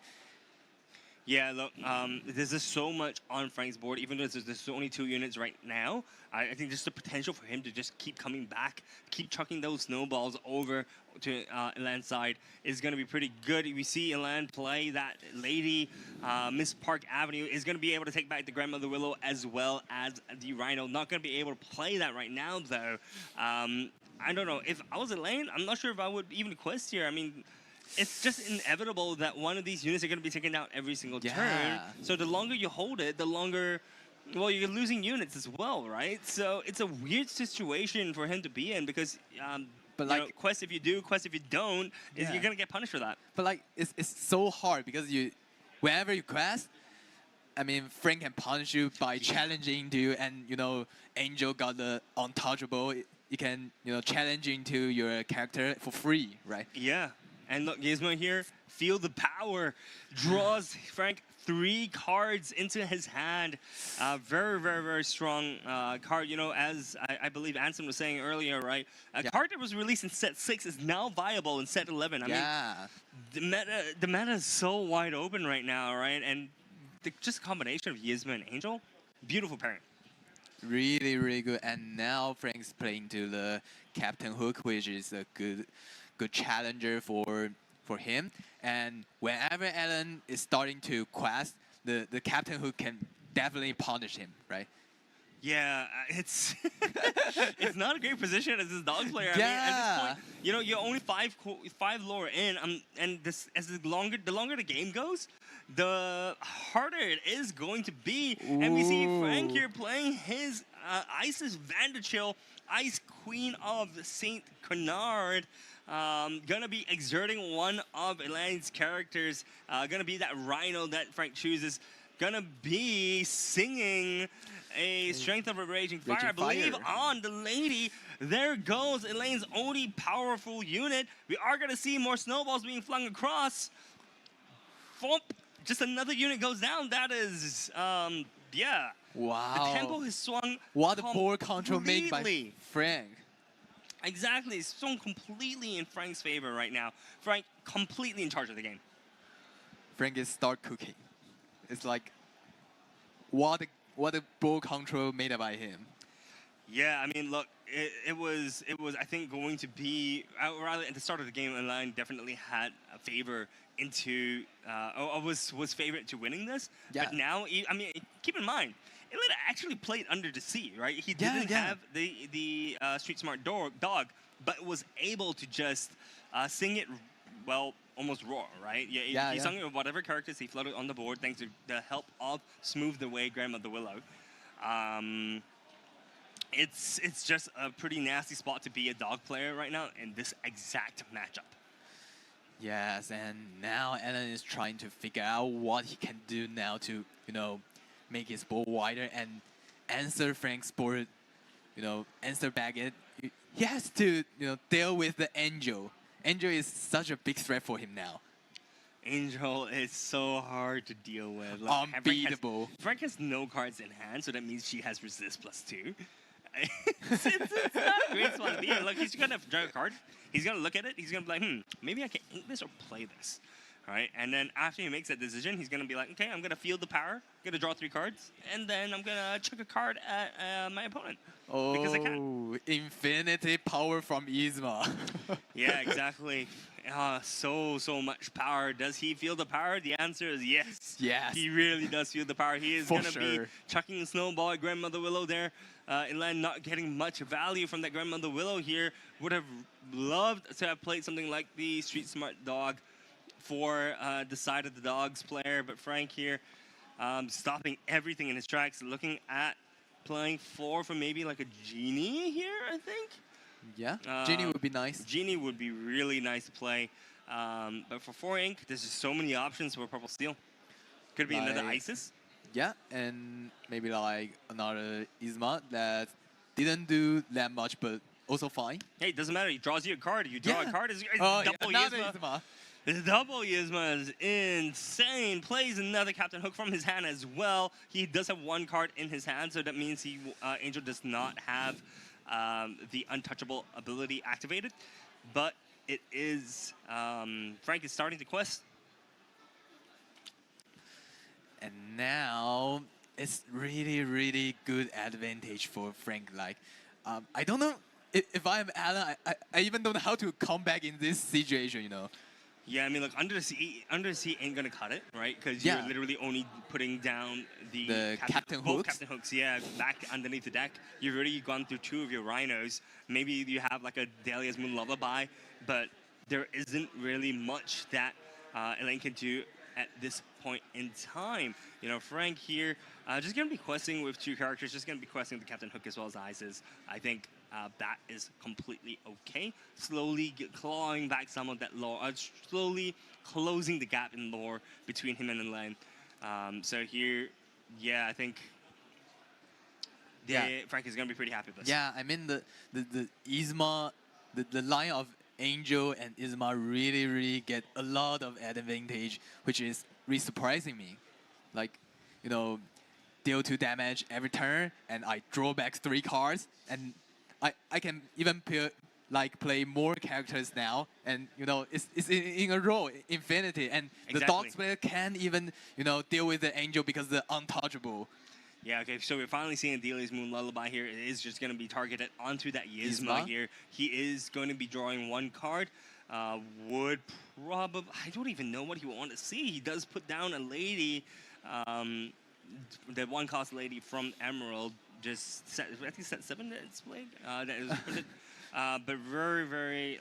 it's an early game card. Yeah, it's an early Don't game want to card. see it at this point in the game. Definitely not. You need to see like a trap, but the good news for the side of the lane is that Frank is not. Oh, more pressure. Cheshire Cat is Yeah, on the play now. he's not putting a lot of pressure. I mean, look, he is drawing cards, he is controlling the board, but all his questers are only 1 log questers, right? So, Yeah. the good news is Frank isn't gonna gain too much lore this turn unless he starts questing the Yzma here. Yzma feels the power. Lets Frank draw 2 more cards, I believe. Is going to be inking the Elsa. Is going to be playing a Genie Oh. Magical Researcher. And This gives Genie, the pressure. this Genie is going to start ramping the pressure for Frank, right? He is going to, I believe, quest for 5 here. Is he going to use Feel the Power? He uses Feel the Power instead. More power. More power to his hand. More power. Frank goes back to 3 cards. Is going to quest with the Captain Hook as well as the Isis, considering questing with that Angel as well. Going to be 1 for the Isis, 1 for the Hook. Captain Hook. There we go.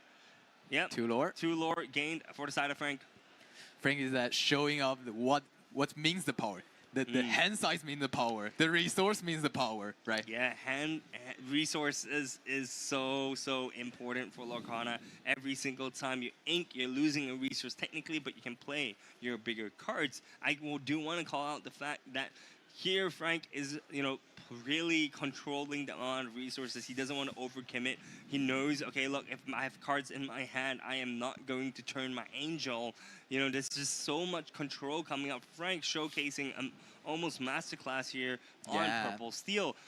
Elaine is going to play that Mickey Mouse Amber Champion, but is it too little too late? I mean, we talked about it. Yeah. I don't think Undersea here is going to do too much.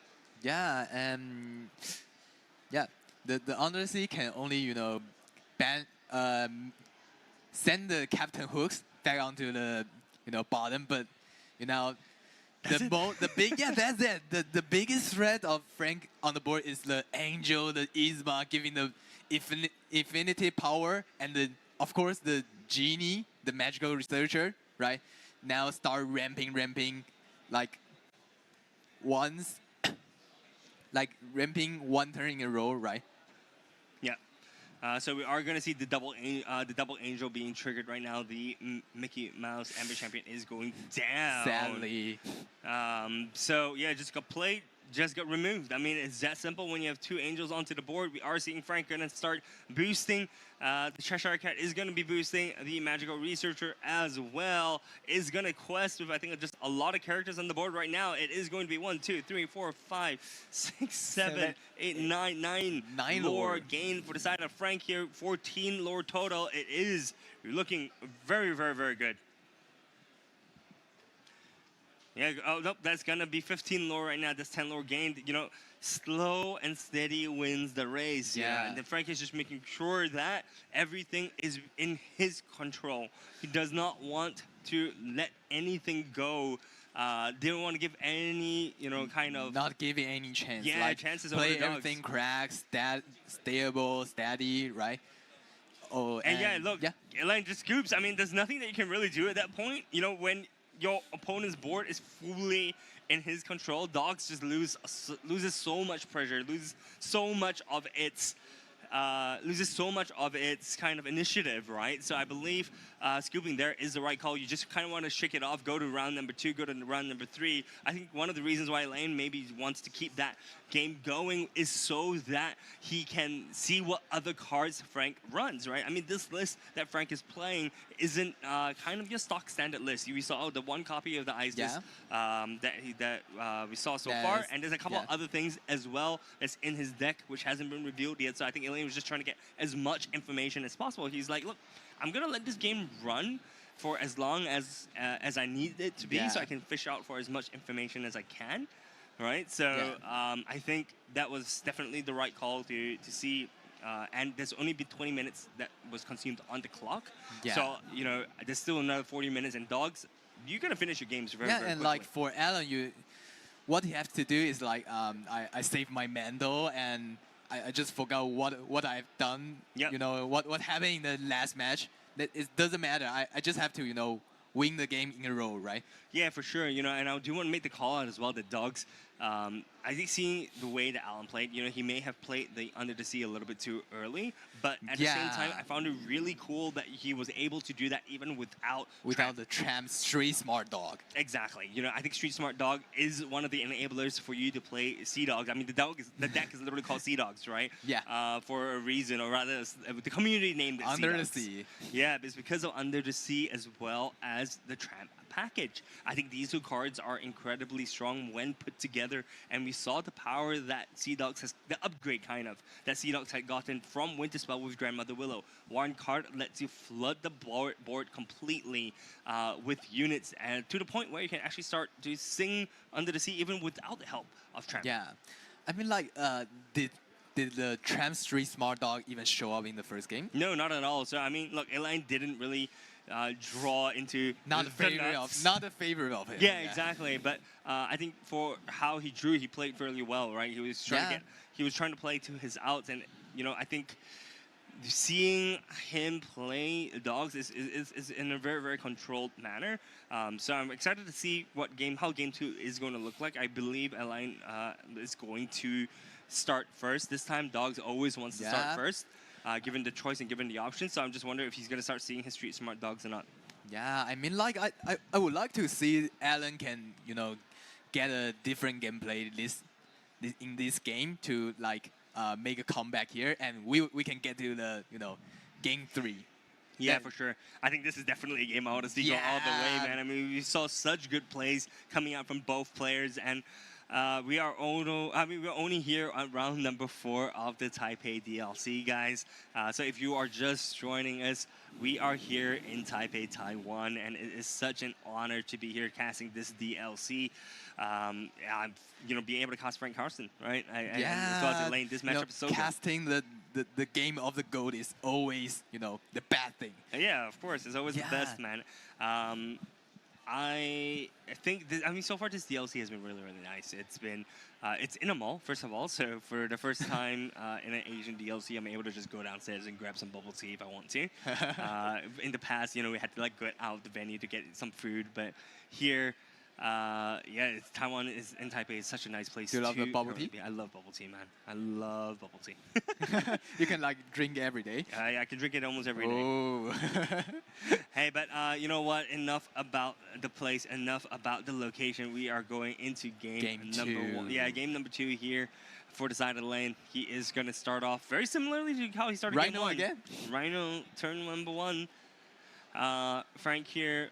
Having Christopher Robin in hand is really nice, right? He's going to be able to ink 1 and play 1, which is underdog character. Yeah, underdogs have had some effect, I think, going into Winter Spell, and as I mentioned earlier, it is the only way for a turn 2 player to kind of have an advantage in this kind of meta. Yeah, so you see here, inking Christopher Robin, playing Christopher Robin, gonna be pretty good here for the side of Frank.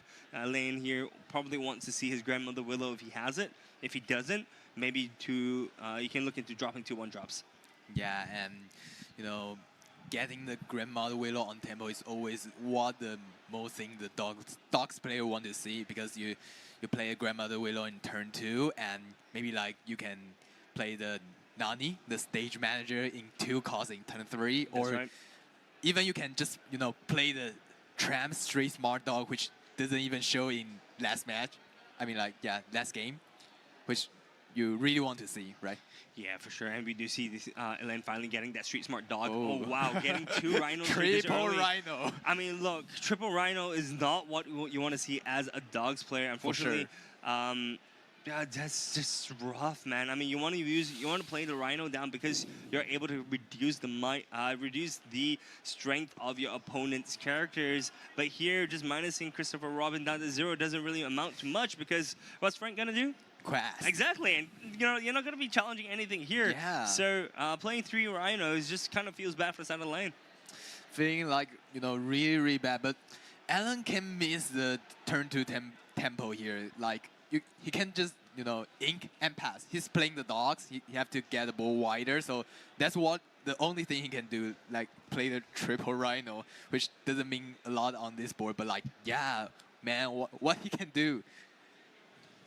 Yeah, that's not really much Alan can do at this point. Frank, I think he's just going to be happy to quest it out here. We do see the quest coming down for the side of Frank, brings him up to 2 lore. And I do see the Black Heron. I do see the Captain Hook. So a lot of good cards that Frank can play this second turn here. Looking like he's eyeing up the Captain Hook ink and Black Heron. One of the cards that was talked about a lot in set 10 in Whispers in a Well, it's 2 ink, 3 body with no other text, and the card is a really cheap body to play. Yeah, for sure.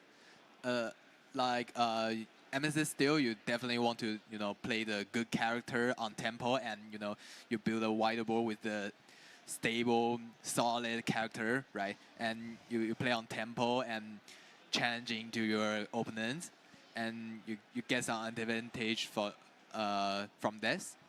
So yeah, definitely a good card for Amethyst still to play, right? Yeah, and what's the most important thing here, RJ? Can you tell me? 3/3 means that you can't under the sea it. Oh, that's right. Yeah, so I mean, like with Rhino, you can under the. Of course, with Rhino, but I mean, look, your opponent you need the combo. Your opponent just showed you 3 rhinos, man. Even if he has a 4th rhino, you know how hard it is to find the 4th. I mean, the odds just dropped so significantly, right? So here, sure. Frank gonna be pretty happy with just inking. I'm gonna be pretty happy with just inking the Captain Hook and playing the Black Heron here. Black Heron gonna be able to trade very nicely into these 3 rhinos. So yeah, here we do see Alan playing the Tramp Enterprising Dog, gonna be increasing the strength of one of the rhinos to deal with the Christopher Robin. And then questing out for the rest of the characters. So that means it is now over to Frank. Frank now has the initiative to play on what he wants. is likely going to start trading here. Yeah, because you don't need to start gaining the lore with Black Heron. You can just slowly chip away at Alan's units here, right? Yeah, I mean, there's like no shift line that you have to worry for dogs because there's no steal, right? And no one plays the full cost right. yeah, I mean that's a steal character, so you can't even legally play it in this dog's deck. So gonna be pretty happy with just slowly chipping away at whatever resources Alan has currently on the board. Yeah, and Cheshire Cat would be nice here, and because he can shift the damage from the Black Heron onto the Rhinos, but like other three cost characters are also nice for him, right? Yeah, look, Genie Magical Researcher is gonna start building up the pressure on his side of the board. Yeah, there's no Cheshire Cat. I think Cheshire Cat would have been wonderful to see this turn, but you can't have your cake and eat it, man. So Magical Researcher gonna do the job. He is still a 3-drop 3/4 body, which is incredibly good stat line to have, right? And he does also have that boost 1, and the character gains 1 lore pit for every card under him. So that means the longer this card is on the board, the more cards you put underneath him. Infinity lore, right? Yeah, basically. I mean, if your game goes that long, sure, you can quest to 20, right? Exactly. And I saw the Emerald Chromecon here, and I think Alan just top decked the Grandmother Willow, which is he definitely want to see in the turn 2, and now he have to play the Emerald Chromecon. Do Frank play like any item remover? Yeah, I mean, just looking at this deck list, he doesn't play any Benjas, but something did catch my eye. I do see a Donald Duck along for the ride. Ooh. This card is very interesting because it is basically Benja, but a bigger body. Yeah, big body. And 2 low quester, right? Yeah, it's a 2 lore quester as well. I mean, Benja is a 2 lore quester himself, but it's interesting to see now how Frank is going to deal with this, right? Because with Comic-Con on the board, you don't really want to start swinging your units. I wonder if we are going to see a boost from Frank maybe, and then questing with Genie, so that if Alan decides to bounce the Genie, then it feels horrible because all the cards underneath Genie just goes back to your hand. Go back to your hand, yeah. And it will give like Frank infinity resources, which like Purple Steel actually don't want the, no hands on the, no cards on his hand because they play tempo, and in each turn they need some method to refill their resource, right? So you don't want to bounce back that Genie. That's right. But here we are seeing Frank use the Genie Magical Researcher to swing into that Tramp Enterprising Dog. Alan is going to be bouncing back the Black Heron, which Frank just plays for free, basically also healing Black Heron essentially, but also plays the 2-drop Pocahontas following the win. This card, in combination with the Genie Magical Researcher, very strong. Ooh, insane! Because whenever this card quests, I mean, it can get lore equal to another chosen inserted characters, and Genies will grow its lore, right? Yeah, not only that, I do want to add the fact that you are also able to choose your opponent's characters who are exerted. So if Alan has an exerted 2 quester on his side of the field, Pocahontas can just steal that, quote-unquote, steal that lore as well.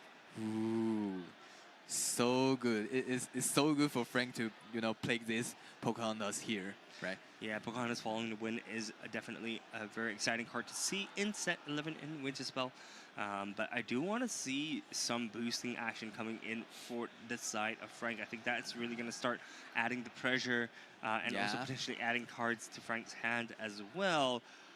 I mean, like, this Emerald Chromecon really, slow down Frank's speed, right?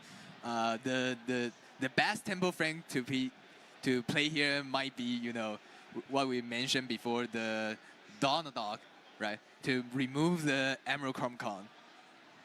Yeah, but he only plays that one-off, right? One copy. So it's going to be so hard to kind of dig through and be able to reach that card.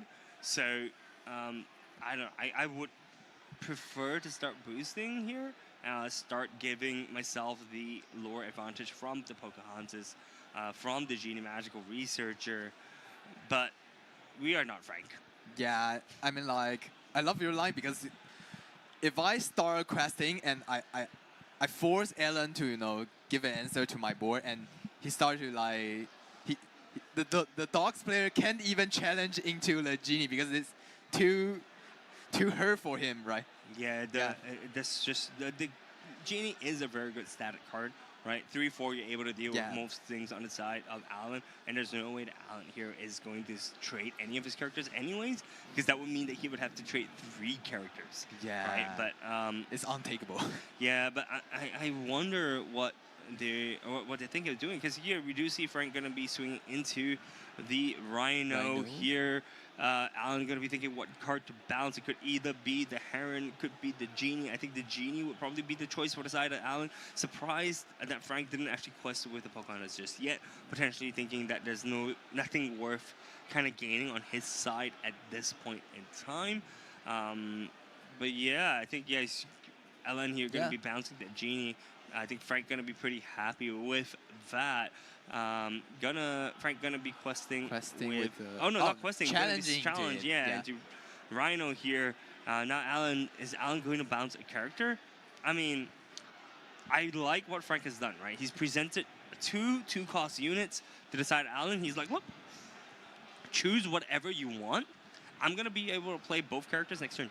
This turn. This turn, because he can get to the 5 inks now, and he can play the Genie once again, and of course the Pocahontas once again. And I mean, like, Frank definitely want to, you know, deal with Alan's board, so he challenging into the Rhino first and make Alan to, you know, make a choice here, and not questing first at all, right? Yeah, so Frank, you're going to be inking that Captain Hook. He is playing 2 characters. There we go. We do see the Genie and the Pocahontas do come back down. Again. Welcome back. Welcome back. Exactly. Here, Alan has 3 ink, has 2 cards in hand. We do see the stage manager. We do see the Street Smart Dog here. But the Street Smart Dog is there's not enough. Not playable, right? There is not enough right here. We do see him playing. The Nani has all the options available from the 4 cards that he's seen from the top of his deck. I do not mind seeing something like the Lilo, perhaps? There we go. Yeah, Lilo's gift art is going to be chosen from the side of Alan here. Going to put the rest of the characters back to the bottom of his deck with one ink. I don't think Alan would be able to do anything at this point. Does choose the ink tramp. The tramp. Wow. Ooh. So Alan is starting his top deck game. Yeah, I mean, like, he has to ink the tramp, right? He can't just like pass away here. He would lose like so much tempo here if he just passing to Frank, and Frank can get the control of the board and maybe like play Angel this turn and throwing the snowball and dealing with the Grandmother Willow, right? Yeah, I mean, look, I think Alan here is grabbing for straws at the moment, trying to find a way to get himself back into this game. This game has gone on for too long, and even with Emerald Chromnicon, Frank still has 3 units on the board, which is not a great sign if you're a Dogs fan, a great sign if you're a Purple Steel fan. Yeah, and it's there's 10 lore for Alan, so there's only the good news for him, right? Yeah, I mean, there's an 8 lore difference, but at the end of the day, we saw what Frank did previous game. He built his board extremely wide. Yeah. And he's like, hey, look, doesn't matter. I'm going to quest for 10 in 1 turn. Right, I'm going to catch that up in 2 turns. It can be 2 turns. I'm going to get it. 2 turn clock. And now Frank is starting challenging to the lady with the Genie and seeing what's Alan going to bounce back into his hand, and he chooses the Black Heron, which is really good because Black Heron can definitely challenging to the Grandmother Willow. Yeah, I think Pocahontas here going to be swinging into the Grandmother Willow as well. 3/2 body, swinging into a 1/2 body means that Grandmother Willow gets banished here. Pocahontas is left with 1 willpower left. Yeah, okay. Bouncing back Nani for the follow-up for the synergy. Yeah, that's really smart, right? Being able to play Nani again for turn 2 to just keep digging through your deck. Unfortunately, you're not going to be able to play something like Under the Sea or take Under the Sea back to his hand. But that means that he will constantly be able to put units onto the board. And I think this is what Alan is trying to do. trying to get himself into the game by just playing units every single turn. Unfortunately for Alan, Frank here, just being able to have so many low-cost units means that he will also be able to flood his units back onto the field, even though they've been bounced by Emerald Comnicon. And if you do a play like this, right? Dog into 2 draws. Yeah. Oh. No. Oh, not into the, yeah, he didn't trigger Dog's ability. He He has boosted 3 Genie. cards on his hand. Yep, he boosted Genie, so he doesn't want to get rid of any of his cards from his hand. So just passes after taking some trades. Is going to pass it over to Alan, Nani being played right now, looking at the top 4 cards of his deck, seeing, praying for something that he can draw off the top. I think not even a Daisy Duck here is going to do anything. Alan here, we didn't quite see. It was a Grandmother Willow, I believe, that he picked it up. Yeah, I mean, the good news for Alan is no Angel this time, so you don't get Snowball in the face. I mean, like, Angel would be a disaster for Alan, definitely for sure, right? You know, throwing the snowball each turn on your character, and no way you build your board wide, right? Yeah, for sure. Alan gonna just quest with the Lilo Escape Artist. I mean, hey, look, if Lilo can be played from my discard pile, why have her on the board? I mean, it's for sure. It's not getting you any closer to Under the Sea anyways, so plays that Lilo, quested the Lilo, and just passes it back over to Frank. Frank here, tapping 3, gonna be playing, I believe, if he has another Magical Research or a Cheshire Cat. I think Cheshire would be extremely strong here. Take the control of the field. Yeah, I mean, look, you could Cheshire boost and then shift the 1 counter from the Genie or the Pocahontas over to the Lilo, and then use your dock to trade into that Lilo, right? Banish the Lilo, so not even trade, which is absolutely gross. Yeah. Frank here, making sure. And you know that even Alan can play the Under the Sea now. The only thing he can stand under to the deck is the dog, which feels bad. Yeah, feels so bad. Okay, and Frank's now started the calculating, plays really patient and stable. Like I said, man, slow and steady wins the race. We are going to see Strength of the Raging Fire. Going to be getting rid of that Nani. Ellen going to be able to bounce 1 of Frank's characters back to his hand. Now, you can't really, bounce the Genie. I mean, you bounce the Genie, you're going to give your opponent 1 more card in his hand. Frank going to be pretty happy with that. Doesn't want to let Frank accelerate the lore gain with the Genie here. Yeah, but so Pocahontas questing, gaining 2 lore from the Lilo. Going to be using the Doctor quest as well. Uses the Black Heron to trade into that Lilo. Escape Artist, Alan here going to choose a character to bounce if he wants to do so. After all, keep in mind, Emerald Comnicon is a you may effect, not a you must effect. And now Genie is getting back to the play that, you know, this game is like keep repeating the Genie getting back to the play and bounce back and getting back to the play. Yeah, I mean, look, Alan here, top deck, I believe I saw the Nani is going to be playing a second Lilo. This is the way for him to kind of stay in the game. He just wants to quest. Not even catch up, right? He's in 12th he's in the lead. He's in the lead right now, but it doesn't really feel like he's in the lead right now because of just the board control that Frank has. I mean, like, you have to get like 20 lures to, you know, win in Lorcana. So Alan is still have a lead in the, you know, lore. Is really good for him, and even he can't build the white board what Dogs player usually do. The Emerald Comicon really do a lot to, you know, slow down Frank's speed and somehow control the field and getting some lures like step by step. Yeah, Frank just gonna get rid of that Escape Artist, the one that just came back from the discard pile. Here, Frank going to get the Genie bounce back. It's gonna be okay with that. I think he's just gonna play the Genie again. I expect, but not without questing first. Quests for 2, quest with the Black Heron, quest with the Dock, and he has Elsa. Elsa. Elsa, the fifth spirit, which can exert one opponent character, and it has a rush with it, so you can challenge it into the Lilos and banish the Lilos. And now Emerald Chrome bouncing back the black hero, which Frank can he's gonna play back. replay it. He's like, hey, look, I don't need Black Heron right now. I'll play the Pocahontas. Yeah, Pocahontas better. And Lilo's back now. Yeah, I mean, look, right now we've gone into this gameplay loop, right, where Alan's just going to keep playing the Lilos onto the board, and Frank is going to just deal with it every single time.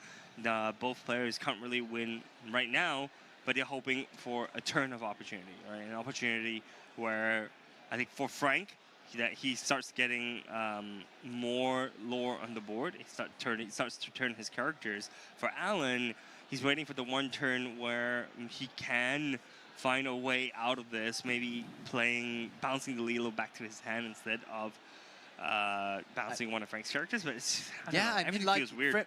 Alan has to play the character that is ready, that Frank can, challenge into it.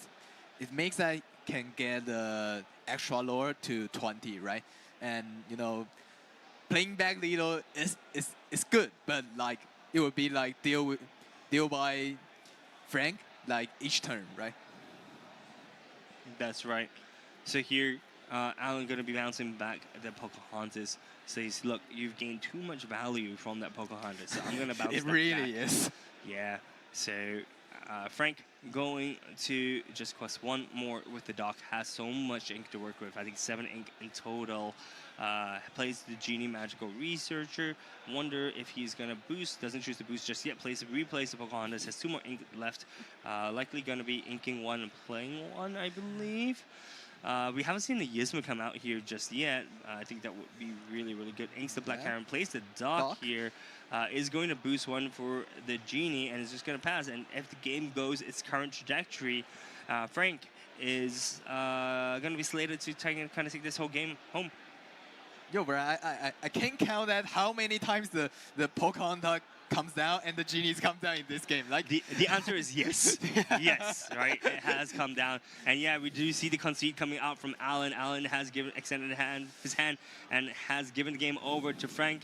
And that game was such a nice game to see as the Purple Steel enjoyer. Yeah, I mean, like, it's really, really surprising me. Like, Frank plays it so well. He didn't even quest like in early game or challenge. He just like plays steady, stable, and he knows what tempo he is.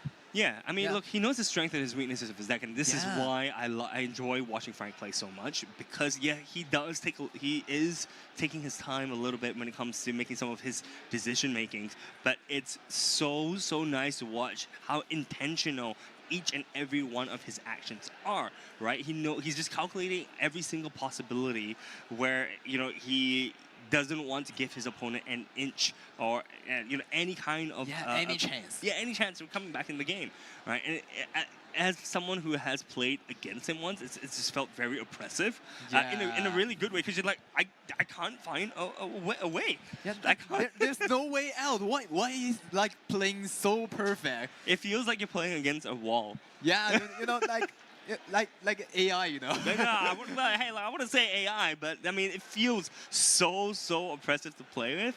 But it's also so intriguing when you see a player of his caliber, go through the game in his head, right? So I think congratulations to Frank. We will have him on the desk in just a little bit, and congratulations to Alan here for actually going all the way to 3-0 just a bit.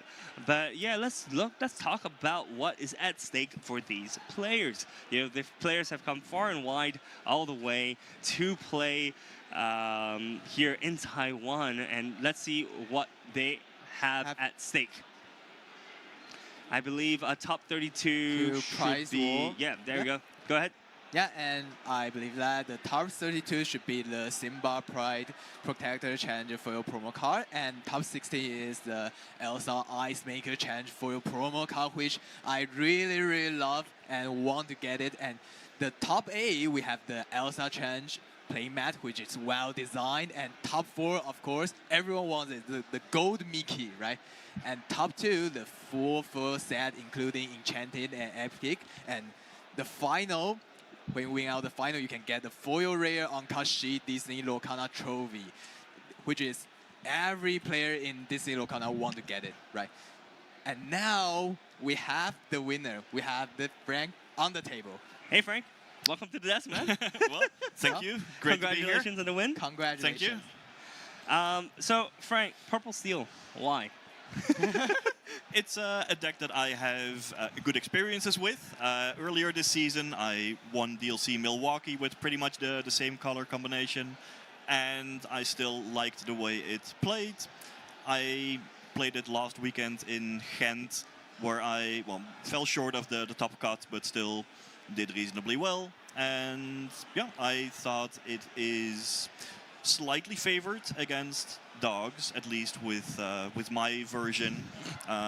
Lots of proper cheap challengers like the Black Heron, and that was really clutch in the games. Yeah. And I believe I haven't played against Blurple today yet, but so far I have been beating it in playtesting. And I enjoy the way the deck plays. So yeah, and so far it's been going well. You know, that's kind of the most important thing, right? Enjoying how the deck plays. And I think that's a really good point that you've brought up, right? And I think often when people come for these DLCs, they often go for a comfort pick, right? Is there any kind of, I guess, recommendations you could make to players who have not played a DLC before and have, it's like, so for example, in the Philippines, right? There's going to be an Infinity DLC coming up. Any recommendations on players who haven't played a DLC before who are intending on playing a DLC? Well, look first at what kind of Lorcana you like to play the most. Are you the type of player who wants to get out ahead and quest as quickly as possible? Or do you prefer to take control of the game where you just enjoy the challenges and the removal, the answers? Based on that, choose which deck you want to play. There are probably a couple of options that are reasonable and have been doing well. Although for Infinity, for Infinity, you probably have to look back at preceding decks. Time There's capsule. not a whole lot of information out there yet. But then, pick something that you really enjoy playing and spend the time to learn how to play it, how the matchups go, and gain that experience, which will ultimately help more than trying to pick the perfect deck with the ideal percentages for the metagame. I think familiarity and experience matters a lot, because ultimately these tournaments are decided in the gameplay portion. That's right. Rather than just the deck building portion. 100% agree with you, Frank. And another question, and I know you're a really good player and experienced player, and I want to know, lad, do you have any suggestion for people to how to prepare for the tournament? So what I like to do is to play games, sometimes even with open hands, where I discuss a lot with my opponent. There's just so many small decisions in the game, from the opening hand alteration to early inking. Even in the mid game, do you challenge? Do you quest? What's the overall game plan? What can you deduce about the opponent's hand from their plays and inking choices?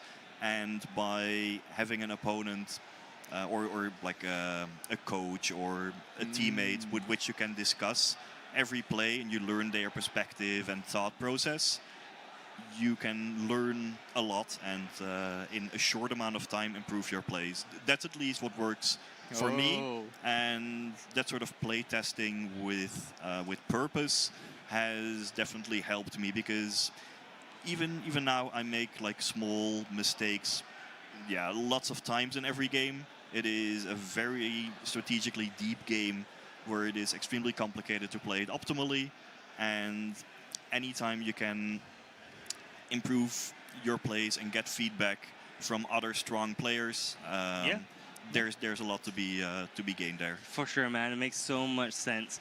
But hey, before we let you go, any shout outs that you'd like to do or any call outs?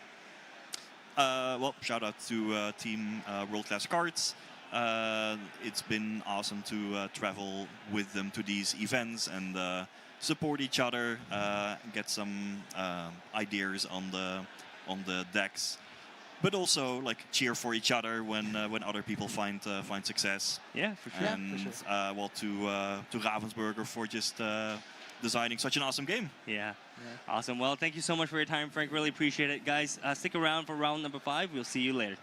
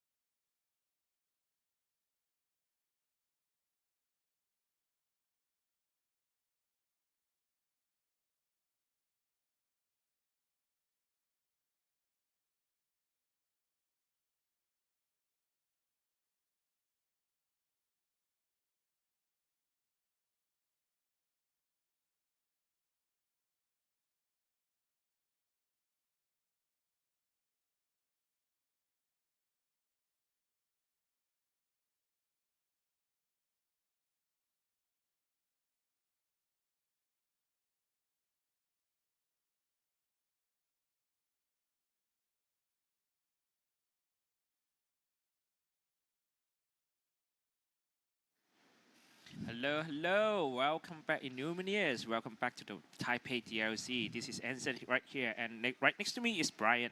What's up? Yeah, so we are going to round 5, and we already received the information on the live stream table. We are going to have a dog versus dog matchup.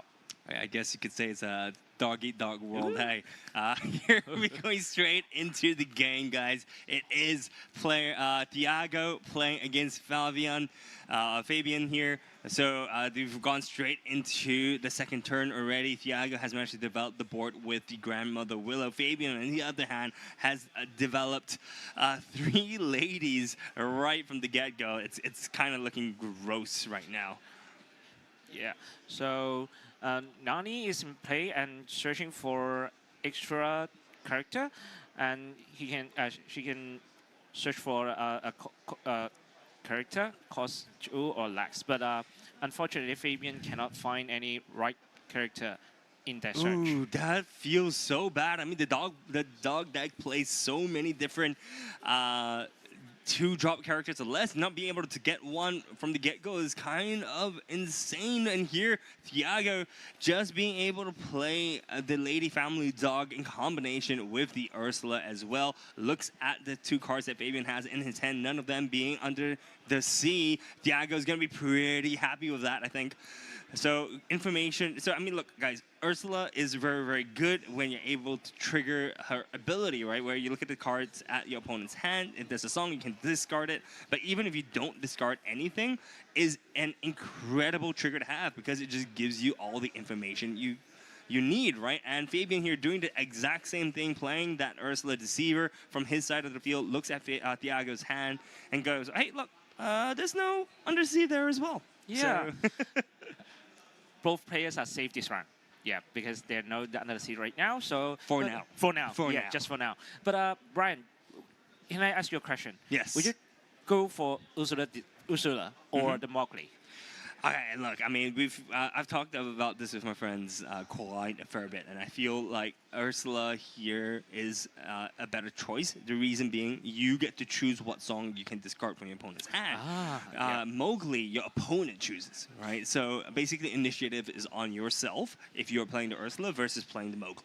Right here, Thiago does drop the first of the 2 Tramp Street Smart Dogs here. Ooh, gets 2 Lilos in the discard pile. Gonna feel pretty happy with that.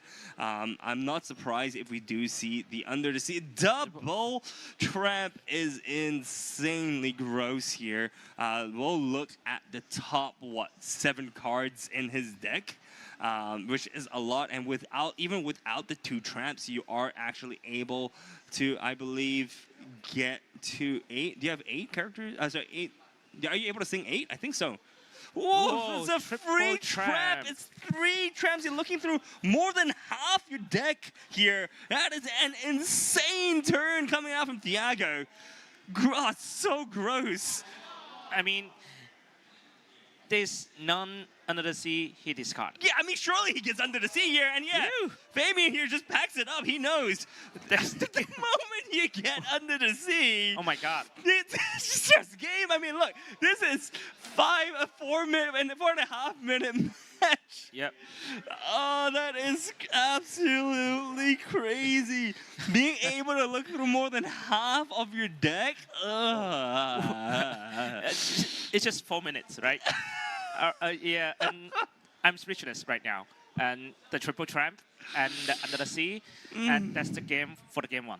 I mean, you literally asked me just now, hey, Brian, what is, how does the dog matchup go? The dog mirror matchup. This is how it goes. Whoever gets Under the Sea first just wins. Just to get the game, right? So, I know.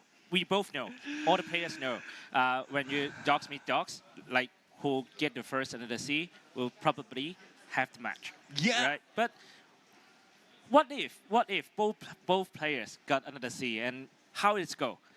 How it's go? I mean, look, even if both players get Under the Sea, whoever's able to sing it first is going to have the advantage, right? Because the thing is, if you don't play, if you get Under the Sea, you don't have enough units to recover.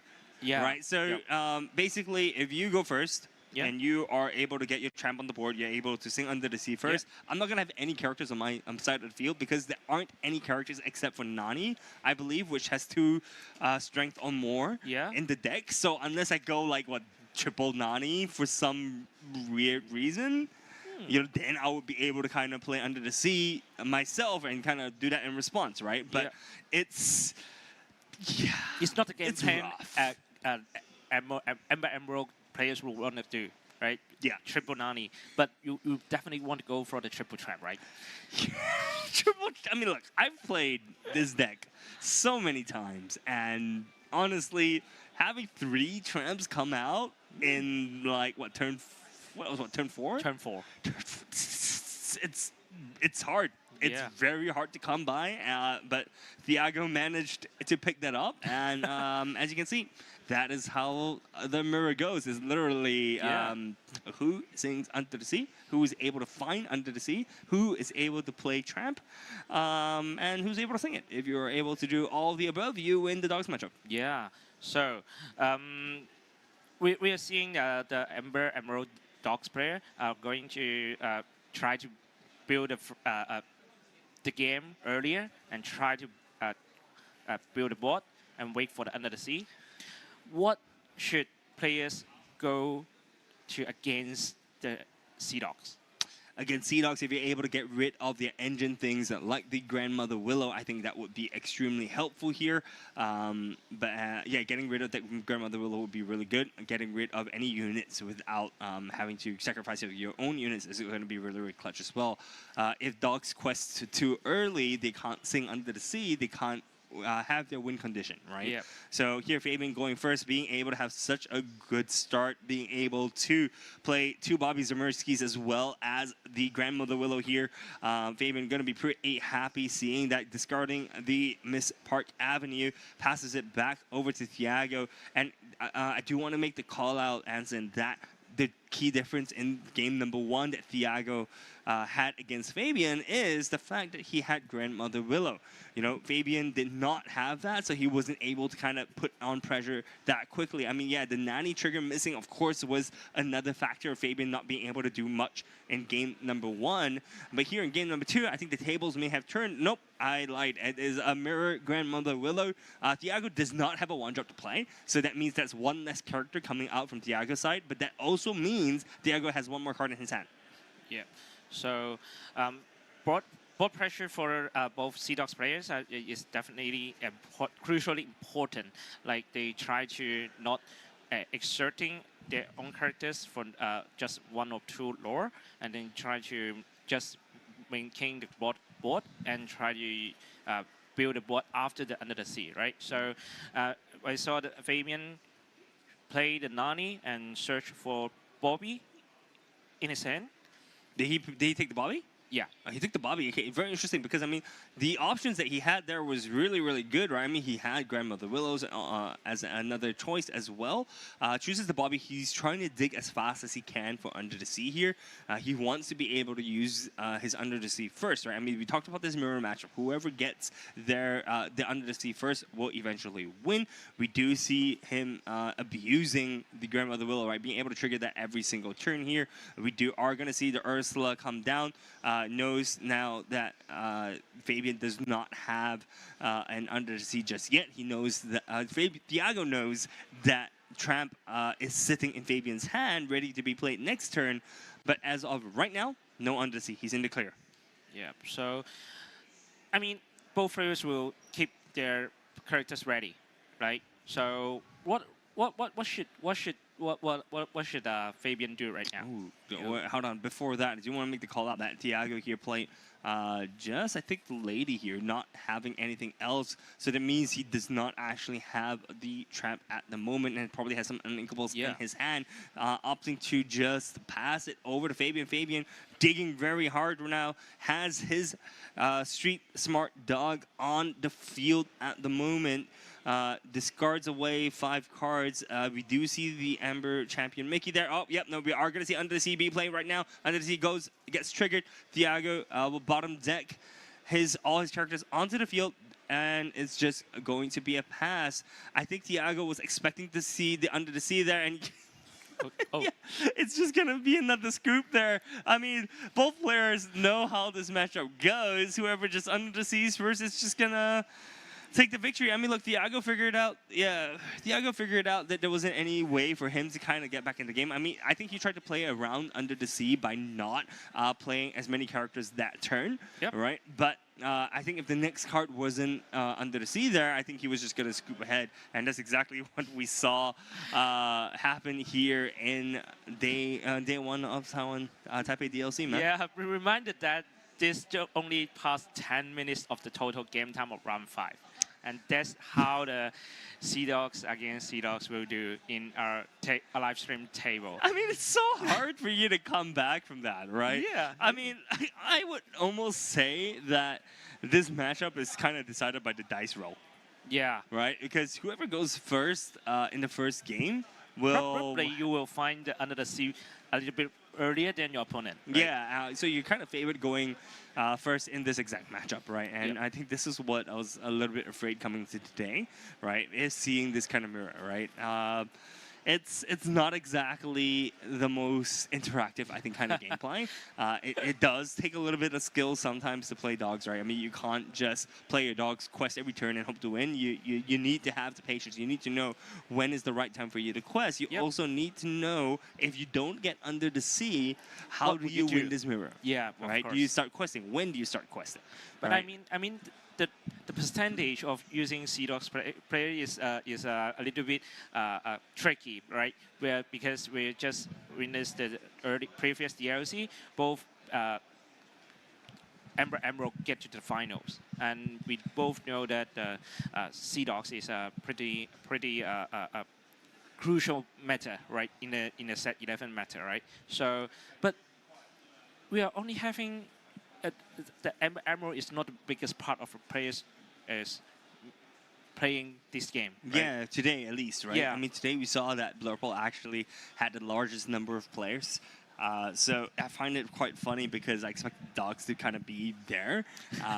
But you know what? I think Blurple players are just very comfortable with their deck. They know exactly what the deck is meant to do. And I think there are definitely ways for you to build your Blurple deck around kind of beating dogs. Yeah. So it's, I mean, I can't wait to see a Blurple on stream. As I said before, somehow whenever I am casting, the Blurple ends up winning, right?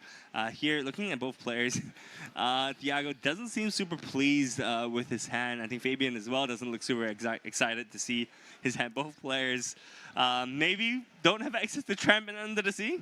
Yeah, and for both players, at least Emerald is the color matching that you need to build your board early, and each card is important.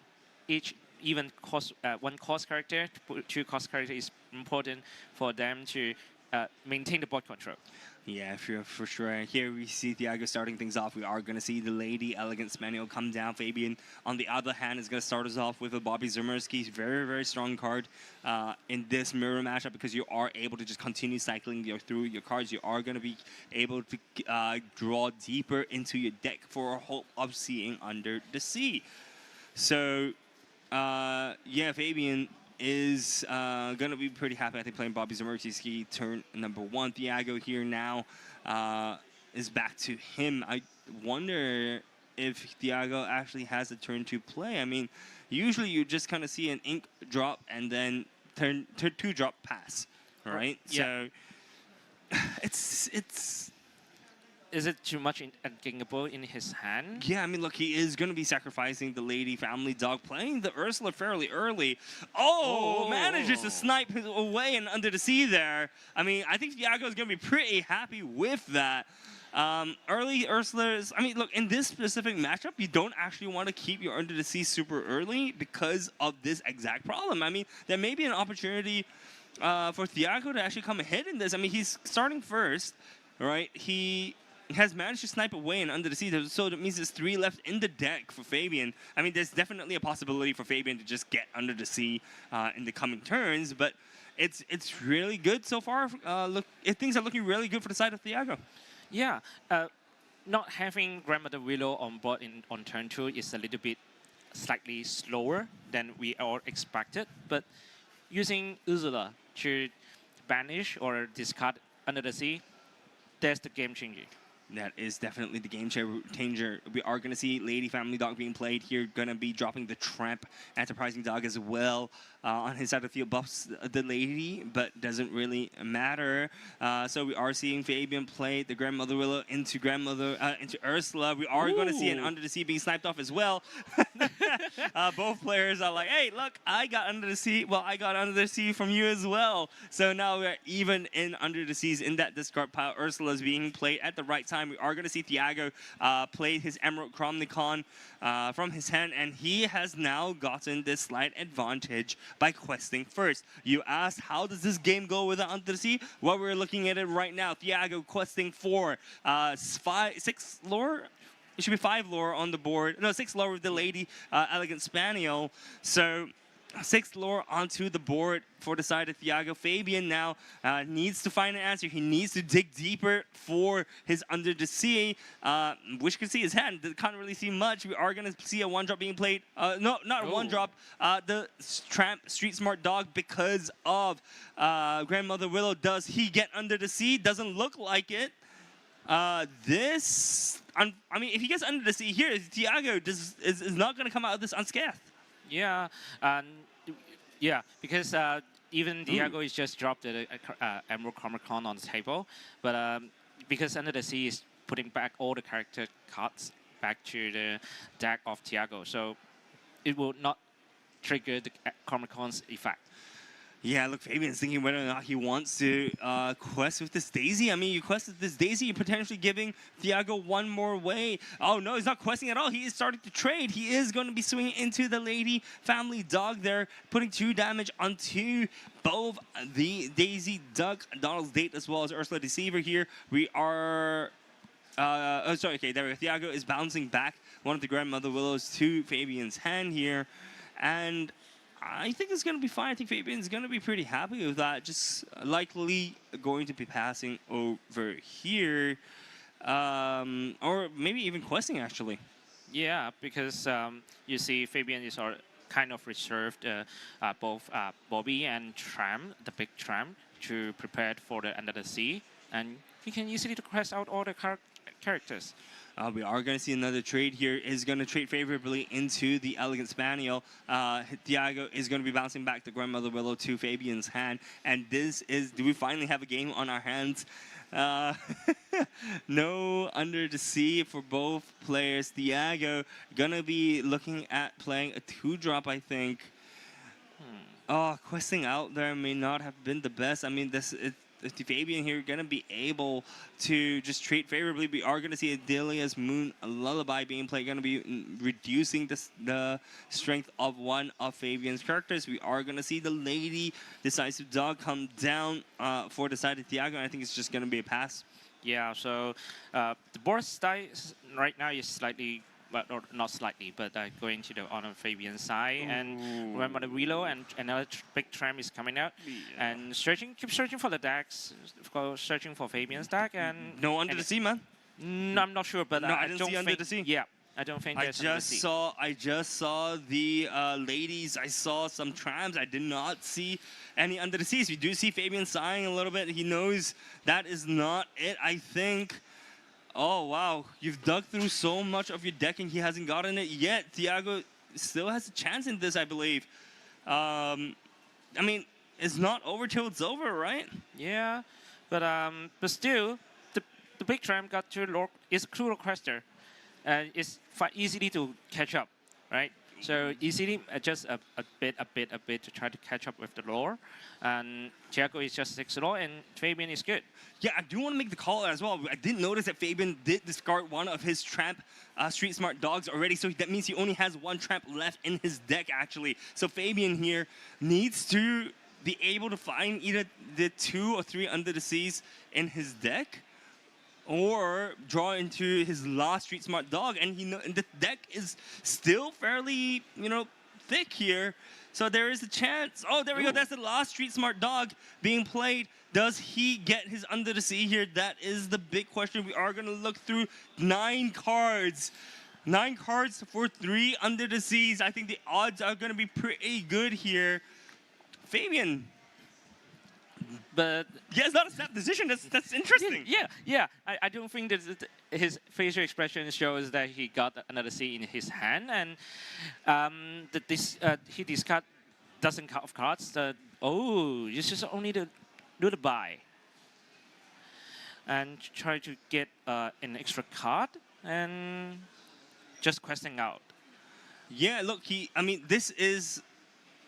Yeah, he doesn't get under the sea here, but he is just going to be questing out for 9, and that's a huge point swing, tempo swing towards Fabian. Fabian just going to be passing it over to Tiago. Tiago here, if he is able to find a trap, there is a good chance for him to potentially come back. I mean, he does have, I think, no, he doesn't have one more turn, actually. This is going to be the final turn, I think, that Thiago has. So he needs nothing short of a miracle here.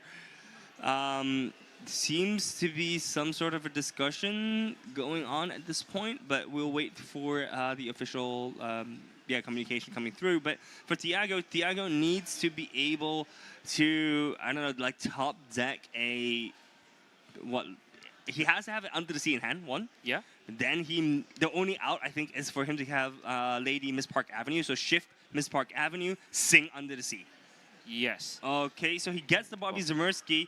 That's going to be game. Yeah, it was not under the sea. It was not Miss Park Avenue there. There was nothing else that Thiago could do. And look, Thiago just didn't have any Bobby Zamerskys or any of his filter cards to go through his deck. So it just goes over to Fabian, and that's going to be game. And that's how the mirror works. Yeah, I mean, it's very unusual for us to see in a single match that we don't see Under the Sea will play it. But that's that's the key point of having a mirror match, right? So both players is going to find the missing pieces. That's the Under the Sea in this matchup, and that's the game. That's the game. Yeah, that is just the game. And look, I think there was just not much that Thiago could do there. And it does somehow feel a little bit like, it feels like it's all come down to luck a little bit when it comes to your dog mirrors. Because if you draw well, you're going to be fine. Yeah. But I feel like you could also kind of say that to every single deck that you play. If you draw well, you're going to win. Yeah. Right? But it feels even more so for the dog versus dog mirror. And unfortunately for Thiago this time around, didn't quite have as much luck. But you know what's good news? Both players are X0. So that means there's a solid chance for them to get to day 2. All right, as long as, I think even if they lose out, they still should make it, they should still make the cut. Yeah, for DLC Taipei, you need to secure 13 points in day 1 and get into the day 2 for an extra 2 Swiss round for the top cut 32. So both players still got chance, especially for Thiago. He just got his first loss in the day. But I mean, dogs still got pretty much potential to beat any other matchup, right? Yeah, look, I mean, dogs is super favorite right now, right? If you choose dogs, you generally have a safe game plan. I mean, dogs feels like you're gonna be playing your own game. Yeah. You just want to do your own thing. You just want to play. You just want to play your own, matchup, right? You're gonna just play your Bobby Zamersky, filter through your deck, get your trap, play the trap, filter through your deck more, find Under the Sea, and then just play, sing Under the Sea for that finisher, right? Yeah. Well, not finisher, but rather you're not letting any of your opponent do anything. Yeah. Right. As most of the time, you are gonna be able to get your opponent's strength down to 2. Yeah. Right, with your Rhinos or with your Delia Mizunos, Moonlight Lullabies, there's so many ways for the deck to reduce your opponent's strength. So we're going to see our top cuts on set 11, but especially for Nani, I mean the stage manager, right? So it's a huge improvement for the Emerald deck. She can search through the decks for extra characters with 2 cost or lags, and so I mean that's very good for the Emerald players, right? Yeah, look, I mean, not only did set 11 bring Nani Stage Manager. It also brought Grandmother Willow to the Dogs deck. I mean, Grandmother Willow really smoothed out the curve for Dogs. You're able to play your Tramp Street Smart Dog so much earlier. But we also have new cards that have come into the meta. We have Let It Go that was reprinted and set 11. This card was a fan favorite for many in sets 1, 2, 4. But we also got stuff like the Moana Curious Explorer, which I'm personally excited to see. I think is going to be the new way for you to start ramping up your decks post-rotation. And we're also going to have Angel. I mean, we saw Angel do so much work in the game with Frank just now. Yeah, so we still didn't have chance for us to witness the Let It Go and Moana, but we have Fabian on the table. Welcome, Fabian. Hey, Fabian. Congratulations for your win. Yeah, congratulations to your win, mate. I think dogs versus dogs, man. Dogs is dog. Dog versus dog, yes. Tell me, when you saw Thiago playing dogs, what was kind of running through your head? I play against a good player and I need to play good, that's all.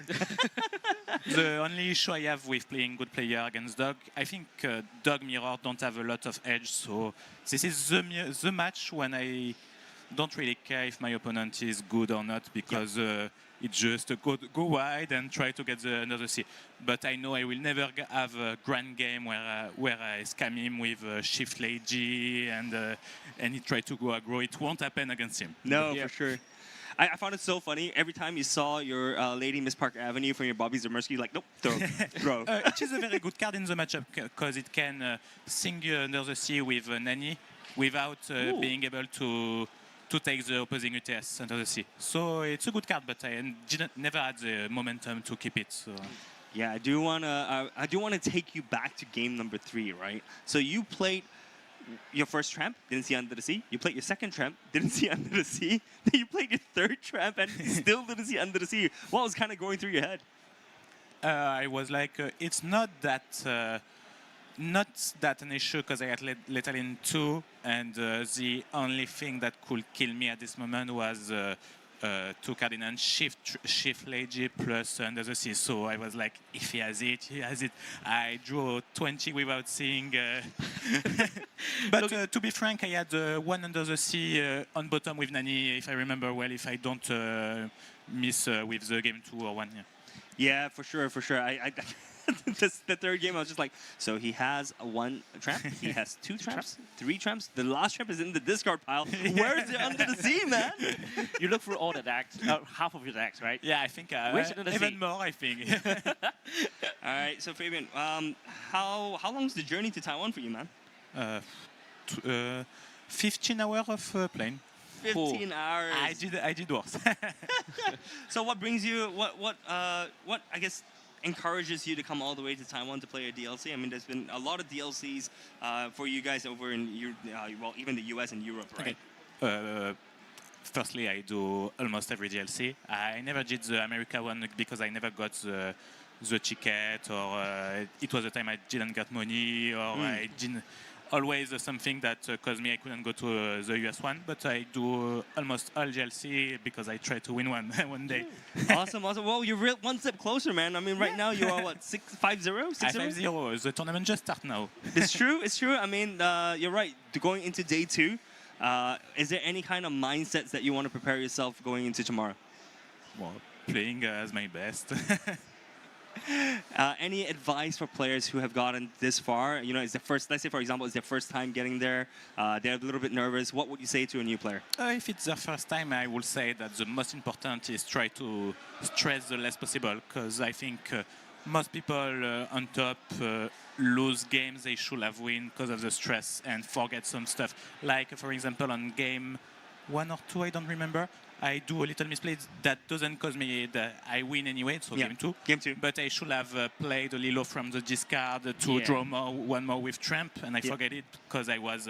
and you know, this is the kind of thing you can forget when there is pressure on it, and I think you should take break between rounds, even between games if you want to... Yeah. It's very important. No, I think that's a really, really solid advice, man. Last question for you, or rather, last thing for you. Any shout-outs that you'd like to do? So any shout outs, any like thank yous or messages you want thank you to all my friends, to everyone. There is too many people I can't. Thanks to my friends who came with me in Taiwan and those who stay all night for me in France because they did sleepover for me. Oh, that's awesome, man. Well, all the best for day 2 for you. Thank you very much. And hopefully you get some rest after traveling for 15 hours, man. Good luck. Thank you. Congratulations. Stay tuned for game number 6, guys. We'll see you guys in a bit.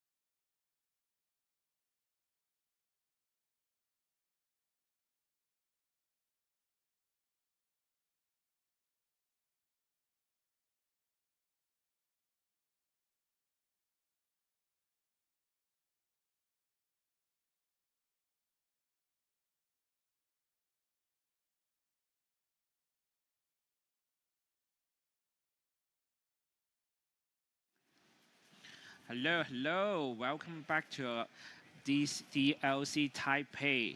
And this is Anson, and right next to me is RJ. This is RJ. Yeah. So, before this game begin, we just witnessed both Sea Dogs play against each other. Yeah, so the Sea Dogs mirror. Yeah, that's a pretty quick game, and I mean the game time is already just past 10 minutes. It's already in the game 3. Yeah. That's huge. That's insane, and both players do pretty well and searching for the Under the Sea. Yeah. And unfortunately, we didn't see Under the Sea in that last game. Yeah. But whoa, searching for Not a big deal. Not a big deal, yeah, because having 3 trams in play and try to search through like maybe half of the decks for they can't find Under the Sea, but still fine. They can still get a win, right? Yeah, absolutely. And we'll have a very different matchup in this game. Yeah. Definitely Yeah. different. Yeah. So we received the information from the live stream table that we are having 2 Blurple players facing against each other on the live stream table. And one of them is our famous What's world really champion, DKP, is our live stream table. And we're seeing both players are ready to start. I'm really excited about this match. You know, the one of the best, you know, Blurple player is start to, you know, playing this deck. Yeah. So Aaron is on the play and inking Basil, and for another Basil to put it on the table. And DKP just inking the SRIC and just passed his first turn. Yeah, and you know, it's not a big deal that you miss the Temple 1 in this Blurple deck, right? Yep. What matters more is like, did you got the ramp, Yep. right? And definitely, I think DKP will get a ramp because he just inked the ramp card. Yeah. Yeah. So both players believe got their ramp card in their hand, or Aaron is already played the Tipo in his turn 2, and Tipo for DKP as well. And actually, in my personal will, I do love DKP showing the cards to the camera for us, right? yeah, for sure, definitely. And here comes the Tipo for DKP, and instead of the cell, right? Yeah. At least with Tipo, you have characters on board. Yeah. And you can at least maybe you can quest for lore or challenging opponents. To the character. Yeah, but I do think Tipo will stay a little bit longer on board, right? It's not Basil. Basil is character that you wish to like support your characters and try to challenge opponent. But still, Tipo will stay on board for a bit. Yeah, and in last turn, Aaron questing with that Basil because, you know, DKP didn't have the tempo in his first turn. Yep. So yeah, and Basil get a free quest, and now I don't think that Basil will even quest again, right? Yeah. Yes, because the support for Sapphire Amethyst is very important. Like if you support the genie, you can challenge and banish the opponent's genie in a single turn. Yeah. And here comes the Cheshire Cat, which can swift the damage to opponent's character, right? Yep. And Anson, can you tell me that what matters the most in this Blurple mirror match? Well, I believe right now what I saw is the DKP's Dumbo, right? Yeah. Dumbo has allowed the evasive character to exert and pay 1 ink and have 1 lore and draw a card. I mean, that's a huge advantage, like having cards in hand, maintaining board pressure and lore pressure. Yeah, and here's something spicy come down. The Elsa, the 5th Tiberius, come down and exert DKP's Dumbo and Basil questing and give Elsa extra strength. That the Elsa swing into the Dumbo and banish DKP's Dumbo. Yeah, so that's important for the Basil in play. And we see DKP just plays his own Elsa. Yeah, his own Elsa.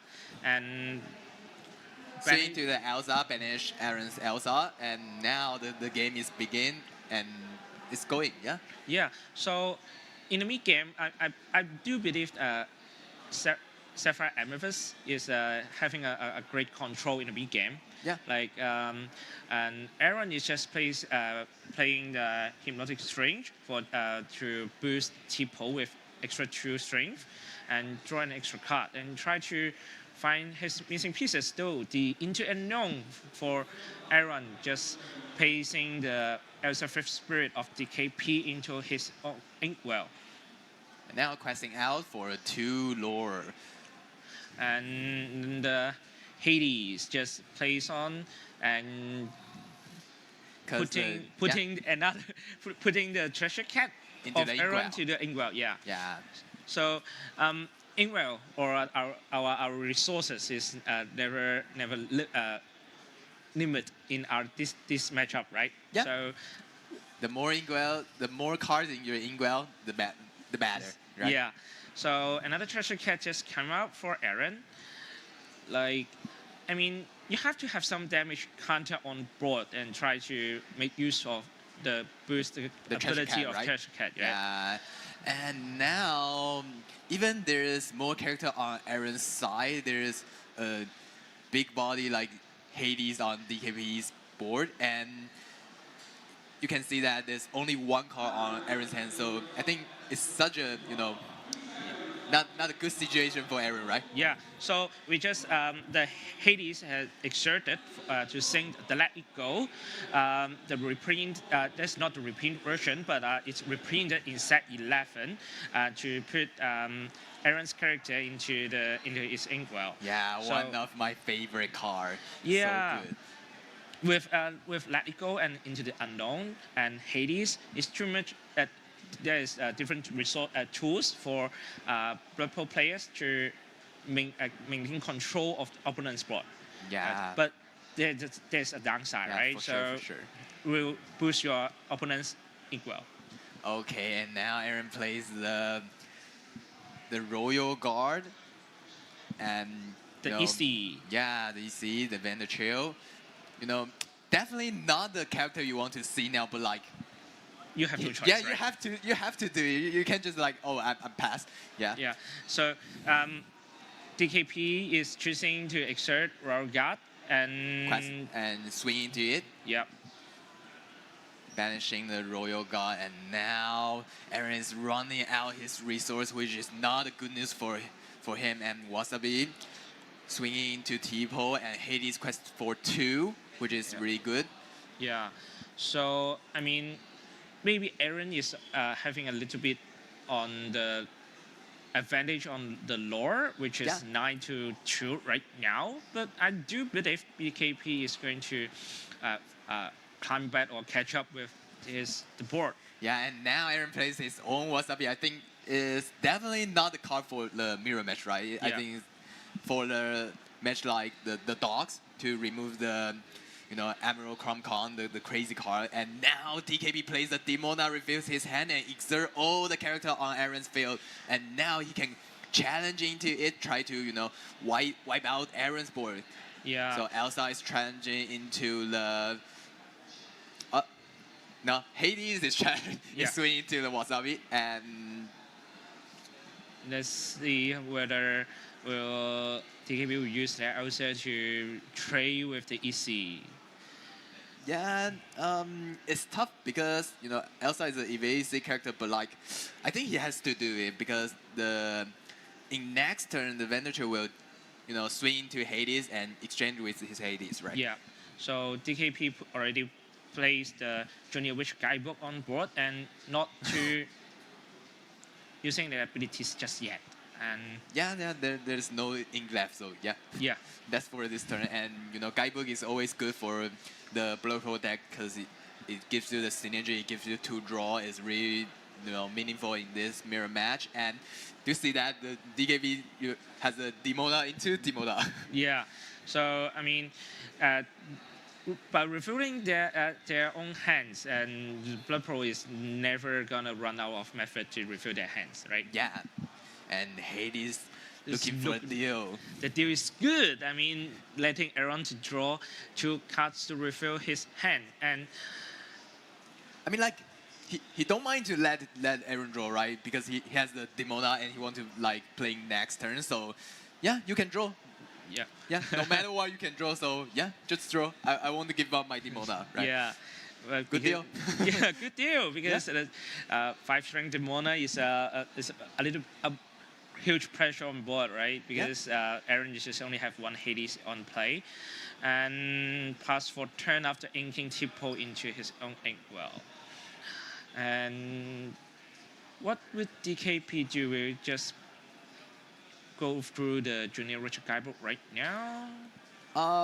It depends on should he play the Demona, right? And I think the answer is definitely yes. Yes. Right? Yeah. Because Aaron just drew like several cards in last turn, and now Demona can only refill DKP's hand, and you can swing into his Hades and quest for your own Hades is like really good for this turn, right? Yeah.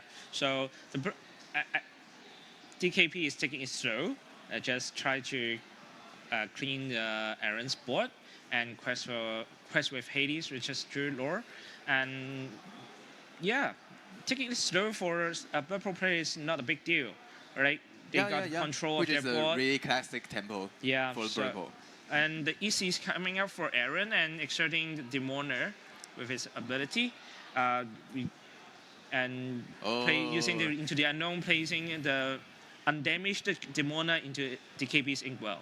Yeah, really good line. Exert DKP's Demona and Into the Unknown. Yes. Really good line to deal with DKP's board. Yeah.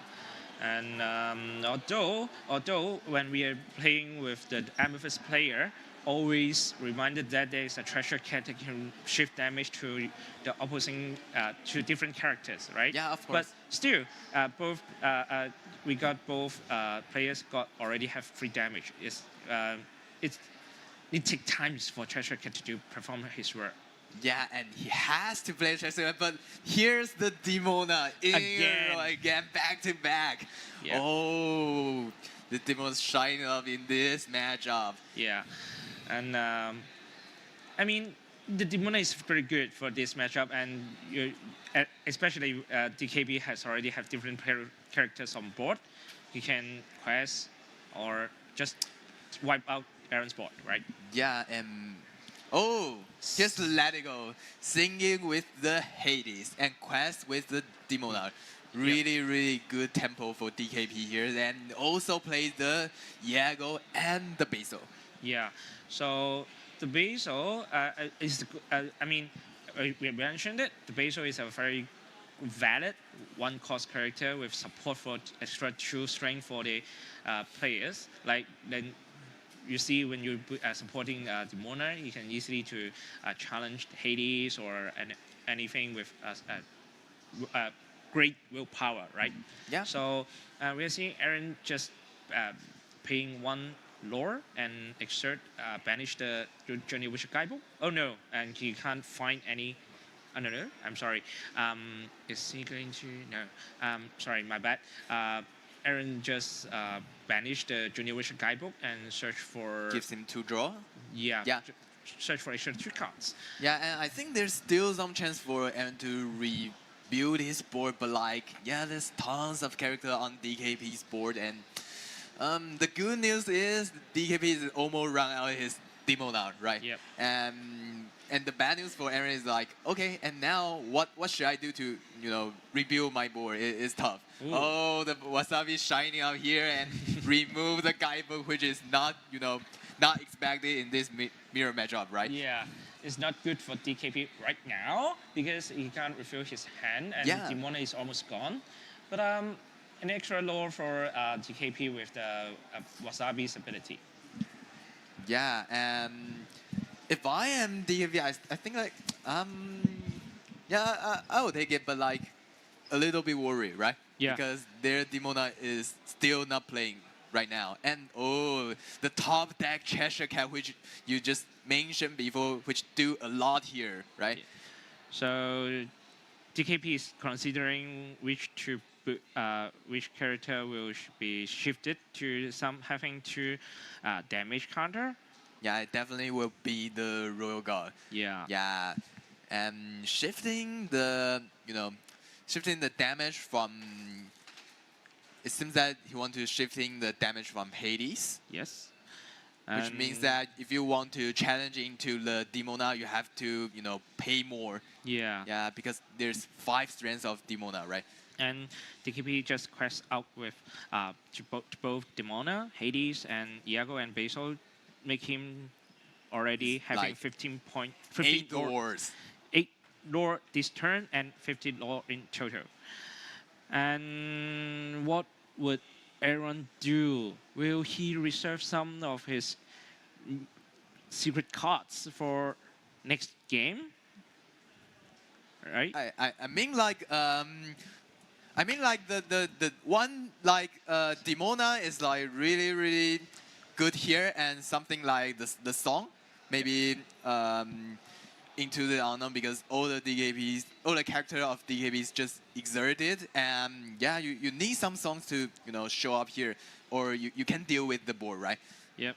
So Demona is coming down for Aaron and exerting whole board of DKP, including the treasure cat.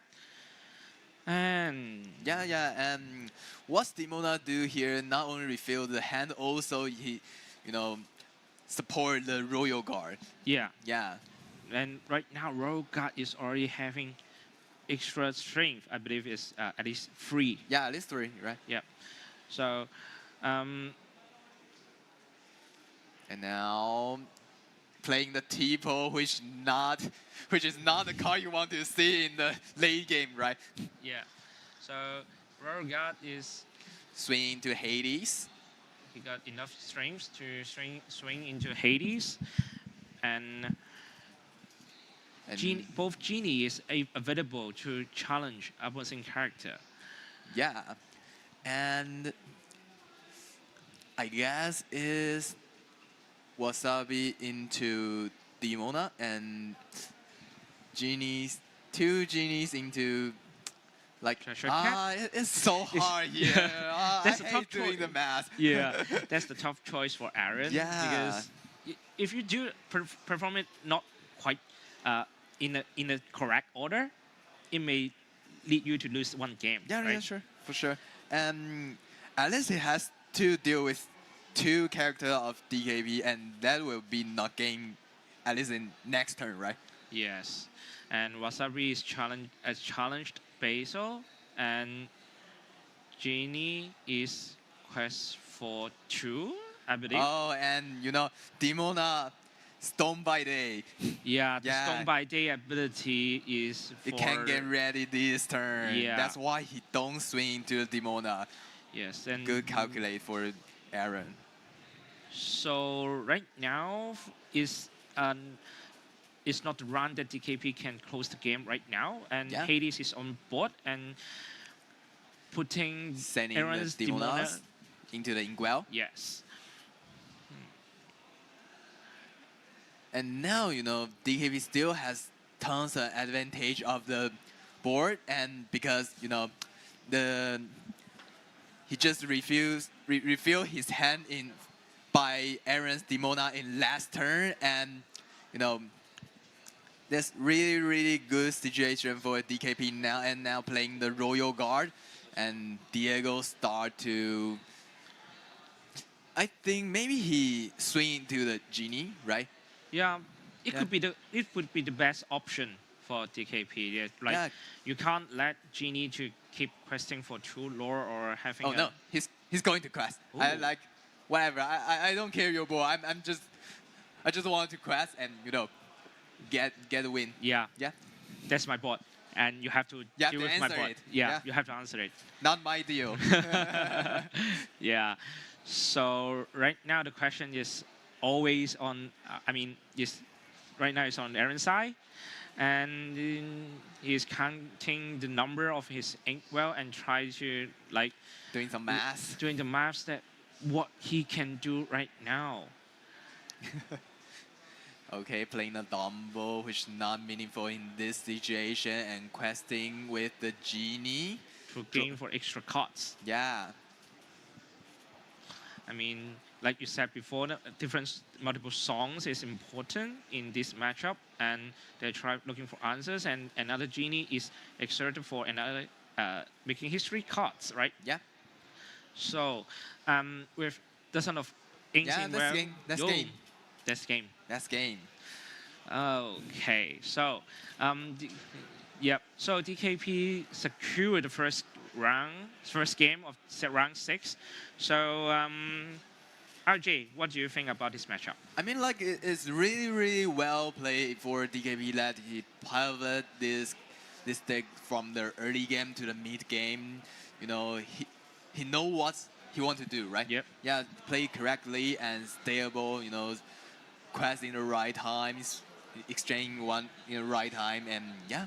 Yeah, because good. he's DKP, right? The master of the purple deck, right? Yeah. So we're always we should look about look into the deck list, right? So I do believe that both of them is a pretty solid and standard purple deck. So and I think one of thing that we can talk about is that both of them play the Wasabi. Yeah. Right? You have to you have to be prepared for the different items like Emerald Crown. And for me, I'll prepare for the lantern. Right? Oh, which one is really do a lot of thing to the Amber deck, right? Yeah, Amethyst deck. I mean, the lantern is a pretty solid item that to let to ramp for your characters to cheat it out early. But still, you have to deal with their board, right? Yeah, but that's fine. But Wasabi is a good card, and you should always be prepared for items right now. Yeah, I mean, like in last patch, I don't think people is like happy to play the Wasabi in their deck, but you know now you see both good players are playing the Wasabi. I think the most reason is like maybe just for the Emerald Crown for the dogs, because you know Purple didn't have the good matchup against the dog, right? Yeah, like we mentioned before, Purple is a kind of a tempo deck that you need to do the thing on the right time in the right moment. So maybe we'll let the Sea Dogs player to try to have some early games advantage. So Wasabi is a must-have card. Try to banish the Emerald Crown in the right time. Yeah, and now and now we're diving into our second game, and our world champion DKP is now in a 1-0 lead, and both players starting their mulligan, and it seems that I don't know.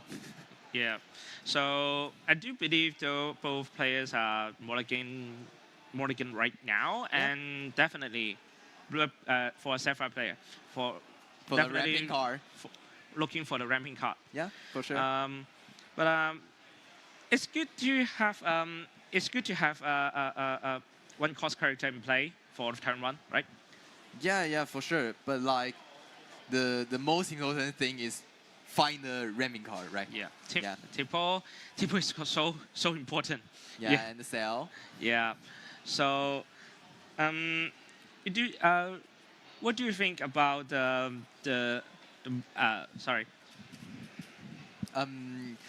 Like, yeah, both players is finished their mulligan, and now we can dive into the second game. And in game 1, DKP plays like perfectly, and we're looking for Aaron to show his strategy up, make the comeback, right? Yeah. Yeah. What should he do actually?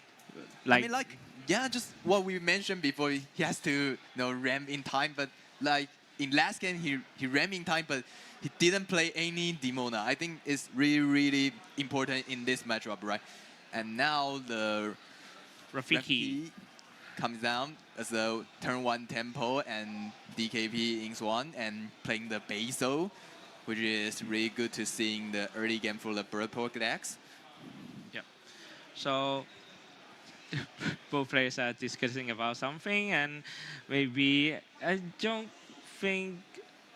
Okay, here comes the turn 2 tempo, turn the two- sail. Okay, perfect. Yep. That's what everyone wants to see in this matchup, right? And then everyone can ink another card for this turn.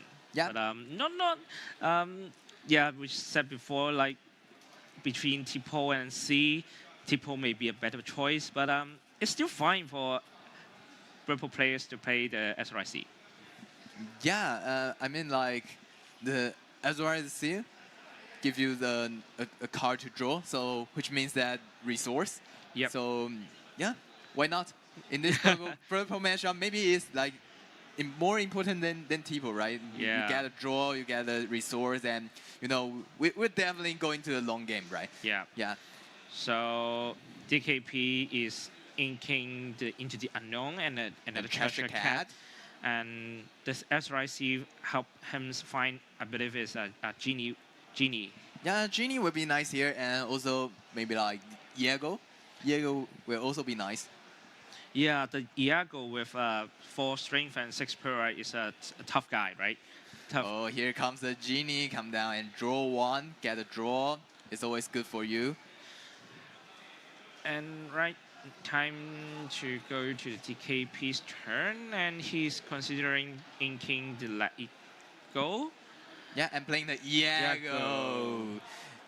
I do need to mention about the arts for the full arts of the Let It Go version. Like we can It's like redeem really, it. really good. Yeah, we can redeem it with our prize ticket in the prize roll, like in the Taipei DLC with some prize ticket you can secure with the side event. But I think that art is gorgeous, and I need to find one for myself. Oh, here comes the Elsa, the 5th spirit, and exert the Iago and play the into the unknown Gary of the Iago, which is really, really meaningful for Aaron here because, you know, if the Iago's still there, DKP can play the Elsa in next turn and just swing into the Genie, get, you know, banish Genie, which really, really meaningful for Aaron. And DKP plays the Hades, looking for the deal. And this time, Aaron says, okay, I won't let you draw. I will put it into my bottom of deck. Yeah. So Aaron's Elsa 5th Spirit is back to his deck. And right. Yeah, and now it seems that the game has becoming the long game, right? Yeah. Yeah, and that's what we you know already expected. Yeah. It for sure will be the long game, and it's so hard to play the blur pull mirror match. It's testing that what card should I play, when should I quest for it, and when should I exchange into it, and yeah, and both players are like answering. You have to answering back to Oberlin's field, and yeah, once you're out of tempo, you might lose the game instantly, right? So Jenny is having is singing Let It Go to place Aaron's Elsa into his Inkwell, and another Hades. Hades again. Yeah, putting another characters into Aaron's Inkwell, leaving only the Rafiki's on table. Yeah, and DKP is now starting to getting some control of the board, right? Yeah. And Aaron plays the guidebook, which let him draw 2. Is not really not bad, right? Not bad. Yeah, but, get the resources, but like yeah, when you draw, there's no character on your field, and yeah, it's some of the issue. Yeah, but not bad for the guidebook. But after we're seeing Aaron's is placing SRIC, Hippo, like he's running out of resources right now. And I mean, the low cost character is definitely not the character you want to see in this mirror match in the mid game or even the late game. I mean, the only character I wish to see in a late game for Purple matchup, it would be the Basil. Yeah, Basil. Basil Really is good very supporter. good. Yeah, supporting your characters and swing it to the opponent's character. That's great. Yeah, and now playing the Genie for the resources. Genie wish fulfill. So, I mean, like, do you think? Apparently, DKP has some advantage here, but like, I think Aaron still has a chance to be comeback, right? Yes, of course, because right now Aaron just plays in his own Hades and putting DKP's Genie into his well and questing for with Tipo with one lore. Yeah. I mean, it's fine because as we said, it's non-game. Still, both players got a chance to secure this win. Yeah, exchange the resources, and you know the two lore quester with evasive always the character you want to get rid of. And now comes the Demonas, refilling DKP's hand and exerting all the character on Aaron's field. And now, what will DKP do in this turn? It's like maybe swing into the Royal Guard and Refki, or Yeah. like okay. Then now Basil is swing to the Refki, and both Hades swing to the Royal Guard and the T-pose, and DKP's board got extremely well, and Aaron's build just only, you know, left. With Hades. Yeah. And yeah, that's the answer to Aaron's board. And Aaron's need to find his own missing pieces and try to gain some advantage. And looking for the deal, and the deal is for Demona, Yeah, right? good. And Yeah. the deal is good. Yeah, DKP is yeah, you can draw, Yeah, I don't have mind. I have to keep this Demona. It's really important for me now. Yeah, the body is tough, and Hypnotic Strength is adding extra strength for Hades, and Which means that it can swing to DKP's Hades and banish it. yeah. Yeah, and now in this purple mirror match, the game becomes a long way. Aaron is on 3 lore and DKP is even on the 0 lore. Yeah, but DKP intentionally showing us that he got Elsa's in play, and with Elsa and Basil, I mean, it's easy for DKP to manage the situation.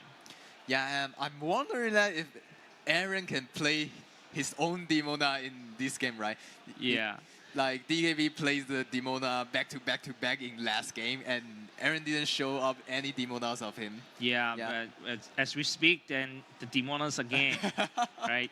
So Oh no! always looking for extra cards, extra resources, and that's the TCG, right? We Yeah. have to have some resources in hand, and placing Demona is good. And with enough resources, you play it on table after referring your hand 3 cards, that your Demona can exert it and be ready in the next turn.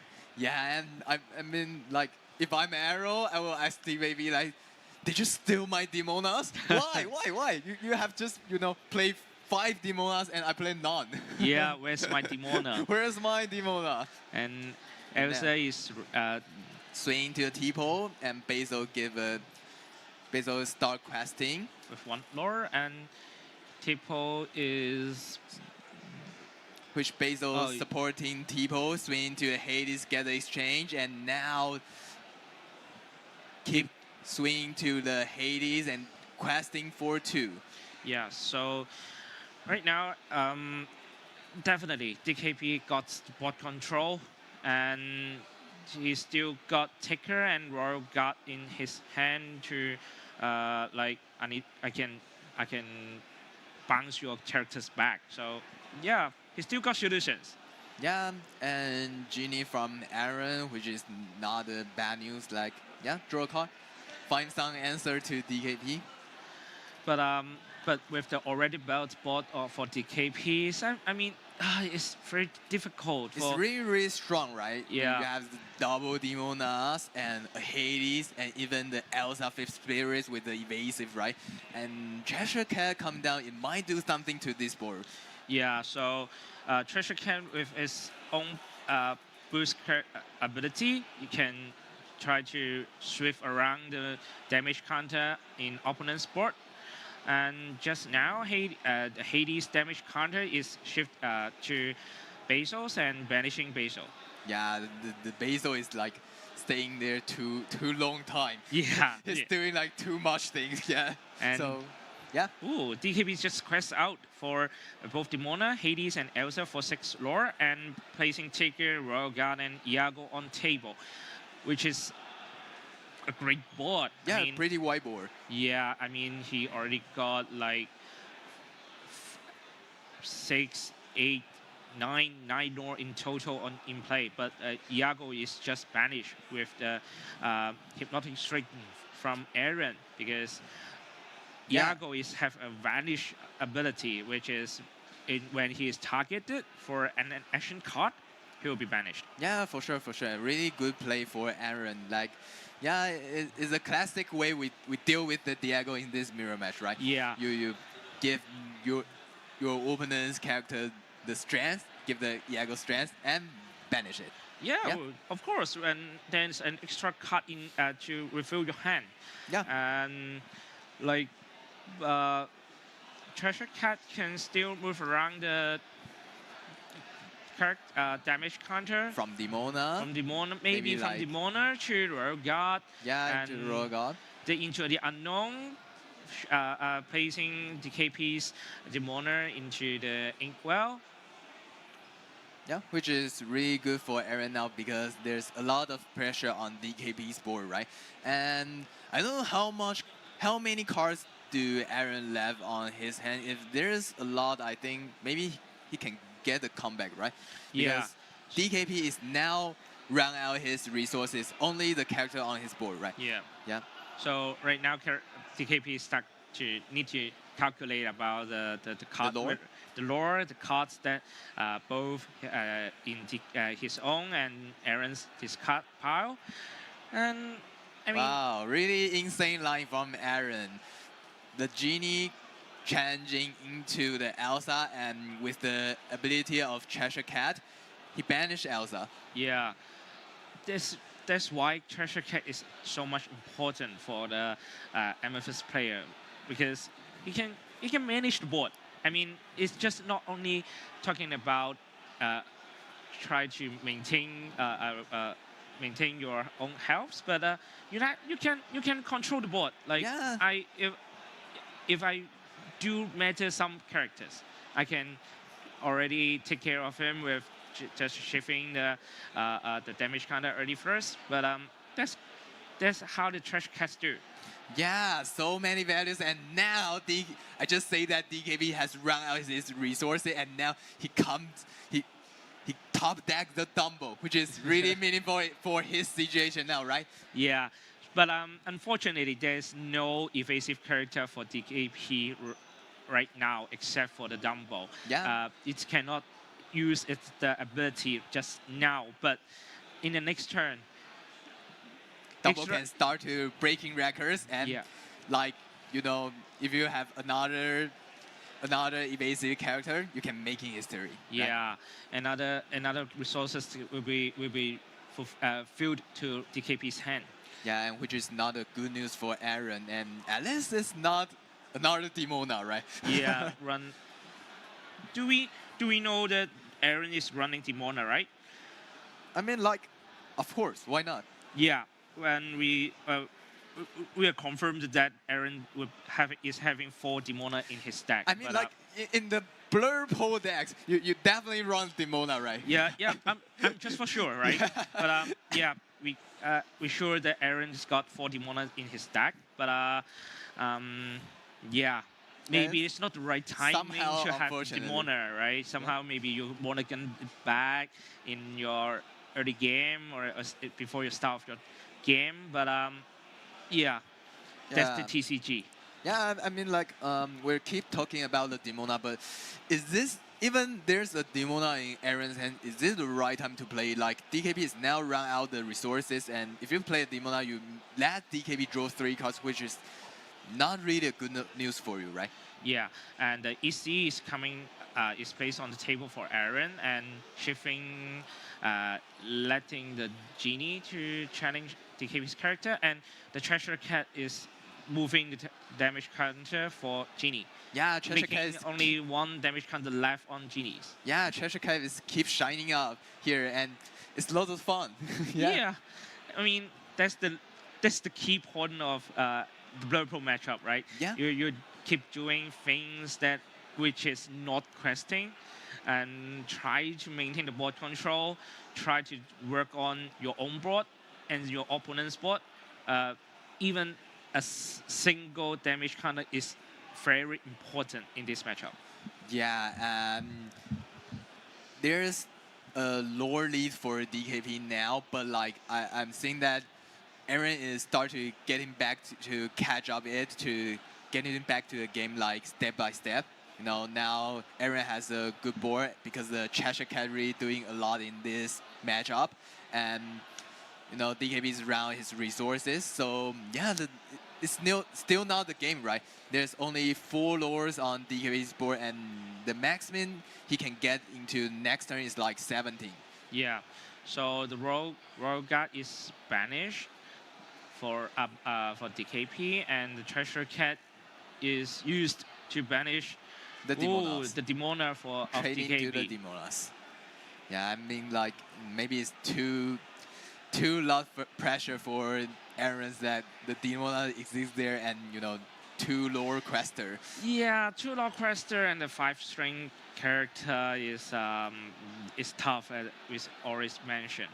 Yeah. So the Treasure Cat is out and shifting the Genie's damage counter to Royal Guard and banishing Royal Guard. Yes, and questing with Tika and Hades. Yeah, and a good top deck for DKP. Yeah. At least it works. Not the Tipo, right? Not the not the Tipo. Okay. And But I mean, it's a little bit slow for DKP this turn, and it's Yeah. allowed Aaron to try to catch up. yeah, because there's the old character on DKP's play is the 1 lower quester, which means that the maximum he can get in next turn is like 18, right? And Yeah. now Hades looking for the deal. This time, what would you answer, DKP?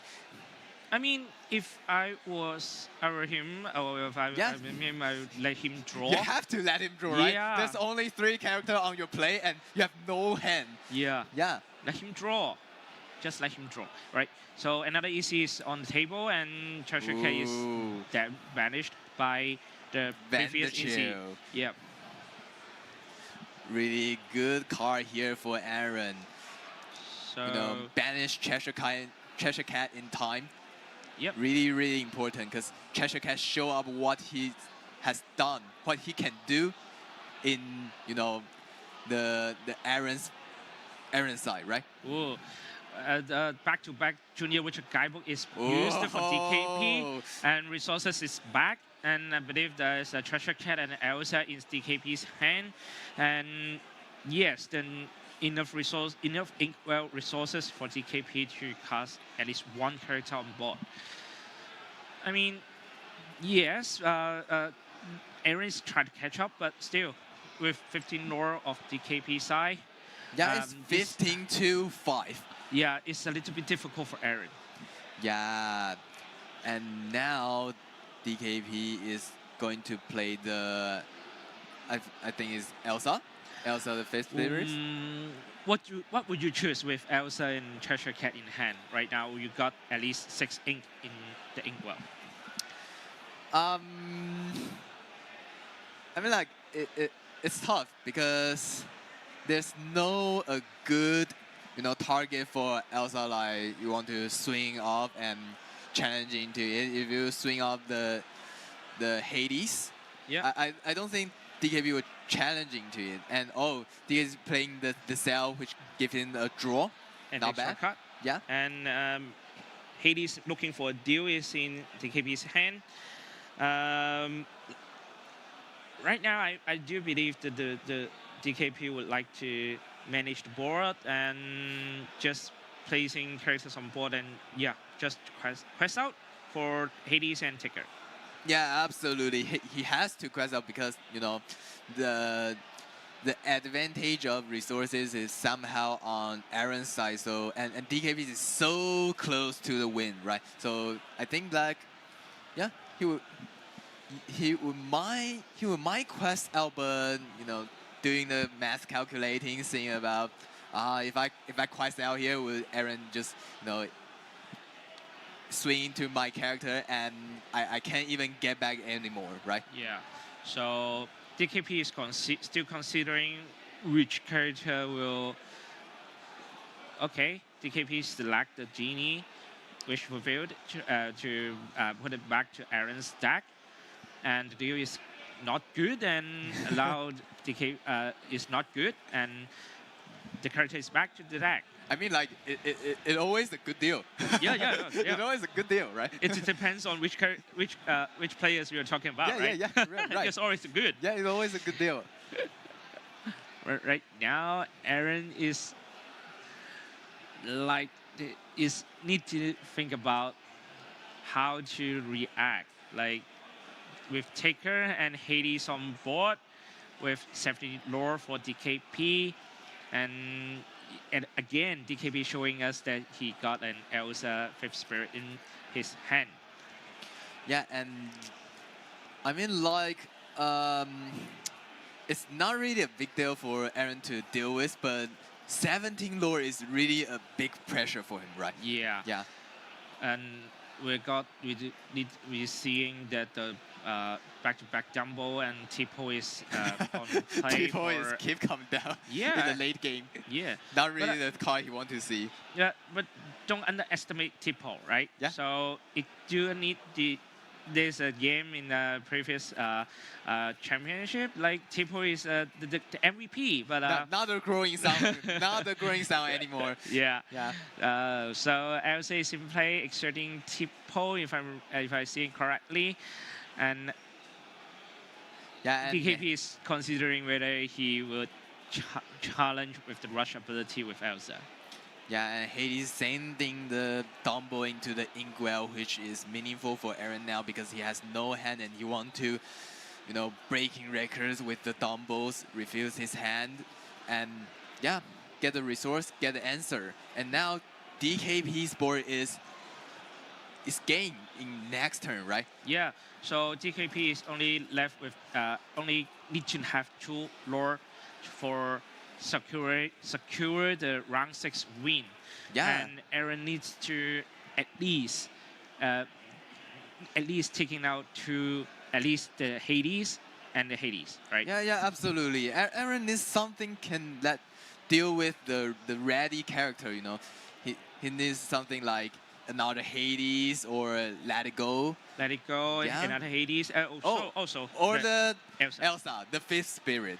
Yeah. Yeah. So the easy, like the Aaron is using for a challenging character, it also can exert opponent's character. But Elsa is good because he's an inkable character with 2 and 5 stat. That's good. Yeah, Elsa and Vendager swing to the Hades, and another Vendager swing to another characters. Banish DKP's characters, banish another Hades. So yeah, and now it's still not the game. It's still not the game. Yeah. Breaking record is used for Aaron's Dumbo, and Tipo is quest for lore, and pass for turn. And DKP with only Elsa in play, and quest with this. Oh, the Iago, the evasive character which has 1 lore. Yeah, I mean, that's the game, right? Yeah, you need to think about how to keep finding answers for the ready character. It's very, there's multiple resources and multiple answers in both player deck, but yeah, you need to search it. I mean, like, it's still not the game, right? He found the Hades, which you can deal with the Iago. Yeah, there's many ways for the Blur Pro decks to deal with the ready character. But like, you have to get the answer once again, keep answering DKP's board, and because, every turn DKP's draw one lore quest. I mean, one lore quester can get the win of the game, right? Yeah. So right now we just witnessed so many things in the live stream table, and right now DKP is looking for Hades looking for a deal is played, and Aaron is considering whether putting his own Hades in his own deck. But the deal is good and allowing DKP to draw for 2, and the Butcher Guy is used, draw for 2 again, and Draw into Demonas and the Iagos and the Dumbo. Yes. Another evasive character. Yeah, the evasive Dumbo is so much important right now. Like, you have to deal with it because next turn, the making record.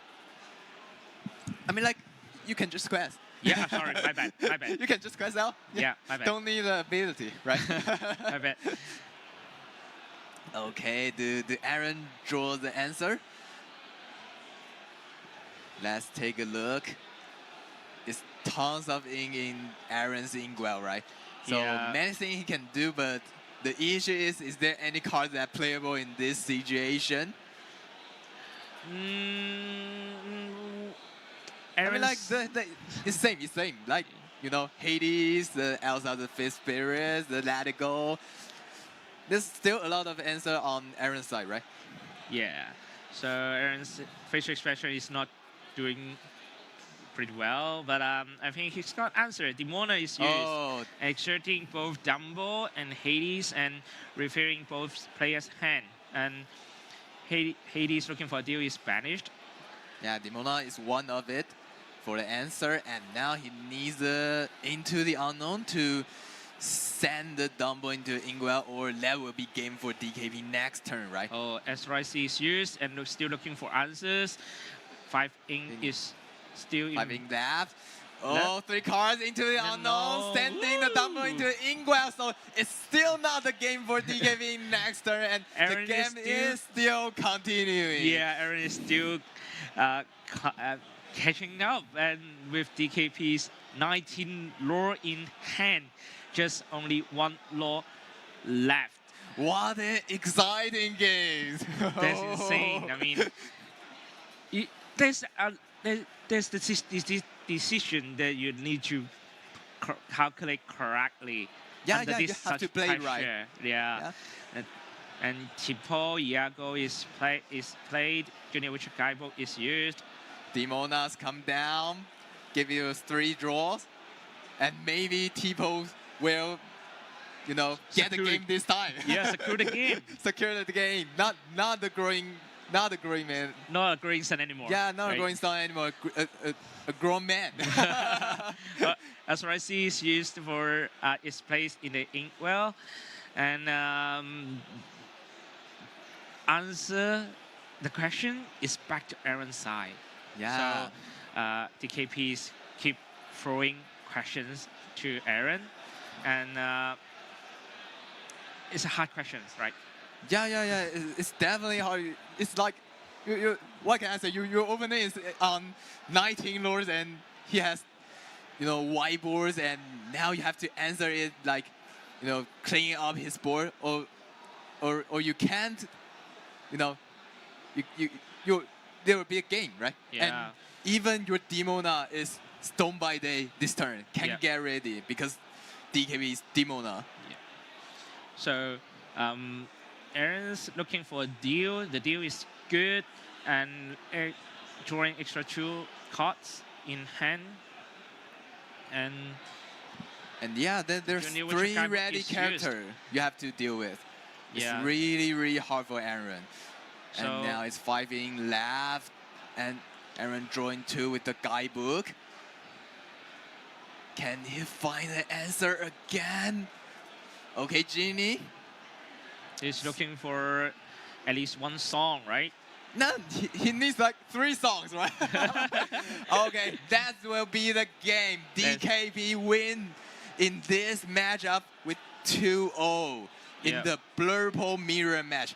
What an exciting game. Yeah, I mean, both players navigate their Blurple deck very well. I mean, they perform it quite decently, and they do it every card in the exact moment at the right time. That's very good. I mean, It's like, not only the winner, you know, Yeah. both players is like piling the deck so well. Yeah. Yeah. I mean, Aaron is keep looking for answers, and Yeah. with like we said before, under the pressure of lore and the board pressure, and he still need to perform it quite well. I mean, no, my bad. It's not quite well. It's very well, and try to keep finding answers, and the step-by-step calculation needs to be perfect, like the treasure cat's damage counter or different things that you need to be considerate. So Yeah.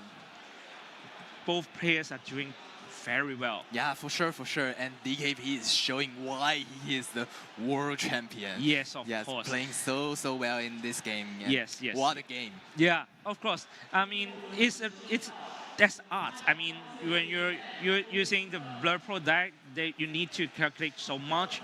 That's art. You need to take times to practice.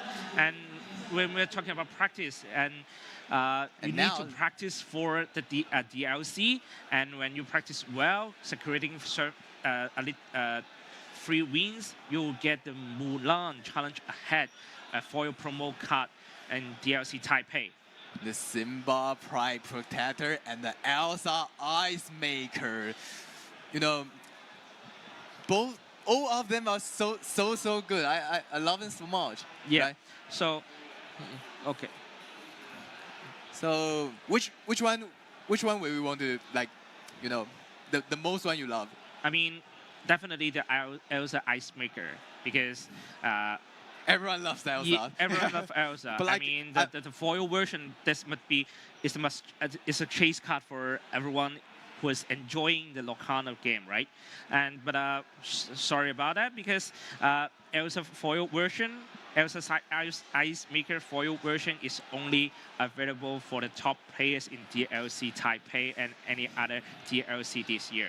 Yeah, really want to get those cards. Maybe we have to, you know, jump into the tournament and play in the Philippines, right? Yeah. With the following Asia DLC. Yes. Right? So when we're talking about future DLC, we do have a DLC Malala in July, which is an Infinity format. What do you think about Infinity format when we already released set 12, RJ? I mean, like, it's quite an interesting format. Yeah, you want to play into it, but like, why not? Why not? Yeah, more because more Locanas, better. Yeah, because we can use all cards that already released in the previous set, and there's a mix and match and different color types that mixing it around, maybe the Sea Dogs or like the Purple, or we seen all day long the Amethyst still may not be the meta in the Infinity game, right? Yeah. Now I think we got an interview, right? Maybe we get an interview. Maybe we get an interview. We still need to have a confirmation on the live stream Yeah, table. because I got the information that we don't have interview, but now our idol is here. Yeah, our winner is here. Our winner is here. DKP is joining us in a bit, and he's already secured Mulan with free win success in this DLC Taipei, and I'm sure he's going to look for the top prize, which already having a Simba and Elsa is in, and yeah. So, I mean, like, my pick is Elsa, right? Yeah. So what's your pick? I mean, like, it's a tough choice, but like, I can't even pick, you know. I'm not a player, but like, if I can jump into the tournament, I would definitely want to get the Elsa. And I'm also a big fan of Simba and Mulan. So like, nah, why not? I just want to like get all of them, right? Yep. So, but reminder that this prize war with the foil version is only for competitor only. But yeah. if you're going, for sure. if you are just a casual player, you don't want to compete in the competitions, like this tough game. Nah, everyone can be the top player, you know. Okay. Okay. So right now, DKP is coming into our live stream booth while he's setting up. Let's just congratulations to his win. Yep. So. Hi. Hello. Hello. Welcome you Welcome. on the table. Congratulations on your win. Thank you. Congratulations. Thank you. So, we both know that you are a master of Blurple, right? Why Blurple this time? Is it still good for Sea Dogs player? So Blurple is really good into Sea Dogs, like specifically Sea Dogs if you tech for it. Like in Gen DLC again, I already played 3 Tigger. Tigger or Isis is really good because if you can turn 3, interact with them, and then just do a little bit more afterwards, and then go into the Mona. It's really good against Sea Dogs because they don't have Chromicon to punish you, so you can just attack the board. Especially if you have 1-drops on top. That means you can, if they don't have like the best hand, you can just attack the entire board and just clear like 4 bodies or something. And then, yeah, they can replay, but then there's not much pressure. You have a white board already, and then you can win. Against the dogs that play Chromicon is a little bit difficult, but for that we are running Wasabis or like Cusco, whatever you want. So I also run item remover, so like just in case they have the Chromicon, and sometimes I happen to draw it, and then you can win out of nowhere. So yeah. And for why Blurple again, I actually want to play dogs, but I couldn't get all the cards. So. Okay. Oh, really? Yeah. This is the first time where I'm like I don't have all the cards because Frank gave me his deck, but it was missing like 15 cards or something. Missing the pieces, right? Yes. Okay. So, which deck is your most challenging matchup when you're using Blurple, in your opinion? So I would say it's green-blue more so than dogs, because dogs is really straightforward. Like you can really see already like, yeah, you do this, it's enough or not. Like you can literally see it on the board in the first like 4 turns or something. But against green-blue, it goes like really deep into the grind game, and then you have to be like, okay, do I draw 1 more card or not because of like Clarabelle? Yep. For example, do you use your book? Because if you use your book, then you have too many cards in hand, right? 2 extra cards, and then they can go 7 cost Clarabelle and draw more. 2 more cards is insane. Or if you don't use it, they might go 1 cost Clarabelle and shoot it. So that's like a big balance. Or like how many cards do you draw with Dumbo to not have too many cards in hand? I had that today, where I had to balance it out so my opponent doesn't go Clarabelle out of nowhere and draw like infinite. Yeah, that's really, really hard. But against dogs, I think, even though many people say it's like really bad matchup, it's like, I would say like maybe slightly favor for dogs. It's not that crazy. Especially now, everybody takes a lot of guards, Tiggers and Ices.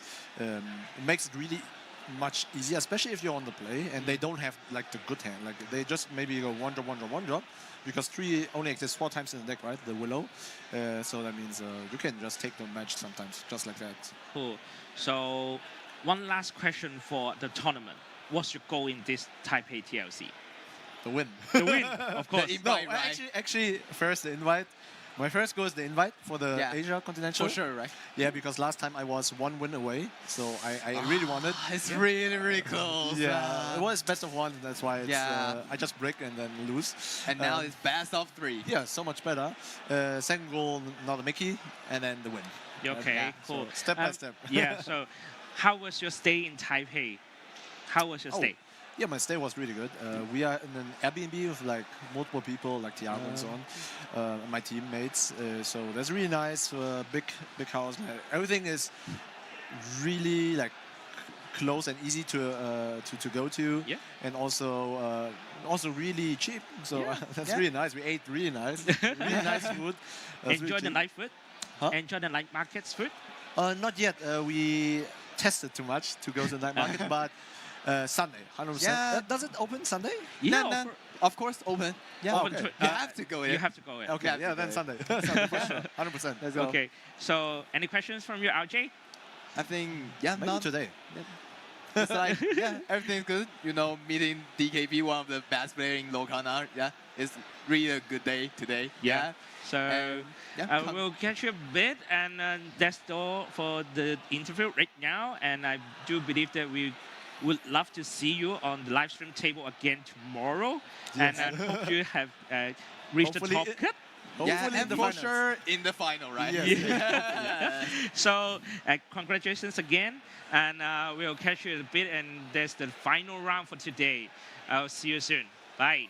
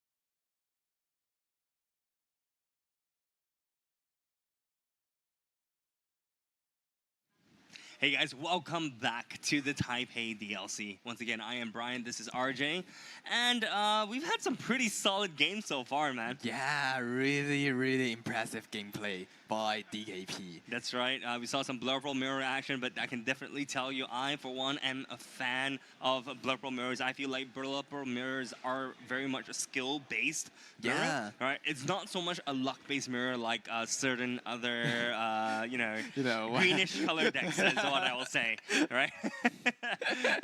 But I think watching DKP play Blurple, that's basically his pet deck almost, going into the season after rotation. He's been on Blurple so much, and it's truly always a masterclass to watch him pilot Blurple. Yeah, for sure. It's always like so enjoyable to watch a high-level player playing to the Blurple mirror match. I can learn tons of things from the match, right? Yeah, I mean, every small decision makes a big impact in gameplay, especially in Lorcana. And, this next match, is not exactly a mirror per se, but it's very close. Yeah, to one, very right? close. I think it's like some, the strategy is like same.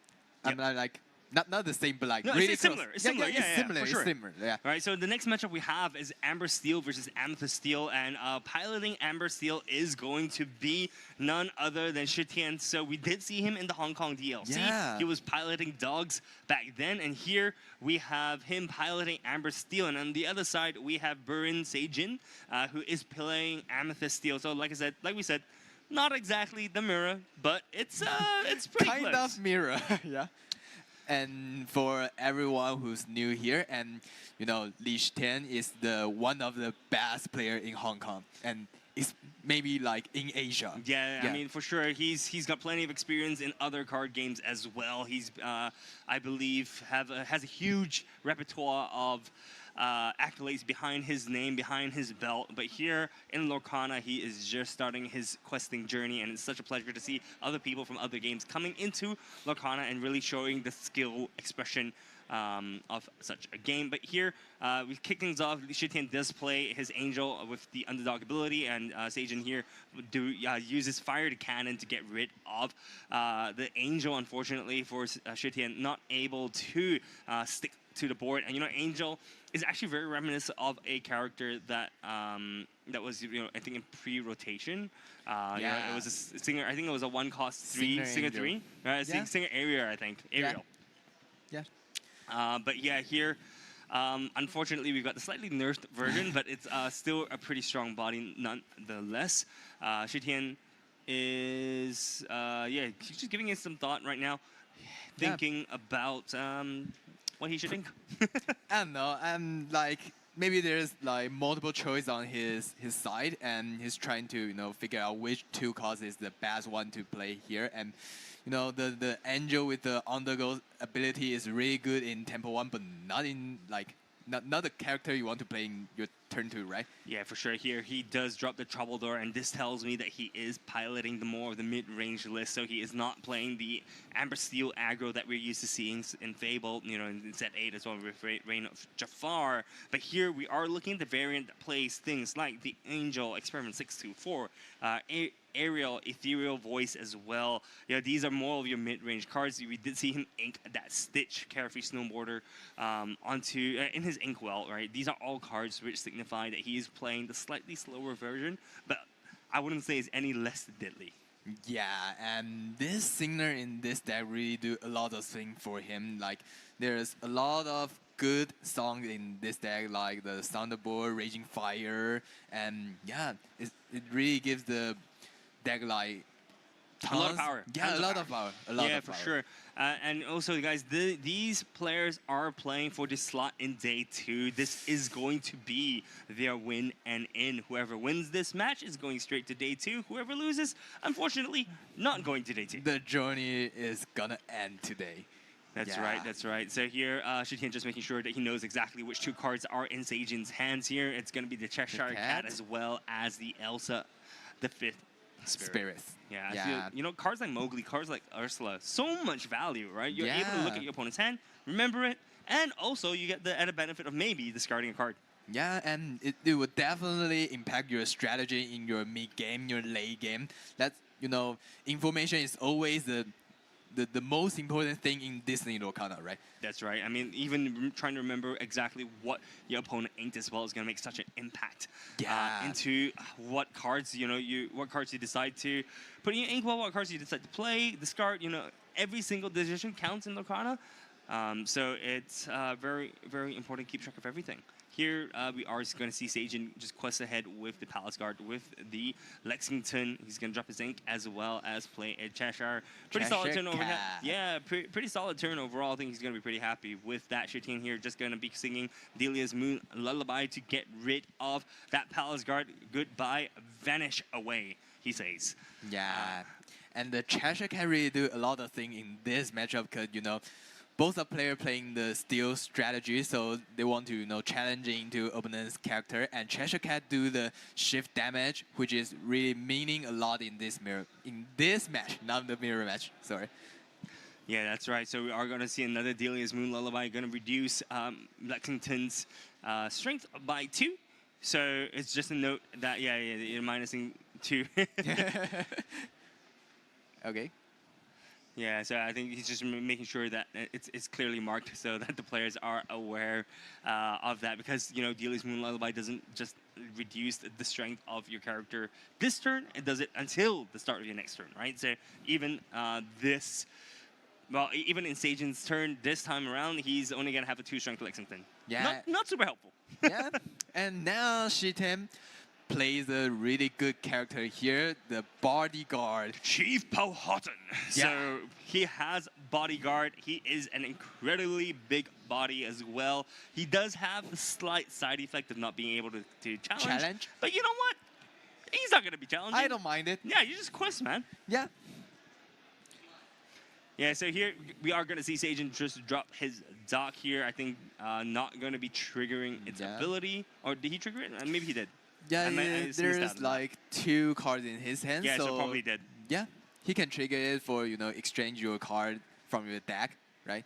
Yeah, I mean, it says discard your hand and draw 2, but if you don't have a hand, doesn't matter, just draw 2. Yeah, just draw it for free. That's the best timing you want to play the dogging row. That's right. So we are going to see Strength of the Raging Fire being played, 3 damage down to Powhatan.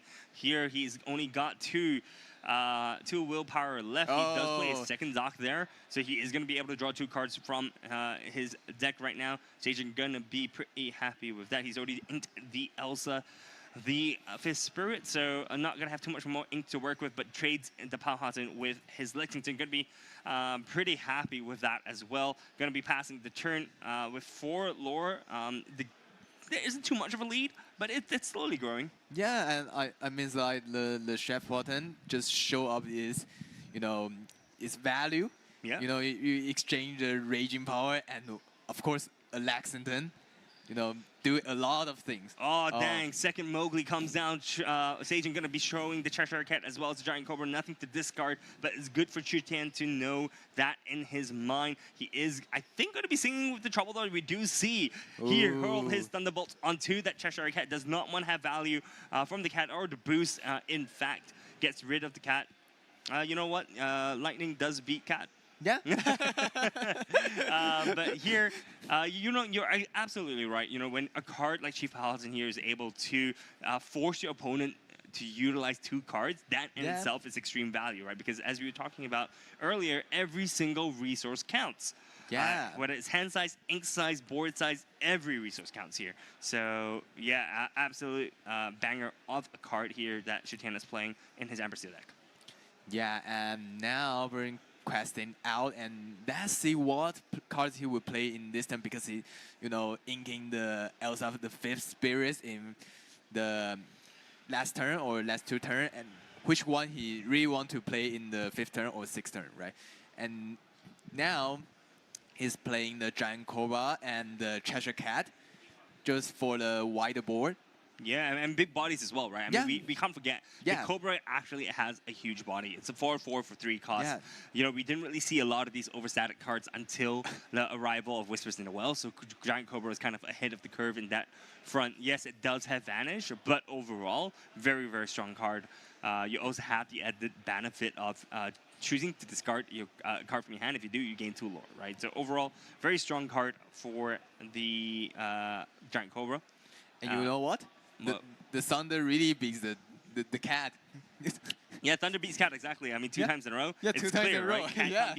Cat can't beat Lightning. Yeah. But yeah, and we do see Giant Cobra trading out the Troubadour gaining so much value. You know, just being able to sing one, I think he heard a Thunderbolt, and one Strength of a Raging Fire there. So it does make the cat a little bit toasty. Sajin is actually gaining quite a bit of value from Dox at this point as well. Dox being able to quest out 2 turns in a row, so gaining him 4 lore in total, brings his lore count total up to 8 at this point. Shi Tian needs to find something and something quick, right? Maybe the Aerial Ethereal Voice will be able to get him some cards because she has a boost ability. Whenever, once during your turn, if you play a song, if there's a card under the Aerial, you just draw a card. So it replaces itself once you've boosted her for the first time. Extremely strong ability, but the question is, does Shi Tian have a song that he can play? He plays a Dock of his own, draws 2 cards. He is digging for something like a Strength of a Raging Fire. He hurled his Thunderbolts here. No, plays the Nani Stage Manager instead, finds another 2-drop maybe. Oh, we do see the Strength of the Raging Fire that he hurled his Thunderbolts as well as the Aerial go to the bottom of the deck. Not the cards he wanted to see from the Nani. Gets the Grandmother Willow. But yeah, overall, it does not feel great here. Yeah, but like Shiten got a lot of move in this turn. Dog into the Nanny, into the Grandmother Willow. Yeah, really good line, but like, which is not the thing he want to, you know, play the most in this turn, right? Yeah, I mean, he was definitely looking for a song there, because if he does get a song, what he would be able to do would be to kind of boost the Aerial with one, and then from there just sing a song, right? So that he can start cycling through his deck. And he needs a way to deal with the Cobra, right? So unfortunately not able to do that this turn. He may just need to pass here. Yeah, there we go. And Burn played the Captain Hook in last turn, which is not the top deck you want to see. But now Genie is, I think, is the top deck you want to see. Really good 2 lore quester, and you can draw 1 card when you play it. Yeah, Genie here, extremely strong. Replaces itself, has evasive, quest for 2. Not much more you would ask for a card from a card here. Sajin gonna be pretty happy with that. I think gonna be questing with the Dock with the Giant Cobra. There's not much that Shi Tian can do to answer his board at this point in time. So Sajin here, just weighing out his options. Is it worth it to lose the Dock? I mean, I mean, like it's hard, right? You know, you want to get the lower lead in this matchup because both of player is like playing the aggro strategy, kind of aggro strategy, and getting lore is the main thing you want to do in this strategy, right? Yeah, I mean, I wouldn't necessarily call it an aggro strategy. I mean, something like aggro would be like dogs, right? Dogs is a hyper, is more not like not the aggressive aggro, right? Yeah, this is a lot tempo. more tempo. Yeah, mid-range. That's right, mid-range kind of style deck here. So Sajin, you're right. He's managed to claw his way up to 8 lore at this point. Not much Shi Tian could have done in the past few turns, but now the Nani could answer the Docks pretty easily and pretty efficiently as well. So Sajin, I think, making the right choice here, passes it over to Shi Tian. Shi Tian needs these songs, right? He needs stuff like the Strength of the Raging Fire, like he hurled the Thunderbolts. Unfortunately, we know that 2 of those cards are at the bottom of his deck, and there's no way for you to kind of get it back unless you're able to cycle through your entire deck. So far in Lorcana, there hasn't been a deck that's able to kind of do that at this point. Yeah, for sure. At least in this meta, you're not able to do that. for sure. And the good player has already shown us that when you play this, mid-range strategy, you have to make your board wider and stable, not easy questing to like easy questing with the Docks, and that your opponent challenging to your board, and all your character gone. Yeah, no, you're absolutely right. Because I mean, the thing is here, by not questing, you are basically threatening your opponent, right? You're like, hey, look, if you turn your characters, I can deal with you. If you don't turn your characters, you're not gonna win, right? So. Darn if you do, darn if you don't, basically. So Shi Tian here has to make a really difficult choice. I mean, He has Grandmother Willow in hand. He has Angel in hand. But none of these things are going to be able to deal with the board of Sajin right now. Yeah, I think that Angel probably do something here, right? And now Shitian start to questing out, force Burn to answer his board, giving some pressure to him, and use the ability of the Angel. Yep. Snowball coming. Snowball coming yet again.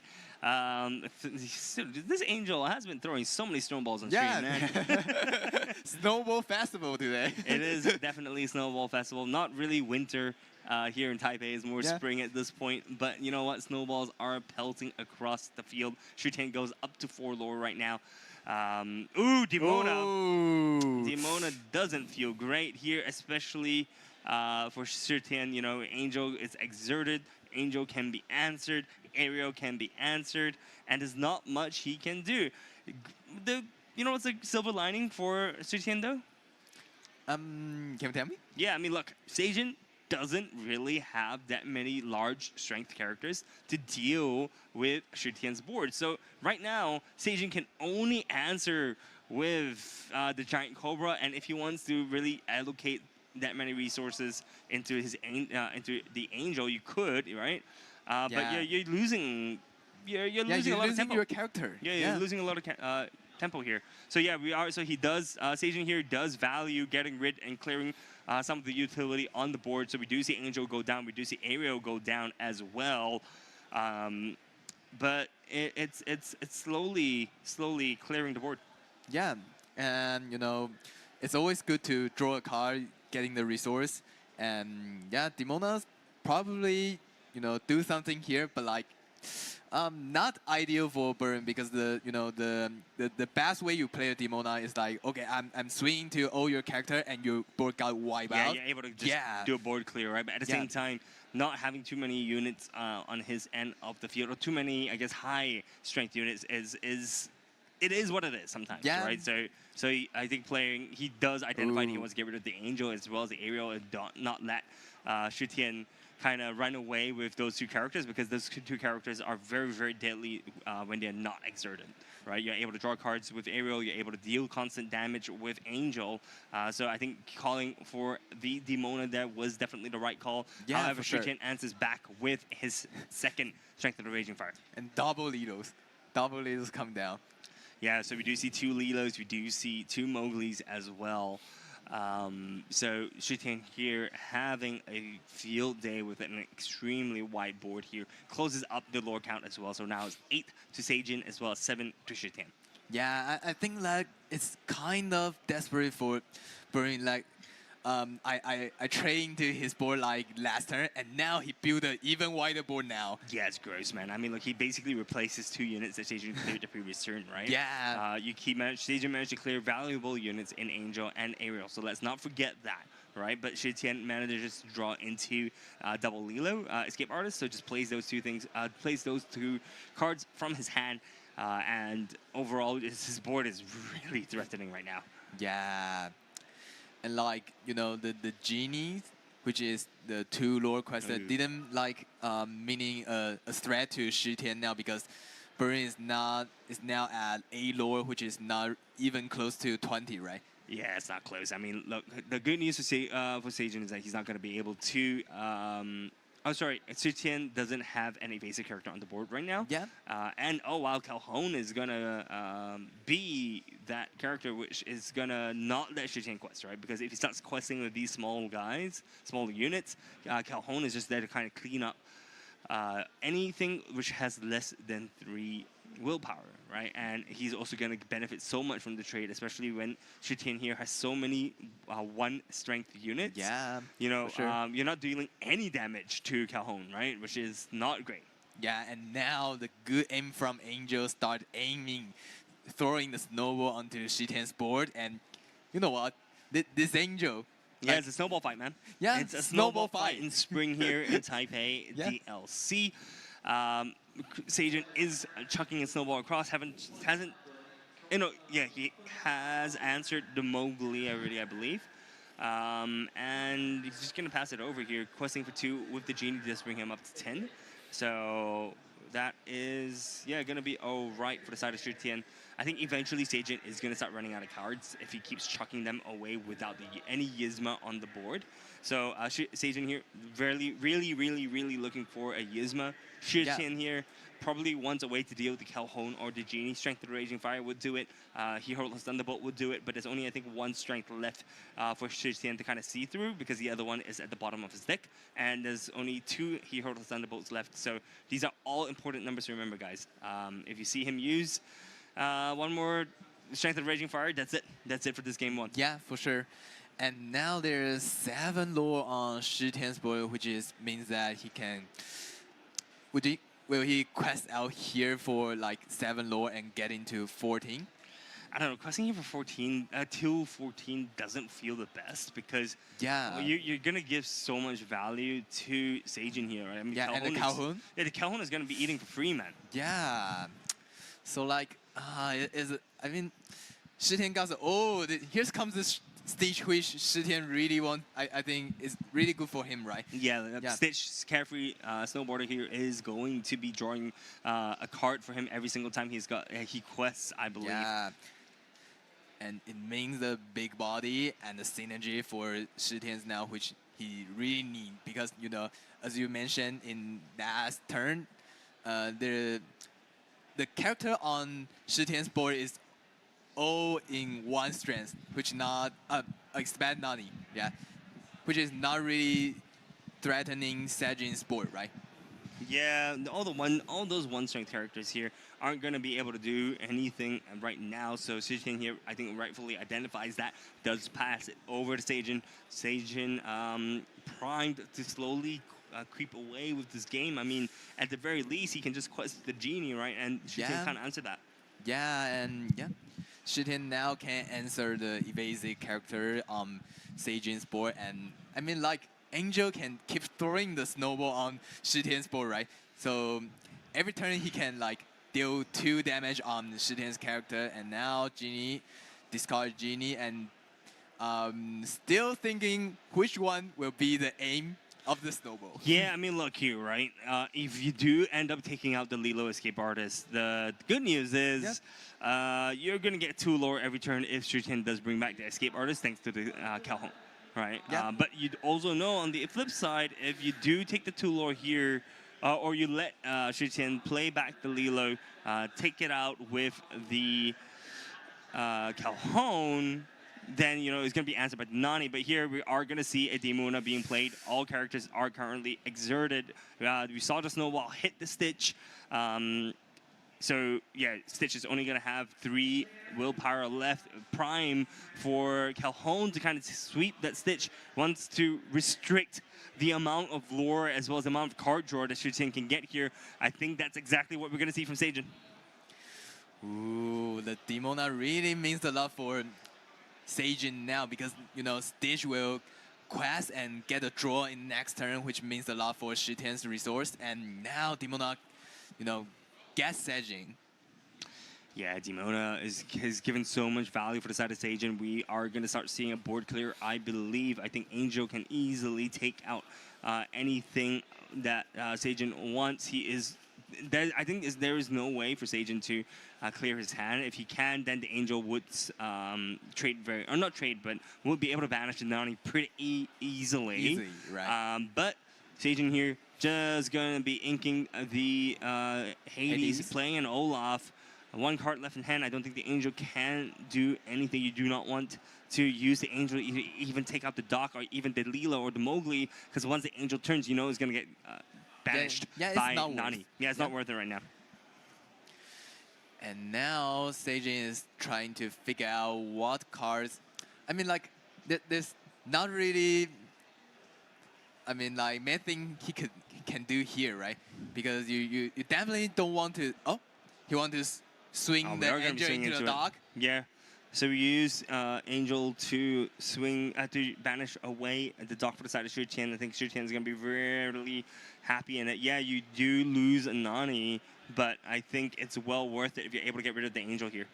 Yeah, and like Angel is really a big threat for Shi Tian, like for sure, right? Yeah, for sure. So Shi Tian here Once again, he's still looking for the same things, right? Even though he has less ways for him to sing stuff like Strength of Raging Fire, and he hurled his Thunderbolt, but Shutian needs some of those answers right now. Yeah, because Seijin is on 14 lords, which means like you have to answer the Genie, the Demonas, and the Olaf, or like with the Genie, Demona, Olaf, and the dog on Seijin's board, it will be game in next turn. Yeah, for sure. So Shutian here really needs to start clearing away at the board. We are going to see the Nani banish away. The Angel does not get banished in return thanks to the Delia's Moon Lullaby that Shutian played earlier. Draws him a card, but not the card he's looking for. I think drew into a Grandmother Willow. Shutian here gonna be questing for 4, brings him up to 11, keeping up punch for Seijin. But here Seijin basically, I think, has game, no? Yeah, it's game. It's game. So no, wait. He's got an angel. It's not a game. Not a game. It's not a game now. He got the angel. He got the genie. Yeah, he managed to get rid of the genie thanks to the help of Angel Experiment 624 here. Seijin is readying up for his turn, has 4 lore on the board. Guys, he is 2 lore away from getting game 1 of his winning in here. It is so close. Every single time Seijin quests, Shutian quests as well. Yeah. This is the type of game that we're looking for here at the Taipei DLC. Yeah, and now Seijin is running out of his resources, and will he quest out here, you know, like 4 lures? It's like, if he quests out and, you know, Shutian can try to challenging into his character and try to wipe out his board, but like, yeah, if he quests out here, he will like 18, and in next turn it will be the game if Shutian can give all the answer to his board, right? Oh, I really like that play, right? So Olaf, whenever Olaf does get banished, you are you are able to bounce back. One of your own characters chooses to bounce back the dock, so you're able to just recur the dock, right? Be able to replay the dock and keep drawing cards if you've used up all your cards. And this is exactly what Seijin is looking at doing. He has 2 cards in his hand. He could just easily ink one, wait for next turn, ink the other, or play the other. And then if you have another Olaf, which he does, you're able to just recur the dock. Ooh, the loop of the dock. Mm-hmm. So sick. You know, this combo I think was identified by Purple Steel players from the last set. Really good. Yeah, it's such a good play. Here we are looking at Seijin having the Angel, and I think something else that I saw here chooses, I think, to pass. He's just making sure of all of his outs at this point. Yeah, and let's see what Seijin will do in this crucial turn. Yeah, it's he is gonna pass. I think passing here is not that bad of a choice. There's no call on Shutian's hand, right? So only the top deck. No, Seijin I think drew. Yeah, he had a hand thanks to Demona just now. Okay. Right, the Demona managed to get him some cards in his hand. So he will be able to pitch a card for Angel here to deal 2 damage, likely targeting something like the Olaf. Right, but then I don't think he has a way to necessarily deal with the Demona unless you're willing to trade your Angel here. Oh, that feels so bad. Yeah, it feels horrible, man. Yeah. But I'm also wondering, you know, what cards does Shutian have in his hand? He's been thinking for quite a bit, so I don't think he's necessarily done with this game. He doesn't want to let this game go. 5 ink for Amber Steel deck says quite a lot, but no, I think he's decided there is no way to continue playing this. There's no way to safely get rid of Seijin's board without sacrificing too much. So here, Shutian does end up scooping in game number 1. But this matchup, I mean, this is why I like it, right? It's really close. It's not an easy matchup, I think, for both players. And because they're playing both mid-range versions of this deck, it can go for quite a while. We saw the first round going for about 20-odd minutes. And keep in mind, these players are playing on pace as well. Yeah, and I think it's like such a skillful matchup, right? Yeah. You know, mid-range deck to the mid-range deck, and once you make the wrong decision, it will be the game, right? For sure. You know, I think it's very punishing for every small misplay that you make in Lorcana in general. But in this specific matchup, it really sucks if you're just, you know, quest a little bit too much and then you overcommit. You get punished super easily, man. Yeah, and like there's a lot of cards that can punish you. Yeah. Yeah. I mean, Calhoun from Steel, right? Yeah. Straight to the not straight to the Raging Fire, Angel.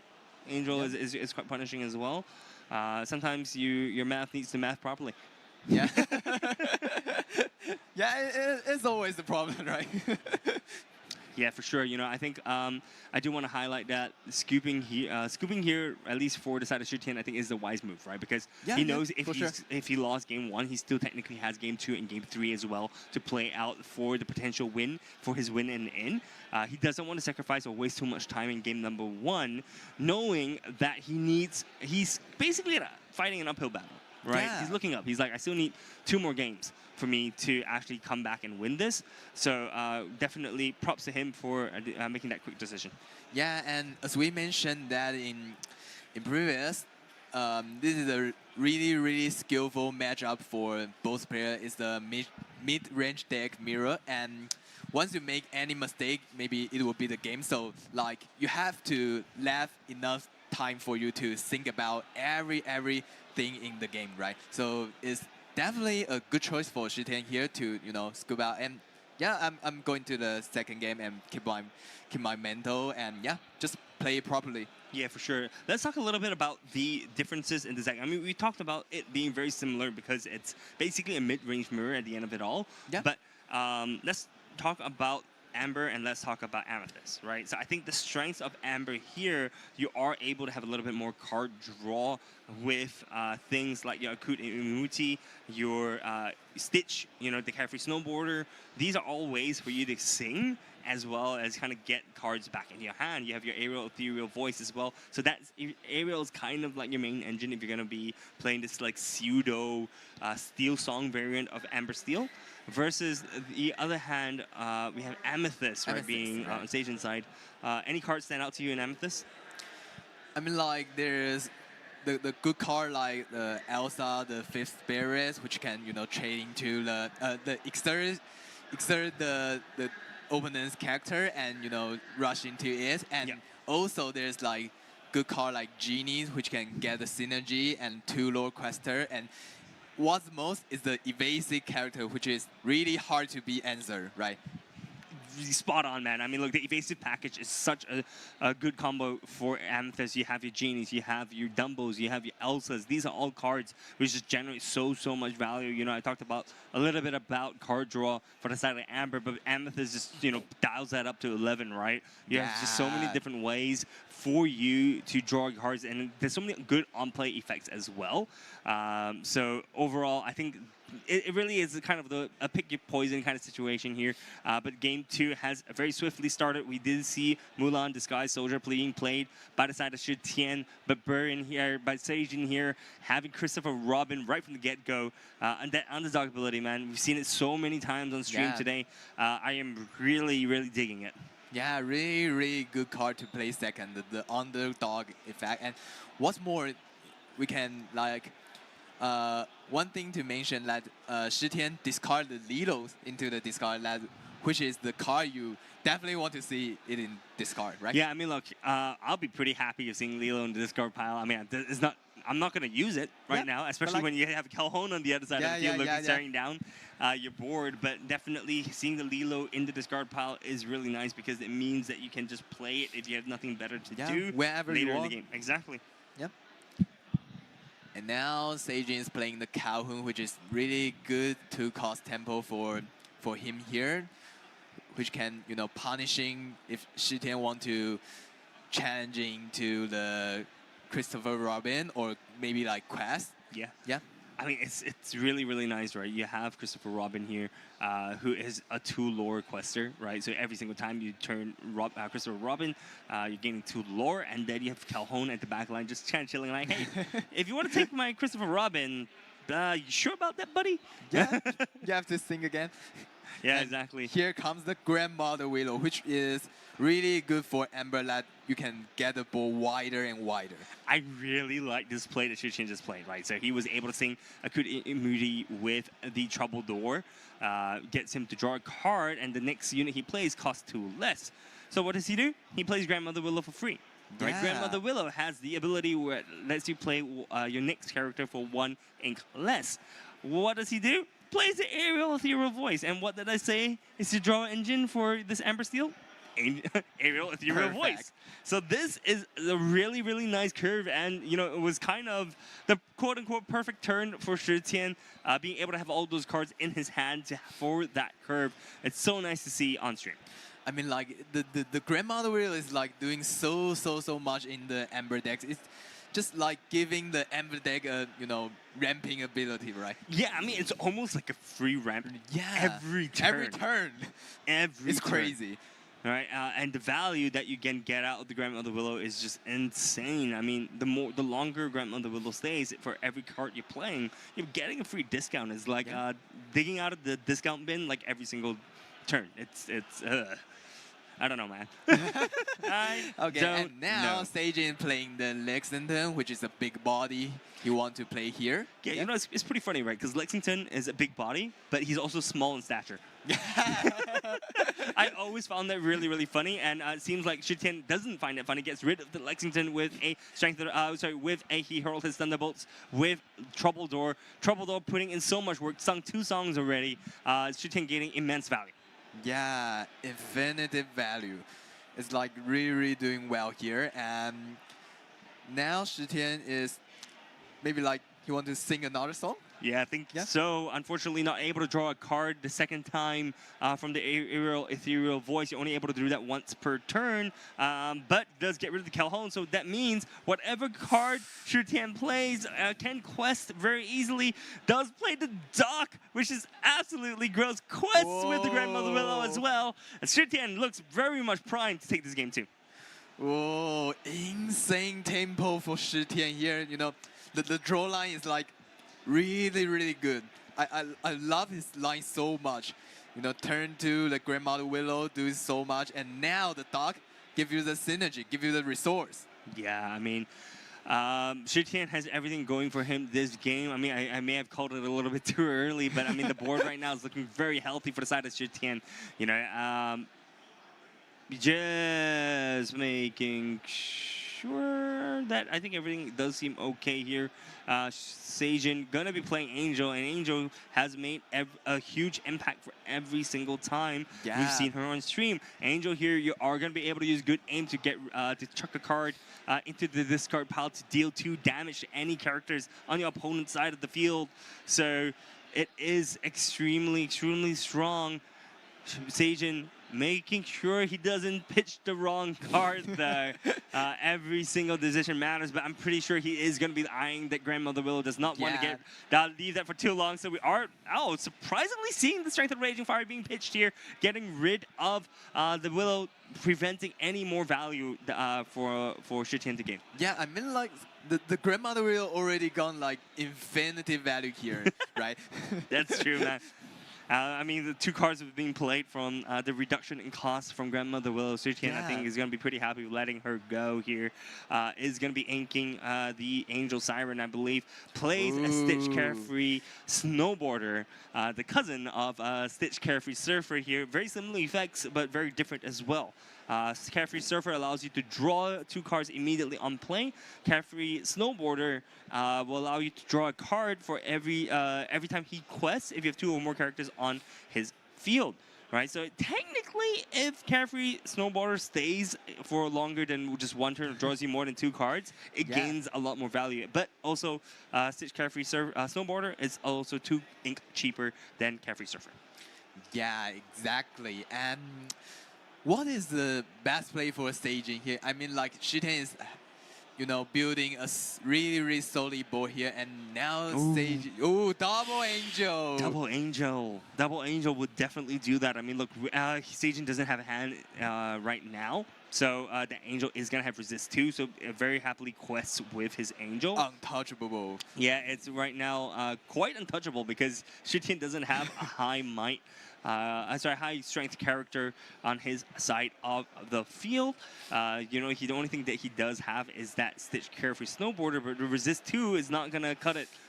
Yeah, I don't think he want to, you know, challenging into it is not worth it, right? No, but we are going to see a song that's going to be sung, though. Troubadour being exerted here. He is going to be singing Moody. So Shutian is able to draw a card and play the next character for 2 less ink. We do see Stitch questing for 2. Going to let Shutian draw 1 card from this carefree snowboarder here. Is it going to be a character that Shutian wants? I mean, it could be Moody. It lasts basically only for this turn, right? So cost 2 less, just making sure that he is counting correctly. Looks like he's eyeing a 4-cost character. It could be another Ariel. Yeah, and you know, counting the cost correct is really, really important here. And yeah, that's what we mentioned about in this mid-range, you know, gameplay. You have to, you know, play everything correctly, and one miscount might be the game. One miscount might be like really, really bad for your game, right? And now Seijin is on no hand, right? Yeah, Seijin does not have a single card in his hand. Shutian here dropping the Troubadour free, thanks to the help of a good Moody. So Shutian just making sure he wants to utilize all of his ink. I don't think he's got that many cards in his hand. Thankfully, Stitch is there to help refill it just a little bit. Yep, plays cheap Pahada. This means he is going to be able to quest if he wants to do so. Chooses not to quest, actually. I would think with the bodyguard there, I think questing would be a good choice. Nice. Yeah, questing won't be a bad choice at all. But Seijin here going to be playing off the top of his deck, has double Angel. But with only 1 card per hand, 1 card in his hand, he's only going to be able to pitch 1. Only going to be able to do 2 damage. 2 damage. The only target on Shutian's side of the field is that Mulan. Yeah. And you know what? There's only 4 ink in Seijin's Inkswell. So, you know, even if you draw a high-cost character, you can't even play like the character you definitely want to play, like Demona, right? Yeah, Demona is 2 ink away. You can't even cheat it out with Amethyst Steel turn. Oh, so Shutian here passed. Just making sure that Seijin is doing something here. That's honestly not too much that Seijin can do safely, right? Yeah. I mean, we talked about this match earlier. Every single small play is a small mistake is deadly. So he is going to be using Angel here. Good aim to target to the 2 damage on something. Yeah, I think, so he is going to be targeting the Pal Hudson here. The Angel is going down, being able to trade the Pal Hudson with Angel, and the second Angel is just going to be questing there. So, questing for, actually just Angel questing. I mean, like, it doesn't feel good, man. It's like, I don't want to train my Angel into your bodyguard, but like, I have to. Yeah, you have no choice. You have no choice at all. Carefree Surfer draws Shutian the second card, already gaining so much value. Okay, yeah, there we go. That makes a little bit more sense. Going to be questing for 4 here. So game 6 goes to 9. Yeah, and now Shutian playing the Lilos, which is, you know, discard in the turn 1, which I mentioned that I can play like whenever I want. And now is the time. Yeah, now is definitely the time. I mean, with Lilo on the board, questing all his characters. Yeah, I think Shutian just realized that he should have quested it earlier. Like. Oh no, but he doesn't want to. He doesn't want to quest with the dog, so he goes down to 8 link. He goes down to 8 lore. He sings. He wants to sing. Yeah, he wants to sing with Delia's Moon Lullaby. So minus his 2 strength from the side of Angel. Instead, draws him a card as well. Plays Grandmother Willow here. Is going to play Lilo for 1. This is a huge turn. Shutian's board is extremely, extremely wide. He doesn't have lethal next turn, but he will get it in 2 turns. Seijin is playing on the clock right now. Yeah, and I mean, yeah. I think Seijin scooped. Yes. I think Seijin scooped. So we're going to the game 3. Seijin did scoop there. So we are going to a game number 3. Shutian showed us the prowess of this Amber Steel deck. You're able to go so wide. You're able to gain so much value from Troubadour. Troubadour actually is really a really good card, right? I mean, you're paying 2 ink for it. It's a single 4. It's got resist 1. It's a 1/3 stat line. I mean, what more do you want from card? Yeah, exactly. You know, in this matchup, in this game, Shutian is doing like a one-side game, you know. Yeah. Yeah, for sure. Absolutely control. Yeah, I mean, look, Seijin, I think there was a world, right, where Seijin could have come back if he manages to top deck something like a Dock, right? Yeah. Or even, no, Demona won't do it, so it had to be a Dock. Dock in a row. Yeah, it had to be Dock into Dock, basically, and then for him, he can then start pitching his cards with the Angels, start clearing out some of the board for the side of Xu Tian, but unfortunately wasn't able to draw double Dock for a second game in a row. I mean, look, doing that in game one was all right. If you're able to do it in the second game, ooh, that's kind of cringe, man. Yeah. And now we're diving into the third game, which is man. really, really crucial for both players because, you know, the winner of the player will get into the day 2. And, you know, if you lose this game, your journey is like done. Yeah, the stakes are high in this game. Seijin versus Xu Tian here. Once again, guys, if you're just joining us, this is going to be round number 7 of the Taipei DLC. This is the win and in for both of these players. Both these players want to make it to day 2. They want to find a final win here. I believe there's a total of 9 rounds of Swizz, so the players are still have 2 more games to play tomorrow in day 2 before making it for I think top 32 cut. Yeah. So these players are extremely, extremely locked in. You know, they know what's at stake. Xu Tian here did make, I believe, day 2 in Hong Kong DLC. I know he wants to make another run for today, right? Yeah. It's extremely fun to watch these 2 players. Yeah, and now we dive into the game. Seijin played the Olaf for the 1 cost, and Xu Tian in his first turn played the underdog character. Yeah, there we go. We do see the Angel Siren being played. This Angel would be able to get him so much value, especially with Akut at Imudi being 3 costs, right? So that means she is going to be able to sing Akut Imudi if she wants to. I don't think he wants to do that now, though, with Calhoun being played on the side of Seijin. Yeah, and maybe like seeing the Raging Fire is good here. Like, you know, get rid of the Calhoun.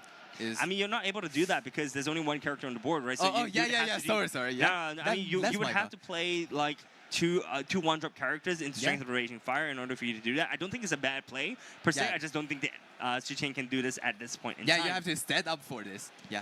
For sure. I mean, I do see Grandmother Willow in Xu Tian's hand, so I think he's likely going to want to ink something and then play either the Troubadour or the Grandmother Willow. I think Grandmother Willow here would be the right call, unless he's afraid of Seijin having something like the Strength of the Raging Fire on his side of the field. Yeah, and it's always right to play the Grandmother Willow in your turn too, but like, there's no 1 cost character that Xu Tian can play in this turn, which is, you know, not that much value that Grandmother Willow get.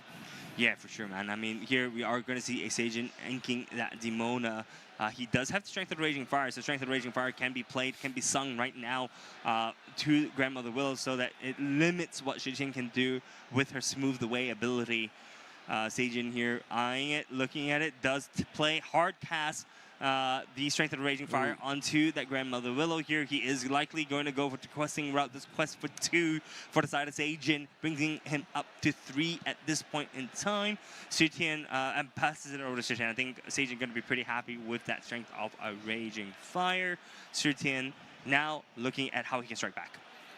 Yeah, and the Nani, the stay manager, is going to the Ingwell, means that Xu Tian has another 3-cost tempo he wants to play rather than Nani. I'm curious about it. You know, another Nani. Yeah, that's reasonable. That's why. Nani, I mean, you're able to. And why do you ink the Nani? Because you have another Nani. You're able. There we go. That's a nice family reunion there. Nani finding the Lilo from the top 4 cards of his deck. So lovely. Yeah, exactly. Such a touching reunion, you know. You know, Angel with Nani and find the Lilos. Yeah, exactly, man. I mean, look, all you need to make the family complete is Stitch, which I think Xu Tian actually does have in his hand. Here comes another family. Yeah, but you know what? Unfortunately, Xu Tian does not want to see that because his own Angel gets taken out by Experiment 624 on the side of Seijin. So, yeah, I mean, unfortunately, family reunion cut short here. Xu Tian gonna have to find a way back. I mean, going first as Purple Steel feels so good when you're able to just answer all the small bodies from the side of the Amber Steel deck when you're able to play Angel on with priority on your turn. Yeah, this Angel definitely do a lot of things to Shi Tian's board, and now Shi Tian play his own Angel to try to deal with Sajin's board, which throwing the snowball, the good aim, banishing the Olaf, and I don't think that Sajin will, bounce his own character back in No, this no, time, right? I think you can only do that if Olaf gets banished in a challenge, I think. Ah, I see. If I'm not wrong. But yeah, you know what? That hand is looking incredibly slim for the side of the Purple Seal player. Doesn't have much left on his end of the field. So looking to... it has 0 cards left in hand, so able to take the Angel trade very nicely from the side of Shi Tian. Does exert it. Sajin does exert Shi Tian's Angel thanks to the help of Elsa, the 5th Spirit. Yeah, the Elsa, the 5th Spirit, really do a lot here because, only Sajin got the Angel, right? So, yeah, really good news for Sajin. Yeah, and keep in mind as well, Sajin with no cards left in his hand. Angel does have resist +2, so the Nani is not going to be able to take out Experiment 624 for this side of Shi Tian. Shi Tian needs to be able to sing something here, play something.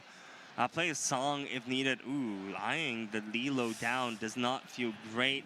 Plays the Carefree Snowboarder, which we saw gain so much value for the side of Shi Tian, is going to pass here. Not going to be able to deal with the Angel Welsh. She's exerted hurts because in an Ember Steel deck, there isn't a way for you to exert any characters, but you need to, the only way for you to kind of answer the Angel at this point is for you to sing a song, right? For you to play a song like sure. Hero of the Thunderbolts or Strength of a Raging Fire. Yeah, and in contrast, like the Amethyst, the system of Amethyst can easily, exert your opponent's character. That's why Sajin get the advantage here, right? Yeah, for sure. I mean, Elsa going to be able to quest for 1 evasive character, not easily dealt with from the side of Shi Tian. So I think Sajin here can easily just start questing away with the Elsa because even Hero of the Thunderbolts is not going to be able to deal with the 5 willpower that Elsa has. And to add insult to injury, Sajin just played the Giant Cobra as well. And with the Untouchable, the Angel Experience 624 is also questing out here for the lore, right? And he won't be punished because the Untouchable. Yeah, Untouchable truly makes this Angel untouchable. I mean, you're going to be able to swing the Stitch into that Angel, but you are going to not be able to draw a card with Stitch. Yeah. So I think Sajin has rightfully identified that and quested with the Angel to say, hey, look, I'm going to get a free lore if you don't want to deal with my Angel. Yeah. But Shi Tian here playing Chief Pahalton as well as the Dock. Value has been gained from the side of Shi Tian. So I do expect that, there we go, the Stitch to then trade with the Angel here because now Sajin has to deal with Chief Pahalton if he wants to reach Stitch. Yeah, and now Shi Tian gets the resource by the dog. My Stitch has to, challenging into Angel that I can draw a card, but you know what? Dogs do this. Yeah, Yep. Doc is able to just refill Shi Tian's hand. That's just the card that he wants to look at. And this, my friends, I feel is going to be the turning point, right? Yeah, right now, the lore definitely. difference is only 5. Sajin is only 5 lore ahead. But the issue is he's only playing off the top of his deck. He gets Elsa, the 5th Spirit, which is great for the side of Sajin. Thinking what card he wants to exert, probably gonna be, I think, the Nani here. There we go. Exerts the Nani, but you have to deal with the body of Chief Pahalton. Yeah. I mean, you're gonna lose 2 characters if you decide to trade with Chief Pahalton. I think here, questing may be the angle. Yeah, I mean, like, it feels like so bad to, challenging to the bodyguard. It's like, ooh. Yeah, so we do see the swing of Elsa as well as Calhoun dealing with Chief Pahalton. We do see the Elsa getting rid of the Stitch. So, sorry, the Elsa as well as the Giant Cobra getting rid of the Stitch. So, Shi Tian here being able to, not able to gain any more value from the Carefree Snowboarder. Ooh, this game is pretty tight, man. Yeah, it's really tight. As well, we mentioned that both of deck is like mid-range deck, so like the game is gonna be long this time. Ooh, yeah, and look at this Chief Pahalton being played, Lilo being played right now. This is close. Shutian, I think, also has one card left in his hand. Oh, Cheshire Cat is a great pick up the side of stages. The top deck Cheshire Cat. It is likely going to be a boost to shifting some damage from the Elsa to the Lilo. That's one way to get rid of cards on Shutian's side of the field. Yeah, I mean, like, the Cheshire Cat definitely is really, really good for Sagen here. You can, you know, the game is now still continuing, and both players are starting to challenging to opponent's character, try to, you know, wipe out their board, and Cheshire Cat do a lot here. Yeah, Cheshire Cat is going to have so much value, especially for the side, especially because Shutian has no way to kind of get rid of it unless he tops deck. He holds his Thunderbolts here. It has to be a he holds his Thunderbolts to get rid of the Cheshire Cat. Does he get it? He has 2 cards in his hand. Seeing how he hasn't immediately slammed it down means he doesn't have it at this point in time. But I wonder if there's a way for him to dig a little deeper to get access to his Hero Thunderbolts. This game is so close, and this is why I love casting Lorcana. Yeah, so close. And now, playing the Raging Fire, not able to take out the Cheshire Cat, but Elsa also is that's great. Yeah, that's great. You know, you need an answer to an evasive character, which Sagen can keep like quest, can challenge like whatever he wants. So like, yeah, it's good to take out the Elsa here. Yeah, no, it's a fabulous card. We do see Fire the Cannon coming, firing back from the side of stage. And Shutian here laughing away because he knows that it's literally a top deck game at this point. Praying, seeing what's the card. It needs to be a He Holds Thunderbolts here. We are going to see 3 lore gain for the side of Shutian. Bring him up to 3. 3 is to 8 right now. We do see a He Holds Thunderbolts. That's insane. Oh! That's insane top deck. This is the top deck that we were looking for. There's no way for Sagen to keep his Cheshire Cat alive. Sagen here does draw his Christopher Robin, but that may not be the card that he's looking for. This was the answer that Shutian's looking for. This is the card that may lock Shutian in for day 2. Thunderbolt really beats the cat. Yeah, I mean, insane top deck. My Shutian, it's really huge for him now, right? Yeah, I mean, look, Shutian is going to be able to quest 3 every single turn he plays. He gets the aerial ethereal voice as well. Does boost the aerial, so whatever song he plays from now on is going to get him a card into his hand. He has Hero his Thunderbolts. He has Strength of Raging Fire. There's only 2 of them in his discard right now, meaning that there are 6 potential answers that he gets top deck to dock as well. This is absolutely insane. He also gets the Delia's Moon Lullaby. This draws him 2 cards. Everything is working in Shutian's hand right now. What an insane top deck. Another top deck into the, you know, Clover and banish it. Yeah, exactly. So this means that Shutian has just slowly started running away with this game. We do see a 4-drop being played. We do see the Angel being played right now. Everything is working in Shutian's favor. Shutian was able to brave through the storm, was able to push through, was able to find all the answers he needs. What a top deck, you know, continuous draw by Shutian. It's like insane. I have no word for it, you know. Yeah, no, this game was absolutely, I mean, look, we keep saying insane, but I mean, can you blame us, guys? Yeah. This game is popping off, and it's so nice to see right now. It's 9 to 11 lore even. We do see an ink coming out from Sagen. He is trying to get to Demona. He's currently at 6 ink, so if he top Zeka Demona, that is going to be his way to slowly claw back, but it may be a little bit too little too late. We are seeing the amount of lore, Shutian going to be counting the amount of lore that he has here. It is going to be 7. It is bringing him up to 18. He has 6 ink left to use. How is he going to play this out? Which is pretty close to close the game, right? Yeah, it's so close. I mean, look, he is going to pay 4 ink to play another Angel here. He is going to play 2 Angels here. This is going to be game. Shutian gets away for this game. It is absolutely a blast to cast. And, you know, Amber Steel, this is the deck I was talking about. This was the deck which I said had a very high potential for actually taking down this DLC. It has a pretty good matchup against Dogs.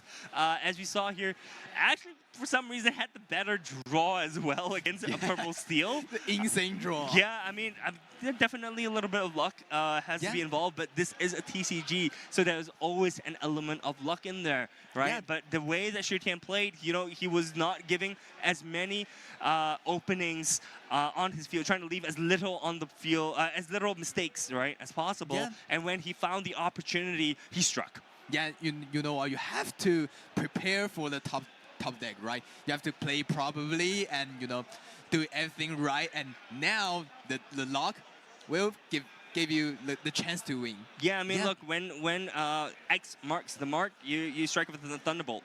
Yeah.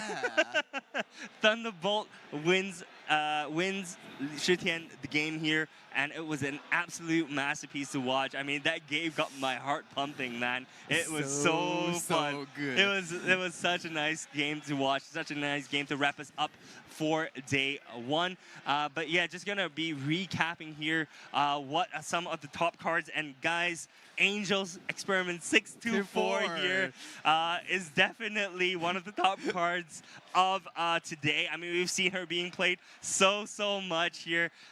We do also want to give credit to Grandmother Willow. We do want to give credit to Nani as well. These are the cards that Shutian took to victory here in round number 7 on stream as well.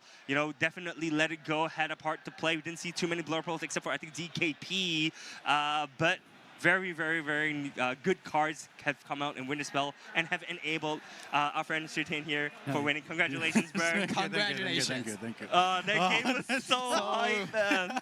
Yes. All right, so tell me, there was definitely a point in that game where you're like, where are my cards, right? You were top decking, you were praying for the dogs. So how did it feel, and how did you stay calm to, kind of take the game home? Oh, wow. That turn was like, we tried to trade everything, right? And then I got a chef, and then he drew Elsa the turn before, and then the next turn we just trade everything, and then he drew what we draw? Fire the cannons, I think, to get rid of the Yeah, angel. and then he drew the cat. I was like, oh my god, that was the perfect top deck. Because like he only got 5 ink, and then like drawing the 6 job is bad, drawing the 1 job is bad, and then he drew the cat, which like consistent giving him stuff, and then if he drew like Olaf later, and then it's also bad for me. So yeah. For sure, man. And then I was like, oh my god, he's topping decks. And then I have to top that. Yeah, for sure. And then you drew the He-Roll his Thunderbolt. Yes. And then I drew I killed Elsa first, and then I just clear his board, and then his top deck become bad, and my is better. Yeah, for sure. I think you need to find that He-Roll his Thunderbolt, right, and keep that with you for tomorrow, because it's going to be very important as it has locked you in for day 2. How does it feel? Wow, that's. It feels good. First time playing such a long Locana event. And then. Yeah, and also the first BO3 event I played, so... Yeah, for sure. I mean, interesting. The Hong Kong DLC was your first ever Locana DLC, am I right? Yes. And that was a BO1, and you said today is a BO3. How do you find the differences between the two kind of formats? We got to choose... Like in game 2 and 3, we know what hand to keep. And then also we always have I'm not always on the draw or always on the play. So the new mechanic is actually good, like the underdog mechanic. Yep. That's how I go turn 1 Angel on the draw, like having some catch up from there. So I think BO3 changed quite a difference. No. Any preferences? I think BO3 a little bit better. Yeah, for sure. I won game 2 and 3. You did, exactly. So definitely gonna be preferring to play BO3s moving forward. The mulligan decision is very much more skill intensive though. Yeah, for sure. For sure. I mean, I ask this question every single time I have someone on the desk. But why did you choose Ember Steel? So first, I actually designed my trip kind of late. So because last time the dog deck is also from my friend. Yes. So I borrowed it from my friend, and this time I was not able to borrow it from him, and then I have to buy a new deck, and then that's only after I came to Taipei, and this deck have lots of new cards. Yeah, that's right. I go to the card store. I asked them if they have the dog deck for me, and then they find it for like 3 or 4 days, and they said no. So I I sent them this deck have more new cards. Yeah. And it looks good against dogs. Yeah, for sure. So I asked him, and then he actually don't have the set 11 singles. And then what I did is like, the store got all the cards before set 11, and then we opened 2 cases. I cracked the pack together. It's really funny. So guys, basically, if you don't know what deck to play, just crack open the case and see what you have. I mean, that's the lesson. That's the takeaway I'm getting here, right? That's TCG. It's like half the deck is just set 11. This guy here, living life on the edge. But anyways, congratulations on making it to day 2, Shitian. Congratulations. Thank you. Guys, this should be it for the stream for today. We will catch you guys in for tomorrow. So stay tuned, and we'll see you guys for round number 8 tomorrow. Take care.